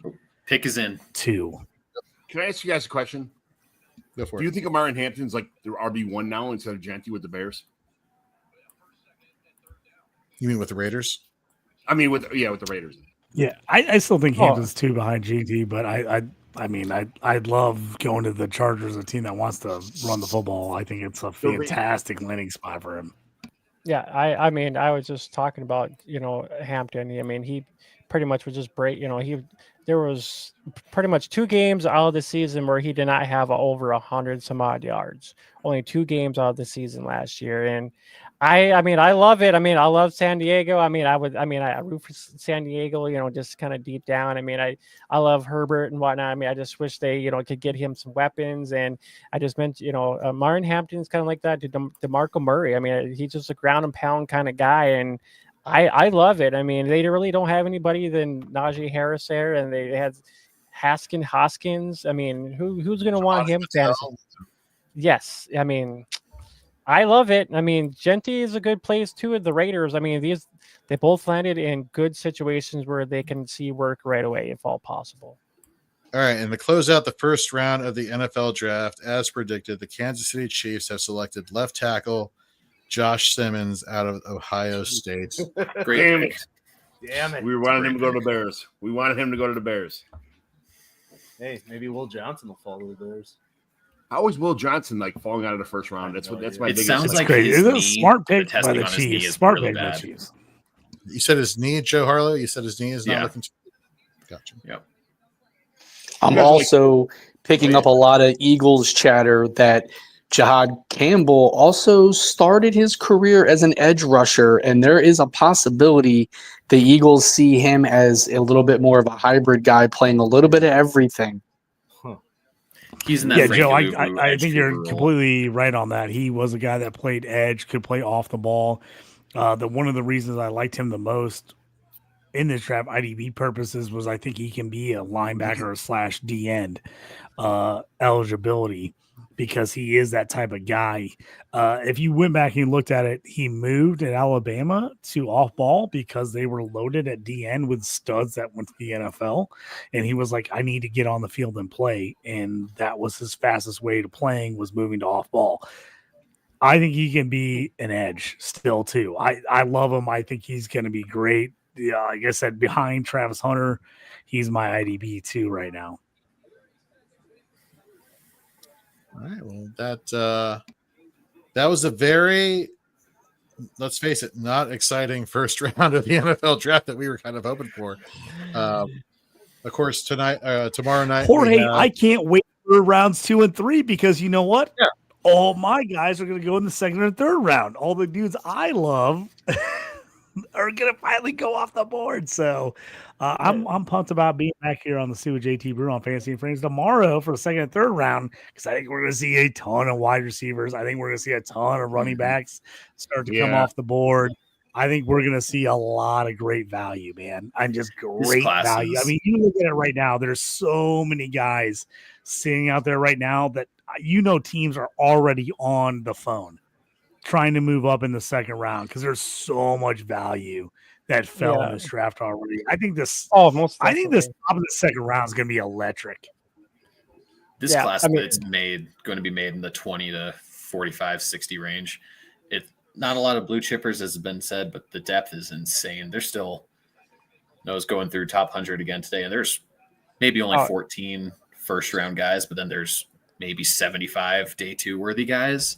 Oh, most definitely. I mean, I love some Jaden Higgins. I love the 2 guys down from Iowa State. I mean, I love RJ Harvey.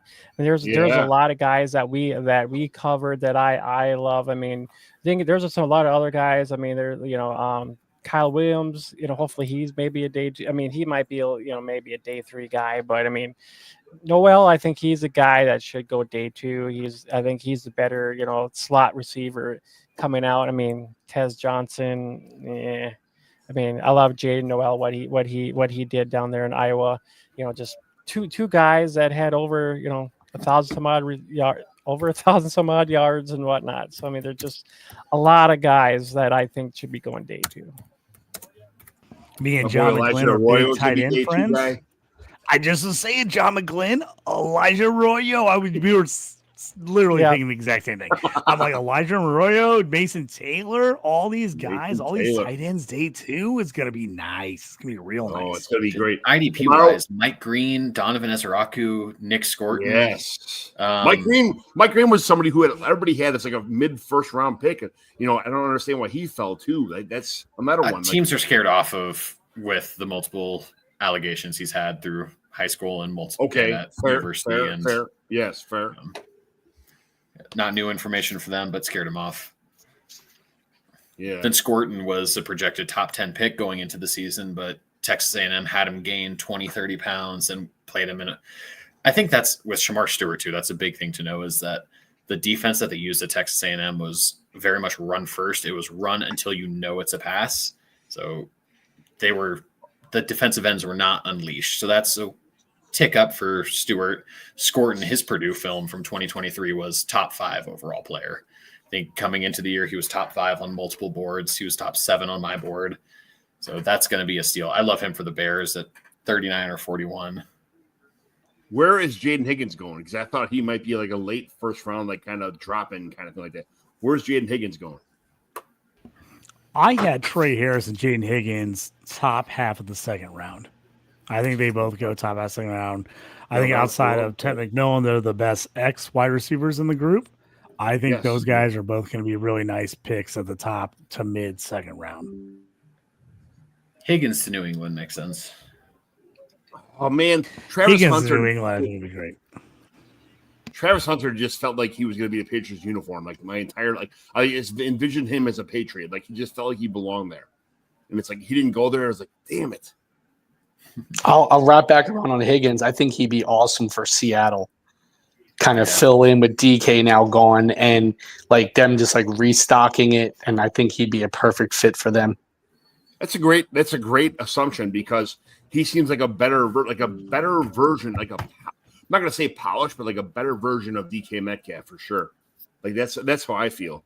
I mean, DK came out of the draft as like a work in progress, and he had like only a handful of routes. And he was a stud, but he was never going to be like a number one receiver for somebody because he was just that guy who just did one thing. He was a beast, it is what it is. But Higgins just seemed like he has like a lot more polished, like kind of a resume coming in the NFL. All right, folks. Well, I got to jump out, but please, the Stew with JT Brew is going to keep on going for as long as these guys want to talk. Thank you very much for tuning in, and I'll see you tomorrow night for night 2, rounds 2 and 3. Thank everybody for supporting Fantasy and Frames. And guys, enjoy the rest of your night and your discussions. And I will see you all later. Thanks, Jorge. Thanks, Jorge. Appreciate it.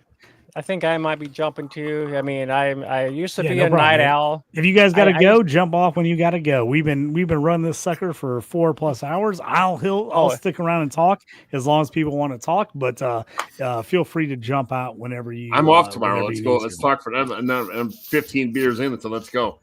I mean, I'm off tomorrow too, but I mean, I'm getting a little tired. I mean, I'm just like I'm about ready to just like, all right, I'm ready to go to bed now. But I mean, I would be staying up all night with you guys right now too. But you know, this morning stuff is, I mean, you know, I guess it's the life now. I guess Grab a beer, shut really the fuck up, and let's go. Come on. Let's go. we got all night tomorrow too to talk on the draft. Yeah. So we'll be back yeah. here for anybody still watching the show. We'll be back here tomorrow night on the Stew with JT Brew on Fantasy Frames. We'll be doing rounds 2 and 3, which I'm going to be pumped for because all my guys didn't go in the first round. So I'm going to be pumped to see where they go in the second round. But if you're like in fantasy drafts, real life drafts, the middle rounds are where you win. That's where you win.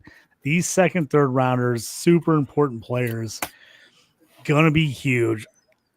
I think we've all talked about it. As it says a little bit, is like this draft wasn't as top heavy as in the past, but it's deep. It's deep. This is where you're going to get the value. Second, third round is where you're going to get the value. That's why I thought trading down was smart for a lot of teams, made a lot of sense. I said I was going to eat crow if Sugar Sanders and Luther Burden suck, and they're terrible. I still believe in them. I still like them. I can't wait for them to be second round fantasy picks, and I will just take them all day long. It's even better for me. But yes, it's going to be interesting second round. Joe Harlow. So we got 2 Joes on the show. Joe Harlow, tell me your top 2-3 picks of this first round that you really liked. Either guys, it's like because you liked them as a player, you think they're going to be really good for fantasy, or you just like the value of where a team got them. Obviously, Malachi Starks for the Ravens. They did it again. I know, other one, so sickening. We talked about it a lot at the time, but Colston Loveland to the Bears. It was the right pick. Best tight end in the class. Perfect fit for the offense. I know there's people forgot about him, like we talked about, just with Alex Orgy and Davis Warren throwing him the ball this year, but his film is incredible. I love those. And then I guess one more name that I really liked. I'll go to the defensive side of the ball again and say I just had it and lost it. Walter Nolan to the Cardinals. I think that's a really good value. Fits the team, the need really well. Is going to fit really well with Demarius Robinson. Yep. I think that's going to be a sneaky good combo that people aren't ready for. And if you're going to start defensive tackle IDP league, I think Walter Nolan's going to be really good. I think he's going to be really good. Well, I think people do not realize how good that guy is. Yeah, it's a really good fit for the division. That division, a lot of Shanahan style systems and offense that kind of neglect the offensive line, especially on the interior, minus what Seattle did today. But now they have a massive combination of power and speed in there. Calais Campbell too. That's really, I think he's going to be phenomenal. That creamsicle Buccaneers Jay, absolutely fucking John, phenomenal. before you jump in, Jay, what's before you jump off the stream, give us your top either guys you like, your picks for fantasy, you thought was a good draft, you hated it. Give us one or two thoughts here before you check out. I love the Genty landing. I love the Mario and Hampton landing. I mentioned that a little bit earlier. I love those. The T-Mac one it seems a little interesting for me. I mean, I think there's a good chance for him to kind of be like that. The Jacksonville Jaguar or the Jacks. I can't think of his name now. The Jags, who they drafted last year. Can't think of his name. Brian Thomas. Yes, I think he can be. I think he can be that for the Carolina this year. Absolutely. Yeah. I traded away Bryce Young in like 5 leagues. Thinking like, man, this guy's going to be, but I still think that even with these 2 receivers, like, I mean, I don't know. I just feel like Bryce Young is going to be somebody who is going to be a mid to like lower quarterback 2 in Carolina's offense, no matter who they drafted. And I'm like, shit, that was kind of my take this year. Even if they drafted a good receiver like Ted, it was still going to be like he wouldn't be able to like make things happen for the Panthers, So it's. I think Bryce had a little bit of a learning experience when he got benched. Yeah, because after his benching, he things kind of turned around for him a little bit. So I mean, I think he's kind of in that aspect of kind of maybe a Tua where he's kind of average. He can put up fancy points and whatnot. He's that good average quarterback. That he's going to put fancy points up. Yes. I've also got to bounce. Thank you, guys. I was going to say, we want to say thanks to Joe for hanging out with us all night. We appreciate it. Welcome to the Fantasy and Frames team. Hopefully you get a chance to jump in tomorrow a little bit and BS with us here on the draft. So we appreciate it. And we are now bros because we both are Colts fans and Garrett Nussmeier. Nuss bus, baby. Nuss bus. So we're on the Nuss bus for next year. So me and Joe are now besties because of that. So thanks, Joe. Yeah. We'll check you later. Have a great night. Also, everyone. Jay, thanks for jumping on here. I know you got to go as well. Yeah. You guys going to clean up shop here at the end of the night with me and John McGlynn. Yes. You guys enjoy crazy people up late night here. Yes, you guys enjoy yourselves. And John, don't drink too much more, man. Oh, I got like a whole bottle of Jameson.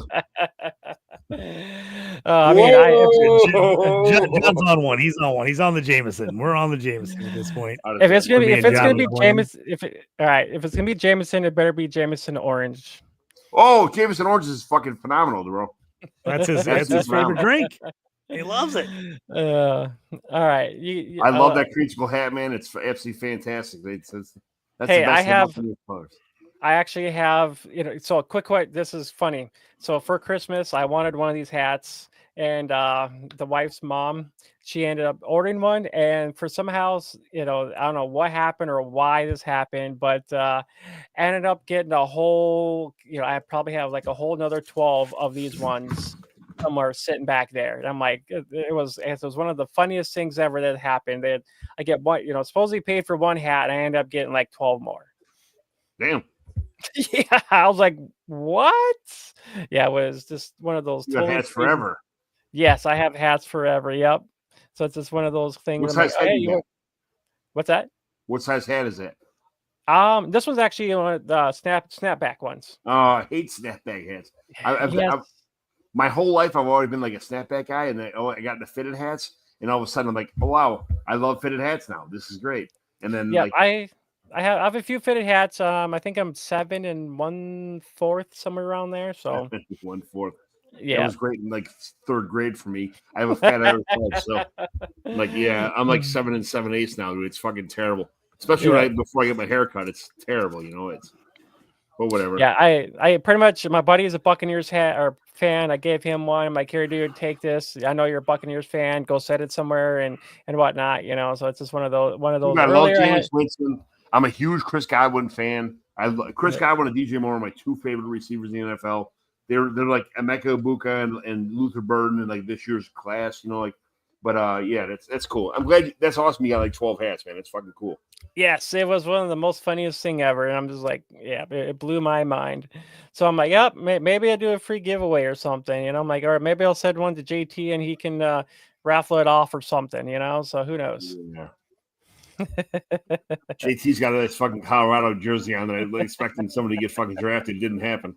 Yeah, I know. I saw that motherfucker. Travis Hunter, baby. Travis trying to hide it by sitting close to the camera, not showing it. No. Travis Hunter, baby. I love John. I was just going to talk to you about this. What do you think of Travis Hunter going 2? I love it. I think it's a great move by the Jags trading up. I think the Browns need to trade back. I love Travis Hunter on the Jags. I would not have liked him on the Browns. I think they would have wasted him. But I love it with T-Law, baby. T-Law, Brian Thomas. Questions, comments, concerns. Okay, is he primarily an offensive player with a little bit of defense mixed in, or primarily a defensive player with a little bit of offense mixed in? What do you think? I think he plays both, man. I really do. I think he. You can't I say think that. he He's can do not playing both. every down in the NFL at one position.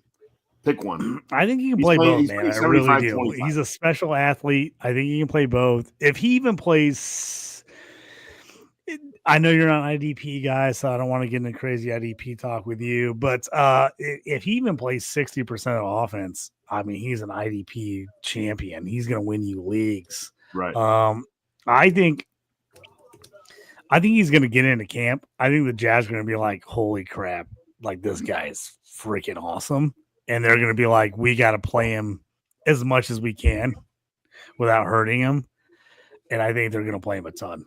I really do. I mean, him and Brian Thomas could be a legit 1-2 duo. Those guys could be badass. And I know you have a ton of T-Law. I have a ton of T-Law. I think this is the greatest thing that could happen to T-Law. Jimmy Perrock says, you know what they say about people with big fat heads? They have big brains. Yes, they do. They don't because I'm in construction. I'm not a lawyer or a doctor or anything like that. I'm an electrician, buddy. I have a big fat head, and that's all it does is weigh my shit down. I got tired at the end of the day from holding my fucking fat head up. So, all right, guys. You guys Peace enjoy out, yourselves. Yeah, I know. Thanks, man. We'll see. Appreciate you jumping on. Yeah, I will see. Maybe Friday. Maybe I'll just jump back on with you guys, but we'll see. I'll see how I'm feeling, and maybe I'll just jump in for a little bit and be like, hey, So, but we'll see. We'll see what's going on. But other than that, I might jump in with you guys. No problem. If you can, man, jump back on. No problem. We appreciate it. All right, guys. Peace out. Later. See you, man. So Jamie brings up a good question here. He says, what if your IDP leagues don't give offensive points and vice versa? So we talked about this earlier in the show, but obviously it's been a long show. So we've talked about a lot of stuff. Does that happen? I think you have to, before your rookie draft, you absolutely have to check in with your commissioner and how he's going to handle Travis Hunter. I think it's vitally important.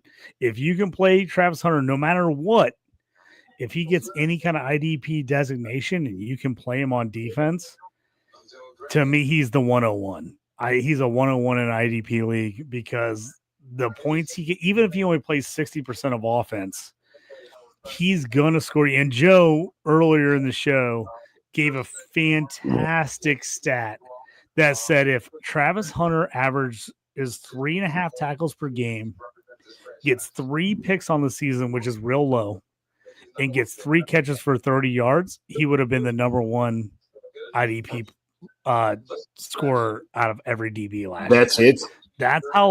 That's how low the margin is for him to be an absolute stud on IDP. So if you can get Travis Hunter and he counts in your league, your commish says, hey, he counts for defense no matter how much defense he plays, whether he plays 1 snap a game, 50 snaps a game, whatever, he counts as defense and his offensive points count. Travis Hunter is going to be an absolute freaking stud. I mean, he's going to be a stud in IDP leagues. I think he's going to be good in a regular fantasy league as a wideout, but for IDP purposes, I think you have to get that designate. You have to ask your commish, how is he handling it? Is your commish doing whatever the league votes for? Is the commish going on whatever MFL or sleeper designate him to? That makes a huge difference. It's a gigantic difference. So you need to check on that. He says we need all the electricity. I don't know. It's like we got to check on it and see how that works. Because again, Travis Hunter, I'm telling you what, if he can count on your defense and play, you can put him on your defense and he plays offense. Even at, I said 60%, but Jamie just brought it up here. Even at 40%, if he gets 3 to 4 catches for like 60, 70 yards and gets a touchdown, he's going to win you weeks. He's absolutely going to win you weeks on what he know what the problem is that nobody gives a fuck about IDP, so it doesn't matter, right?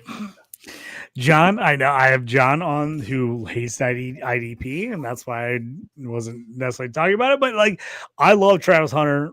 at 2. I think he's the best player in this draft. I think it was a smart move by the Jags moving up. I think it was the perfect landing spot for him. I think Jacksonville's a great spot for him. I think they're going to let him do multiple things. I think they're going to let him play both ways. I love it. I love the landing spot. I think it's great for him. I don't give a fuck about IDP, and I'm somebody, not nobody. Love it, Jamie. Love it. But like I said, if we go back in and look what Joe said, if Travis Hunter counts for IDP and you can play him at IDP and he is even average, I mean, just bare minimum average at wide receiver, he's going to score you a crap load of IDP points. So you gotta take him there. Questions, comments, concerns. Okay. Now I have pick 101 in my fucking rookie draft.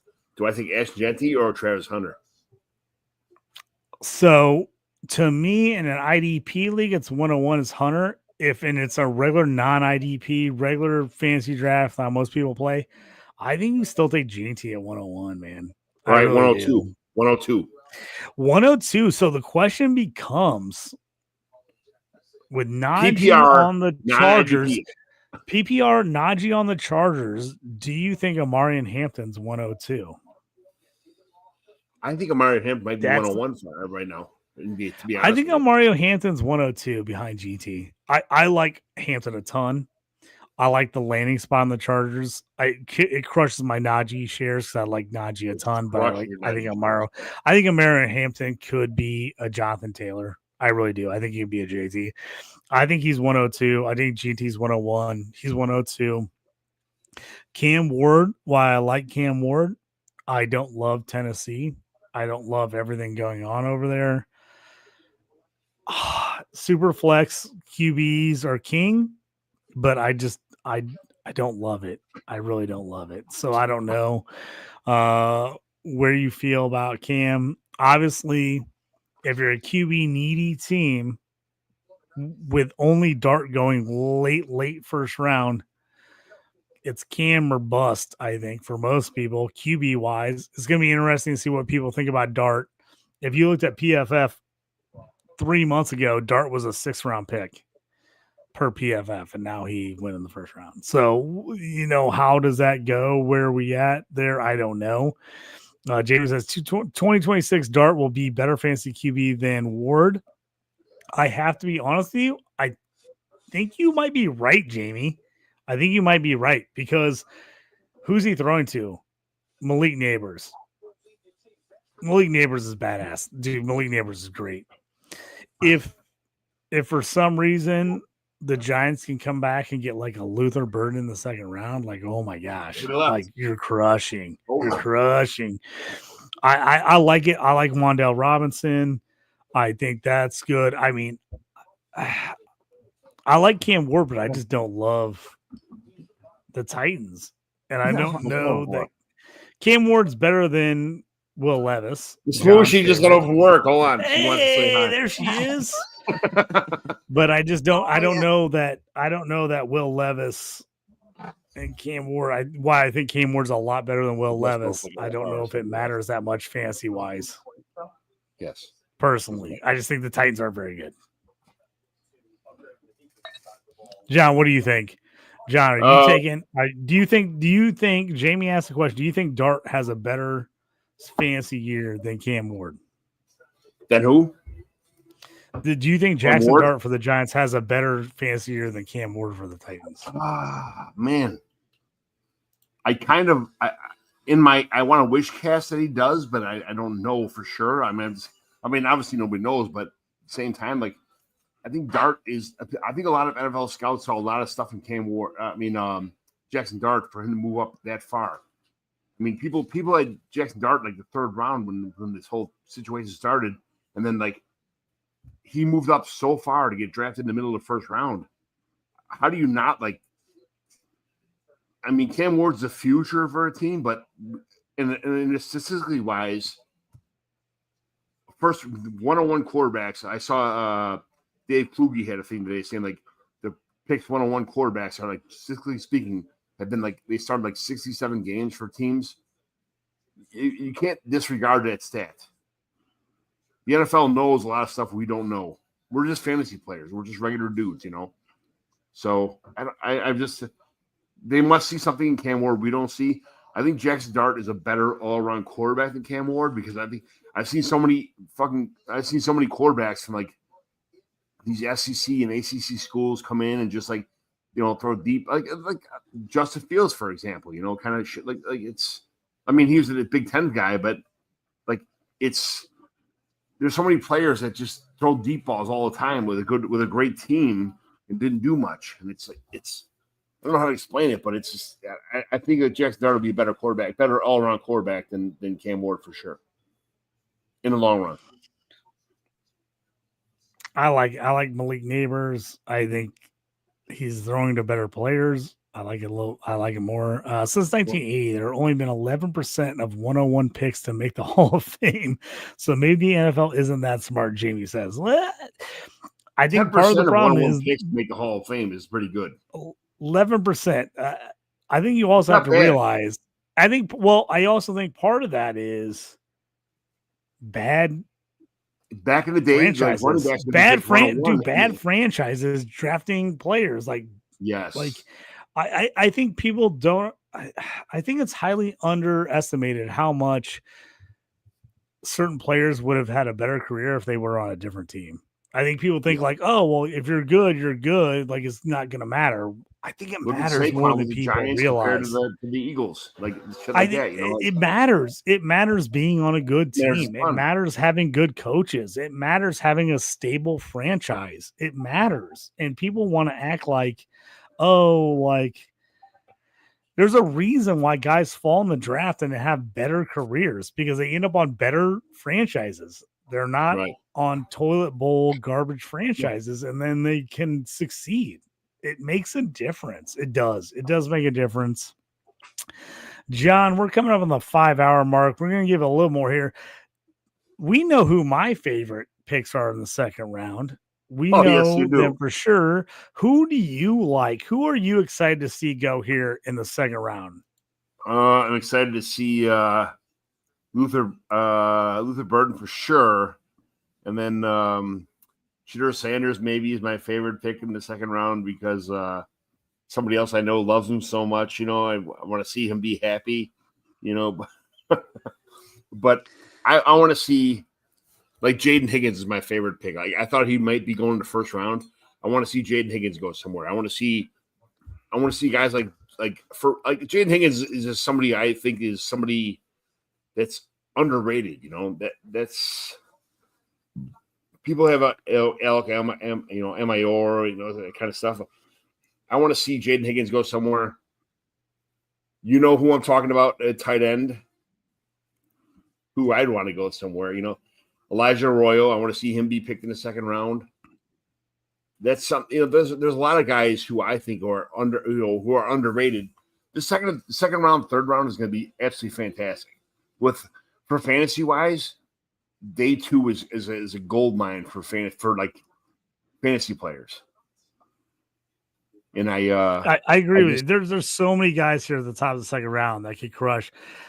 I'm dreading Shedeur Sanders going to the Browns. They had the first pick and the third pick. Not fourth pick, sorry. First and fourth pick of the second round. I could see them taking Sanders. It's hard for me to say and admit that I'd be out of Shedeur Sanders because he's been my QB1 for 2 years. If he goes to the Browns, I think I'm out. I think they'll crush him. I think it's going to be bad. I don't like it at all. I'm really hoping he goes to Vegas with the fifth pick of the second round. I think it'd be a great spot. Let him sit behind Geno Smith for a year. I think that'd be an absolute perfect landing spot for him. Luther Burden, there's so many good places here at the top of this second round he could go. My goodness. I mean, so many good spots for him to land. It's tough. Oh, it's tough, man. I'm just looking at all these players. There's so many good guys left. I mean, like Mike Green, edge rusher, Scorton. There's just so many good edges out there still. I mean, ton of good edges. I'm not an IDP guy, but I just see seeing Mike Green and the people you're talking about. And I'm like, I know those guys. If me as a non-IDP guy know these guys are so good that even as a non-IDP guy know their names and they're not picked in the first round, it's like, man, what happened? Why did they fall? The NFL must have saw something that they passed on these guys. I don't know what it is, but I also think there's a couple guys out here who got injured, who fell because of injuries that are going to be steals in the second round. Guys that probably would have went higher if they would have been healthy. Sure, but they weren't. Siobhan Ravel from East Carolina, cornerback. I think Trey Amos, cornerback out of Mississippi, super underrated. Will Johnson, the fact that Will Johnson was considered a top 10 pick and now he's in the second round because of injury concerns. I've been hearing Trey Amos for like 3 years now. And for him, like, not to be even thought about, like, in the first round, okay, that's cool. I get it. That's fine. Maybe he's not a first round talent, but at the same time, like, he's a household name. I think a lot of people had a first round grade on him. You know what I mean? But it just, the way that the draft, fell, he didn't go. Nick Scorton from Texas A&M, they've had him put on a lot of weight, and he moved inside where he was a stud defensive end for Purdue. What happens there? Benjamin Morris, Notre Dame. I know you're a Notre Dame guy. Xavier Watts, Notre Dame. Two guys I really like that I think are going to be steals in the second round. So a lot of those guys, like you said, Jaden Higgins, I like a ton out of Iowa State. I think Trey Harris, Jackson's Darts, number 1 wide receiver at Ole Miss, is going to be a steal in the second round. I think he's a guy that could go high second round. I definitely think he's someone that could be in there. I think Trey Harris or Higgins could be Raiders. I think the Raiders could go them. I think the Saints could go there. I mean, they need help. Jets, 10th pick of the second round, they need help outside of Garrett Wilson. The Cowboys at 12, we know they got CD Lamb and not much else. So I think they could go there. So there's a ton of good landing spots here. Guys that can go in second round and for fantasy purposes will be fantasy gold in the second round. Tell me Travion Henderson doesn't go to the Cowboys at 12, dude, and people aren't losing their mind. Like, he's going to Bears, people would be like, what? The Bears are another good example. Bears have the 7th pick and the 9th pick. I think Travion Henderson and the Bears would be phenomenal. That's what I said. Phenomenal, right? Yes, I said I was on the guy from Plainfield. I forgot his name, but I was on his podcast this morning, and I said, "Hey, I'd rather have Travion Henderson than Ashton Genty because Genty's got he's got 100 million miles on his legs already. This is a college career. Like, Travion Henderson is a better pass blocker, a better between the tackles kind of guy. Yes, I understand Genty's like a how do you call it, like unicorn, like he breaks tackles, does whatever, but I need an all-around player. Genty does not pass block like Henderson does. He's not as good as a pass catcher as Henderson is. I think Henderson's a better player than Genty, and that might get me like a how do you call it, canceled, whatever, so be it. But like, I think I'd rather have Henderson and the Bears. But the problem is that people compare Travion Henderson to the Bears running back right now, and they say, the offensive coordinator doesn't like Kendra Swift. They got Roshan. Yeah. Jamie says if Henderson goes to the Bears, I'm completely out on Roshan for good. I think that's true. Here's the thing: Travion Henderson. No. If he comes out last year, if they get Henderson, they'll get rid of him. But Travion Henderson, if he comes out last season, John, he's RB1. He's RB1 clearly over Jonathan Brooks, I think. So I think people have to look at that too. I think getting Travion Henderson in the second round is great. What you wouldn't do is trade around a first round pick, and I told you to trade a couple times. You wouldn't trade away a first round pick, lottery pick, and the Tampa Bay's running back. I can't remember his name. Who's Bucky Irving? Bucky, the first round pick, and Bucky Irving to get Jonathan Brooks. And then gets completely smoked in the whole thing when he tears the ACL again in the middle of the season. That's a terrible trade. Okay, don't do that. John, you didn't make that trade, did you? I did. That's fine. I know you did. I did. It's so bad. I turned around. I traded Jonathan Brooks at the beginning of the year for JT Jonathan Taylor, and then multiple other players involved in the trade. But then I turn around, and once Jonathan Brooks got hurt, the guy traded me back Jonathan Brooks, a first and a second rounder in 2026. Damn. For Bucky Irvin. Damn. I liked it. I'll take it. I'll take right. it. Yeah, buddy. All right. All right. Yeah, Johnny, anything else you got to say before we shut this thing down? No, I'm pumped in the second round. I'm going to be back tomorrow. I'm going to be talking all night. If you're still watching, we appreciate you. We appreciate you jumping on here. And John, you can come on tomorrow. We'll be talking second and third round. I'm actually fired up for the second and third round. Not only because Shadur Sanders and Luther Burden both fell out of the first round, which I can't believe, but I just think there's a ton of talent out here in the second, third round. And I think a ton of guys for fantasy purposes are going to be super relevant that are going in these next two rounds. So I'm pumped about that. Pumped to see where these guys fall. I'm about to see where some running backs go. I think we're going to start seeing some running backs come off the board, which I'm pumped about. I love running backs as a former running back. I think I'm in on it. The thing about round 2 and round 3 is that everything becomes like every pick is a surprise. It's like Easter and Christmas and shit like that. Like, oh my god, I didn't expect to get this. Holy cow! Like, there's so many surprises in round 2 and 3. It's almost better than round 1. You know, it's just so many surprises. I agree with you. I mean, round 1 gets the hype, but I think where you win is round 2, 3, 4. I think that's where you win the draft. So Jamie says so many fantasy talents in second to round. Absolutely. I think we're going to see a ton of fantasy relevant guys here in the second and third round. I always talk to everybody about Jonathan Taylor going in the second round instead of Clyde Edwards-Helaire, and I was like, JT's my 101. I don't know what you're thinking just because he went later. And then people took CEH, and I'm like, no, JT's the guy. Just because he went later in the second round doesn't mean he's not still the man. I think I won that argument pretty handily. And I think we're going to see some guys go here in the second round that are going to be absolute studs.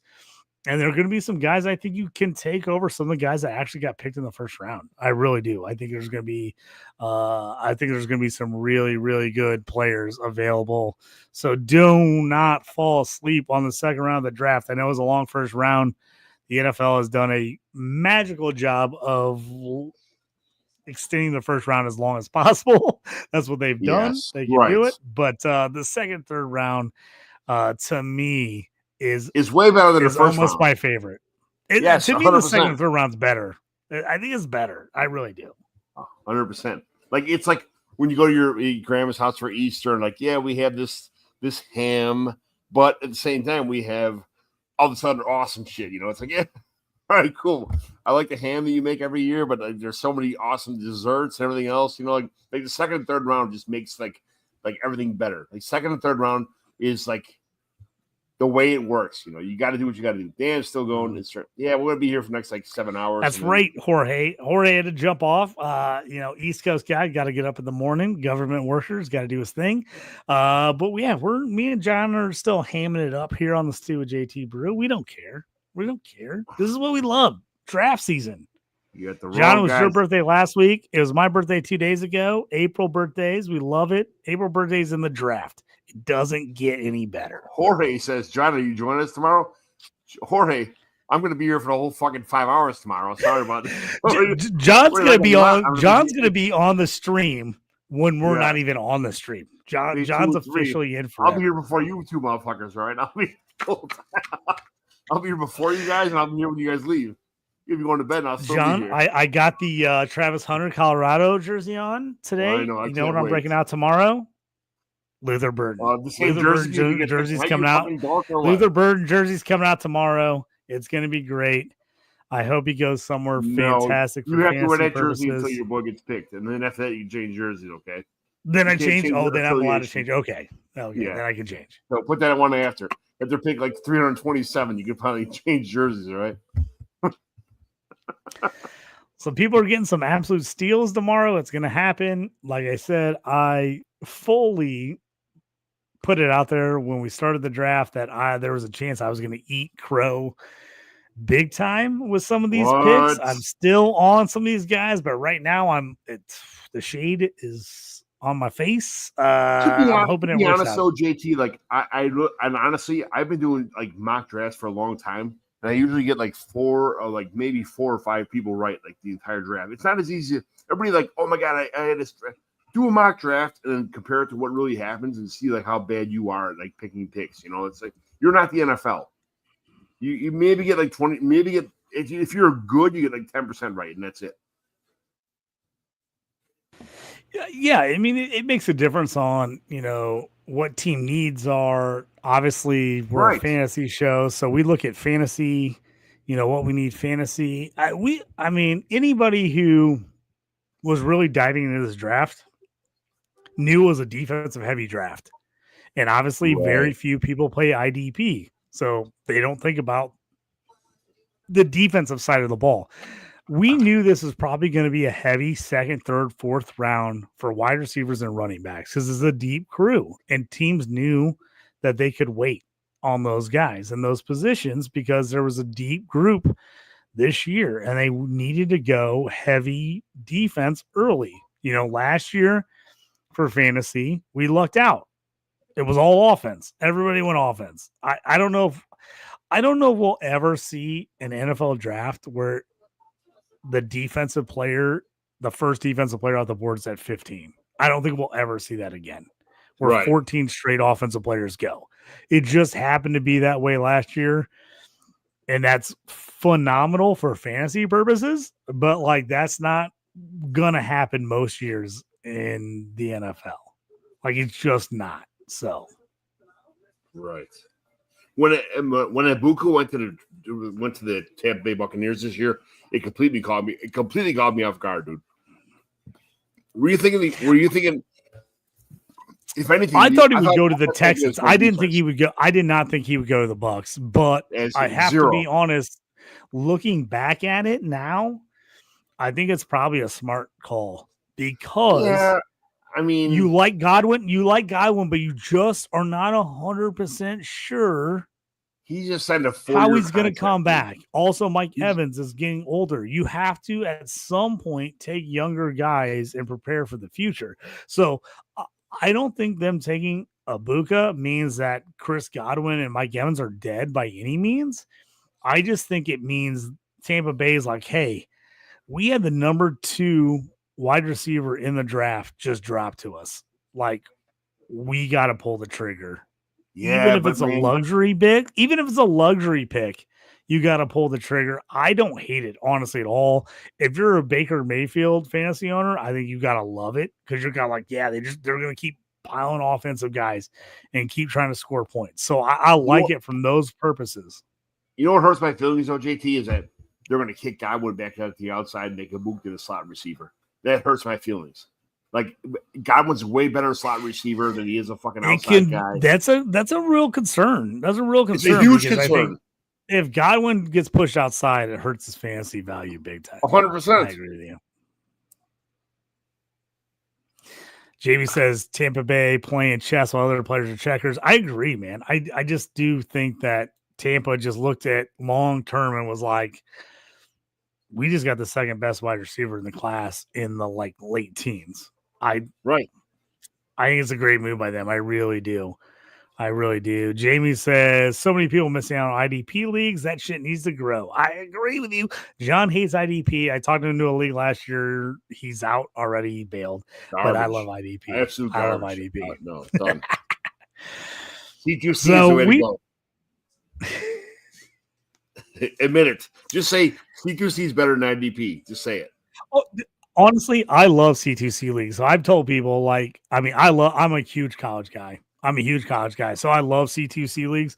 And John, we've talked about this. My favorite part. So people that don't know what C2C leagues, I'm just going to throw it out in case people are listening, don't know what we're talking about. It's campus to Canton. You basically have a college team and an NFL team that are combined. They score separately. It's 2 different leagues, but once your college players graduate, they go to your NFL team. I love this because I trust my evaluations for college players. So I love it that I can get those guys in the pros without my team sucking in the pros. So, the difference is like, hey, you want Malik Neighbors, you want Marvin Harrison Jr., you want Ashton GT. Well, your team has to suck in order to get those guys. Well, if you're in a C2C league, you just take those guys in college, and then when you win the NFL side, you still get those top 5 picks, top 10 picks. It's great.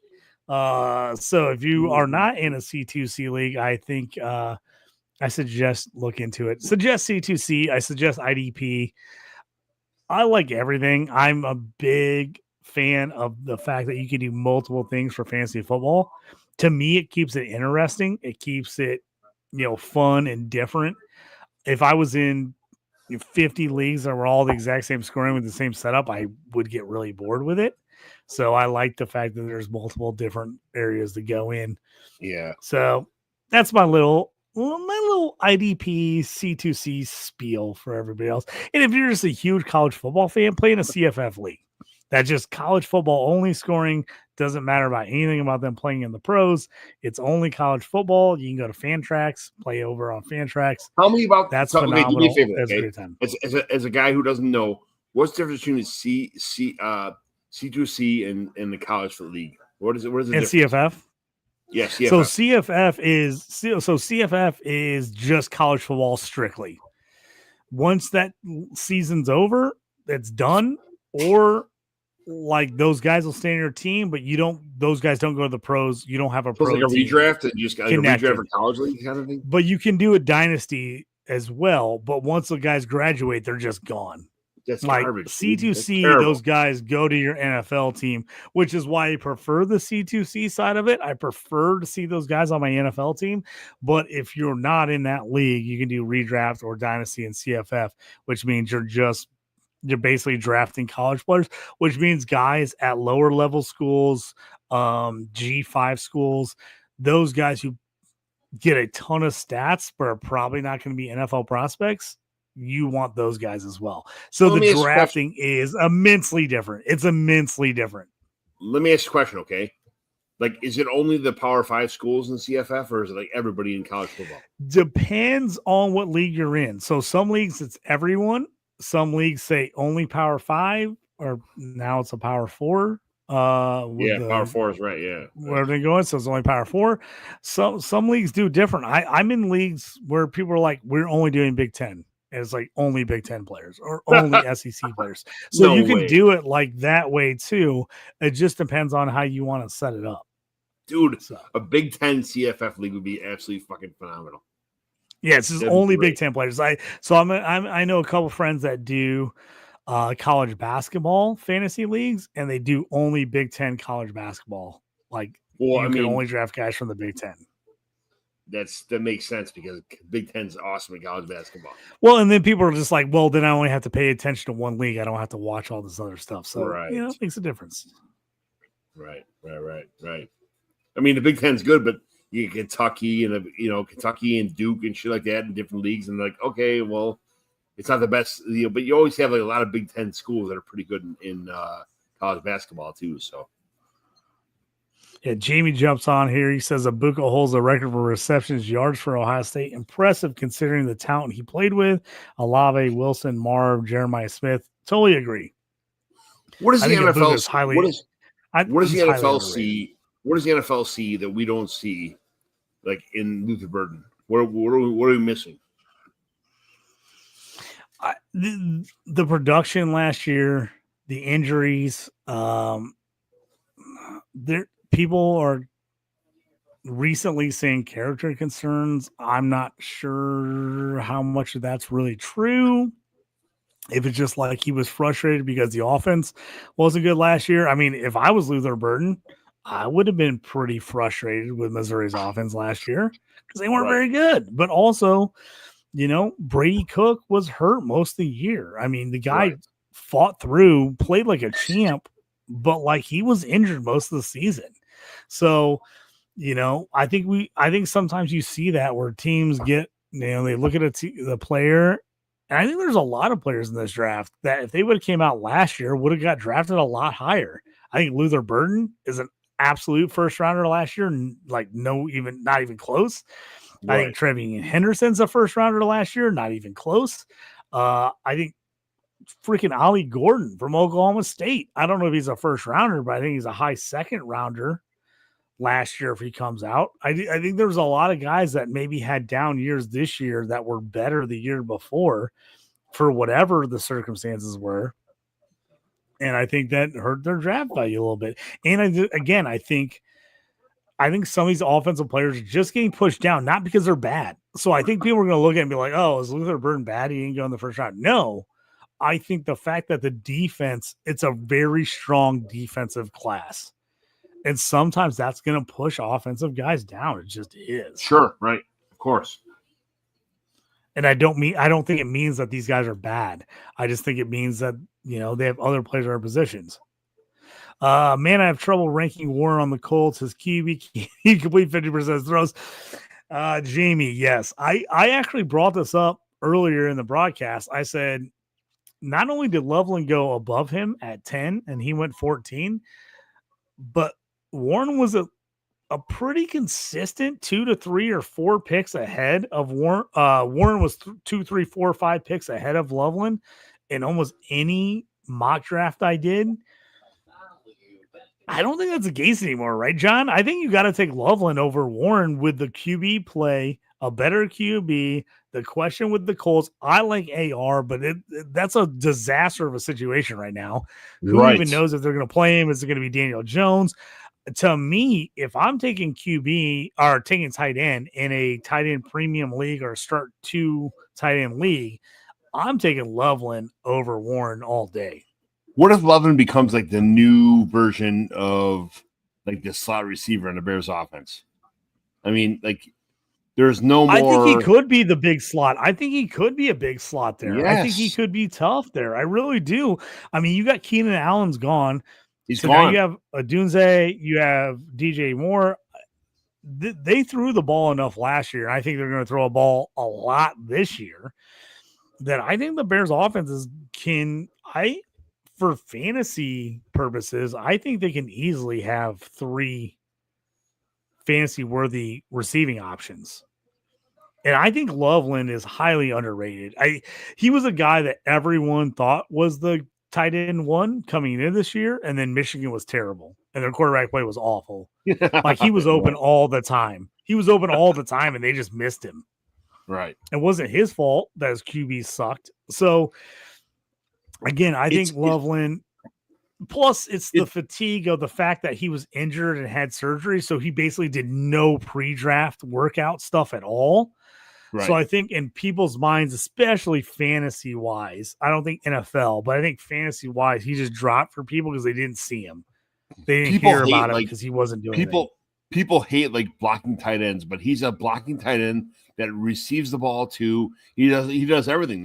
He's like a George Kittle kind of player, It's like you're getting an all-around player that does everything, Like okay, and then it might open things up for the other receivers because he's not open all the time. But to have a tight end that could block and catch and do everything in the offense, it's a gift. The Bears just like walked into a situation where they're like nobody likes him. I put something on Facebook today. Like I'm like, yeah. I told you the new George Kittle, like, and people are like, no, this is bullshit. We need an offensive lineman. We need this, that. Like, hey, man, you got to score points to win football games. That's part of the deal, man. Well, and what the Bears did on offense with the line in free agency, I think changed things. I would have said they went O-line, but like they signed a ton of guys in free agency. I think they locked it up. Loveland is a much better blocker than Tyler Warren. He's a much better blocker. Like if you look at the tape, he's a way better blocker than Warren. And I think he's closer to a Sam Laporta than Warren is. And so I think that's why Ben Johnson and the Bears want him. I was like, I think they think that Colston Loveland can be a Sam Laporta, which I think can absolutely work for them. Jamie said had Loveland over Warren early in the process 2 months ago, but changed them because of how early Warren was going to max. And Warren was going earlier in max because the stats, first off, but secondly, because Loveland was injured. So he wasn't at the combine. He wasn't running a 40. He wasn't testing, which just got him out of fantasy football owners' mind. It happens. Like guys drop when people aren't thinking about them. It just happens that way. James said, did mock drafts with player profile when Warren and Loveland went back to back at 1.516 and a tight end premium. I think that's legit. Depending on your tight end premium, if you're in a 1.75 or a 2.0 tight end premium league, I think you go high on tight end there. I have no problem taking Loveland and Warren at 1.516.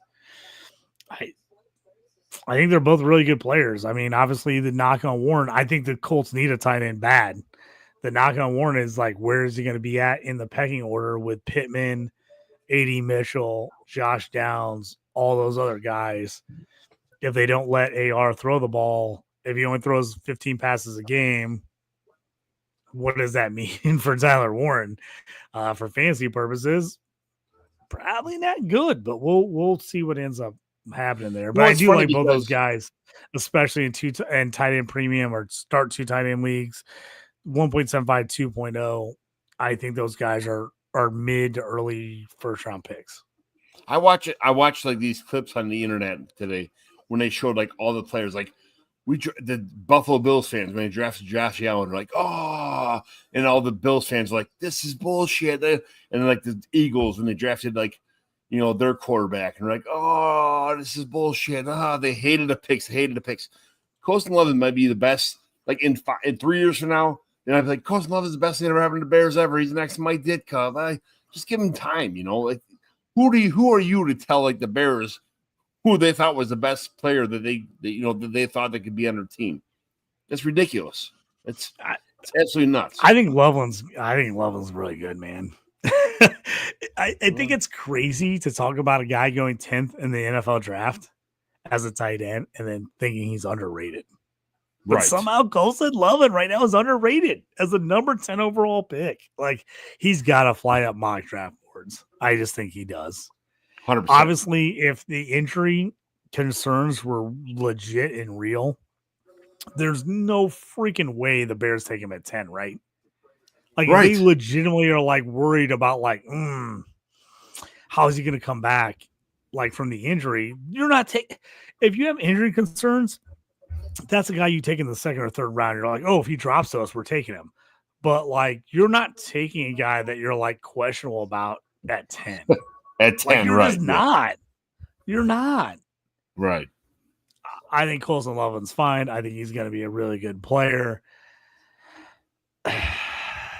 I wasn't going to bring this up because I always hate doing this early of a reaction. Like Dynasty tight end. Here it comes. Where do we think he's in the Dynasty tight end landscape?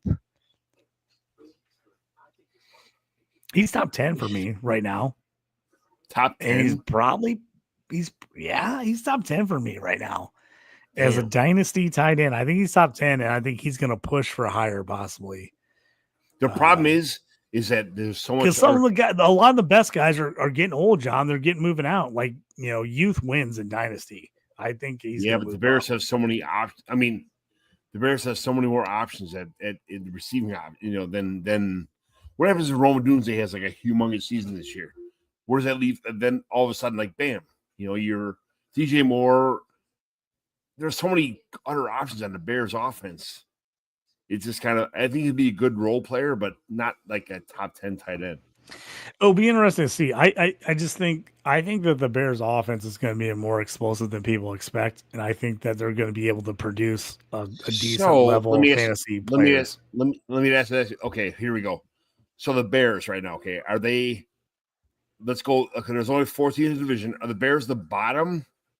Are they the Vikings? Are they the Packers? Are they the Lions? Like, where do you put them at right now? I think the NFC North is just a really good division, man. Yes. I really think they're really good. So even if the Bears are 4th, I think they're even the Bears 4th in the NFC North might be the best team in the AFC South. Or not the AFC South, the NFC North. Sorry, NFC the North. NFC South. I think you got Atlanta in there. I think you got Tampa in there. I think the Bears are just as good as either one of them. Yeah. But they're in a tougher division. Right. I think the fact that the Bears fell apart at the end of the year and ended up with a terrible record helps them out schedule wise. I think they have an easier schedule. I think the Bears are legit going to be in the mix. I think the Packers and the Bears are a lot closer than people think. And I think the Packers having a harder schedule hurts them. I also think the Vikings and the Lions both being as good as they were last year, I think their schedule is a lot tougher. So, I think that division is going to be super close. I think every team in that division is good, but I think I legitimately could see someone winning that division with like a 10-7 or 11-6 record next year. What happens if honestly, what happens if the Lions trade away Jameson Williams for a defensive player and they don't have the same like offense? Like Jameson Williams is a huge part of their offense, but like it's a contract year, they have to get rid of him. If they lose Jameson Williams, who won like 4 or 5 games single handedly for the fucking Lions last year, what happens if he's gone for a defensive player? They don't have the same offense. The Bears take over that spot. Are they better than the? Are they better than the Packers? Are they better than the Lions? Are they the number 2 in the division behind the Vikings? I think it's super close. I really do. So do I. I think that division is so close, man. I really do. I mean, we saw the Bears. They easily could have beat the Lions twice. Like they could have. I mean, that division, I think I actually think schedule is going to make a huge deal in that division. Because I do think all those teams are like legitimately within 2 games of each other. 100%. And maybe if you're the Bears and you have the easiest schedule, that pushes you above another team just because you played easier opponents.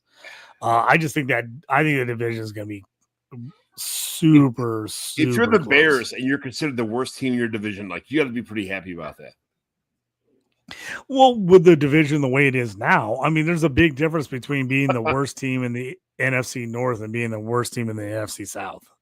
Like, I think there's a huge difference there. But if you look at the Bears, what they did last year with I have to be honest, just in the inept coaching. I mean, their coaches they blew it, man. They sucked. I'm sorry. I like Eberflus as a defensive coordinator, but their coaches sucked last year. They absolutely cost them multiple games. They should have beaten the Commanders. They probably should have beat the Lions in at least one of those games. The fact that they lost 8 or 9 in a row to finish the year after they were 5-2, and if they would have won that Commanders game, they would have been 6-2. They would have been 6-2, and the Commanders won 11 games and won a first-round playoff game. Like, the Bears had them beat. Yes. So you're telling me that the Commanders, who should have lost to the Bears and finished as a 6-game better team, is that much better than the Bears? I don't think so. I don't buy it either. I don't think so. I don't buy it at all. Jamie says, I'm thinking the Commanders pick on the O-line, keeping Jano Daniels upright. I do like them going offensive line. I do think anytime you go O-line, I think it's a smart decision. I mean, you want to protect the QB whenever you can. I think some O-linemen dropped in this draft because of injuries and other concerns, but I think that's a smart move. I don't hate the Loveland pick for the Bears. I really don't, actually. I think you can be good, man. And my thing is, anytime you have a young QB, keep giving him more weapons. It's the same thing with Tyler Warren. Do I love the pick? I was all in on Tyler Warren probably 2 months ago for the Colts. And then I thought about it. I'm like, God, they really could use some more defensive help because they were not great defensively last year. But I'm like, anytime you could go, give your offensive players, your quarterback, more weapons, I think it's good. If the Colts were 100% behind AR, I would love the pick even more. But seeing as they've just, who knows what they're doing here at this point with him and Daniel Jones, to me, I don't know. So that it's a little more worrisome to me in the fact that they didn't. Dude, listen to this shit, okay? On Facebook, I'm like, haters gonna hate. Colston Loveland is the new George Kittle, and I got fucking 70 responses. Love it. Not a need. Warren is better. They board. I don't know what the fuck he even says there, but you don't know what he's saying. So half the people love it, half the people hate it. Yeah, they honestly, like, guy took he run a 4.940. This is bullshit. Blah blah. You know, like it's like people are just hating for whatever. It's like okay, he's a good part of the offense. Like, what? It doesn't matter what you ran in your. John, I also, as a Bears fan, as you as a Bears fan, as me as someone who lives in Illinois and is friends with nothing but Bears fans, right? Bears fans are just negative a lot of the time. They just don't like any pick. Like, I think the only pick I can remember any of my fans liking or any of my friends liking was Justin Fields. All of them were on Justin Fields, but I feel like they hate most picks no matter what. I just think it's a Chicago thing. I think people get like, they just are like ready for it to fail. So they just automatically are negative right off the bat. Okay, here we go. All right. Not a need. Warren is a better tight end. They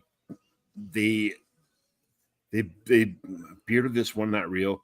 He's injured as the second tight end best. Poles sucks. Johnson is a plan. Johnson has a plan. Guy can't block, runs a 4.940, dog shit pick. I'm a lover and I don't love it. Fourth tight end draft in the last 6 drafts, so your tight ends sucks. Okay, whatever. And from Michigan, even better. The Bears screwed the pooch again. Does he even play offense, line or rush? The rush defensive end? No, he doesn't. He plays tight end. I like it too. No. Dawn's like the face emoji, like this is a terrible pick. Like, what the fuck, man? John, this might be my favorite part of the show. We've been on the air for over 5 hours. You reading Bears reactions on Twitter to Loveland is fantastic. It's just funny. I think it's a good pick. 10 is high for a tight end. I'm not gonna lie, but I think that he's gonna be really good. I think he's gonna be an asset for him. Quick question from Jamie here says Drake May value skyrocketed. I already had him at QB7 in Dynasty. I see him ranked as low as QB 14. I like Drake May a lot. I would love to see the Pats go get like a Trey Harris or Jaden Higgins in the second round. He needs some guys to throw the ball to. They've got to improve that offense.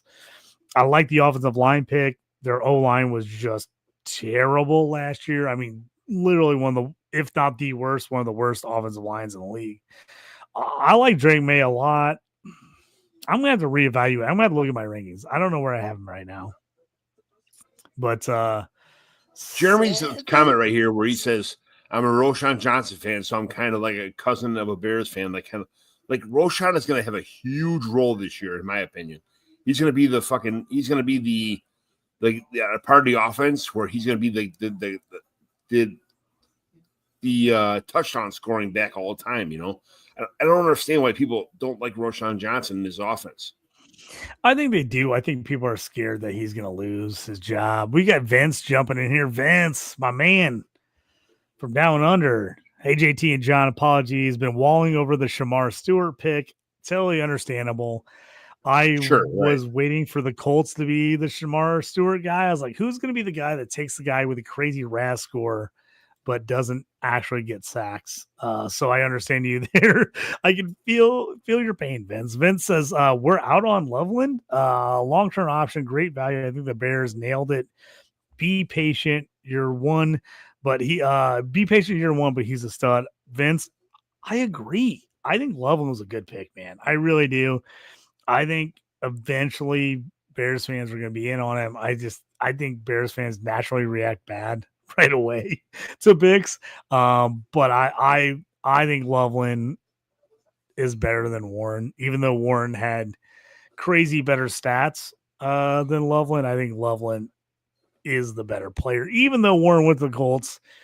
And I don't know. I kind of like it, John. I kind of don't like it. I originally wanted him. Then I was like, I don't know. Do I want him?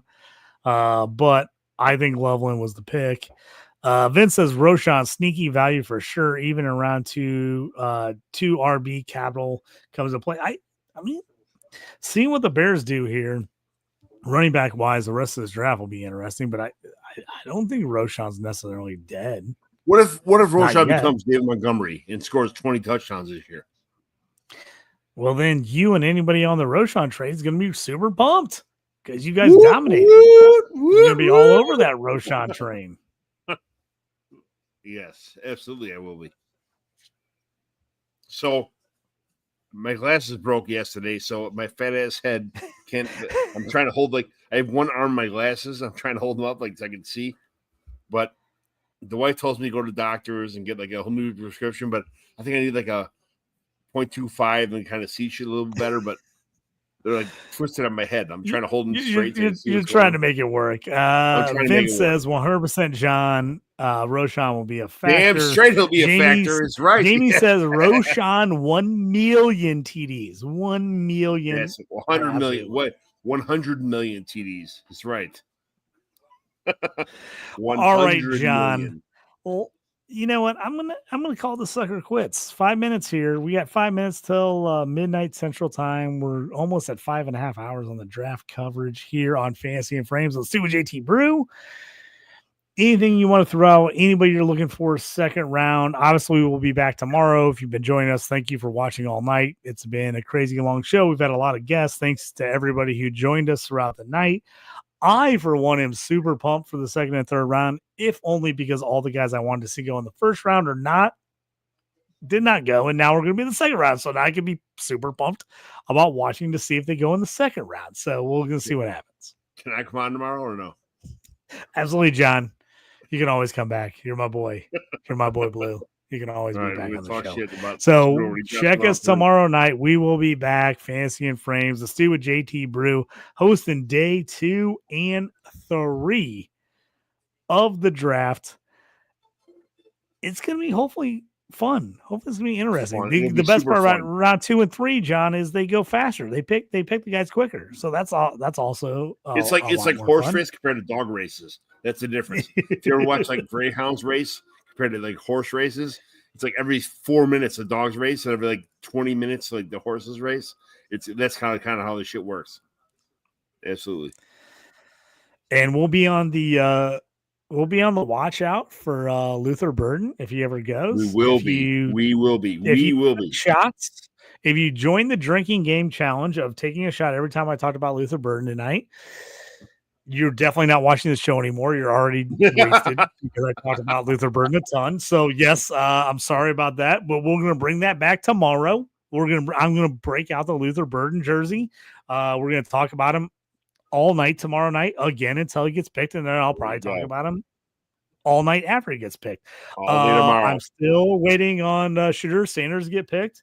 If the Steelers don't make a move up and get him, and he ends up going to the Browns, I'm going to be insanely disappointed, and I'm going to be really mad, and then I'm going to have to admit that I'm completely out on Shadur Sanders, John, and no one wants to see that. No one wants to see me turn around and tank and be like, I don't love him anymore. I'm out. I'm not drafting him in any league because he's on the Browns.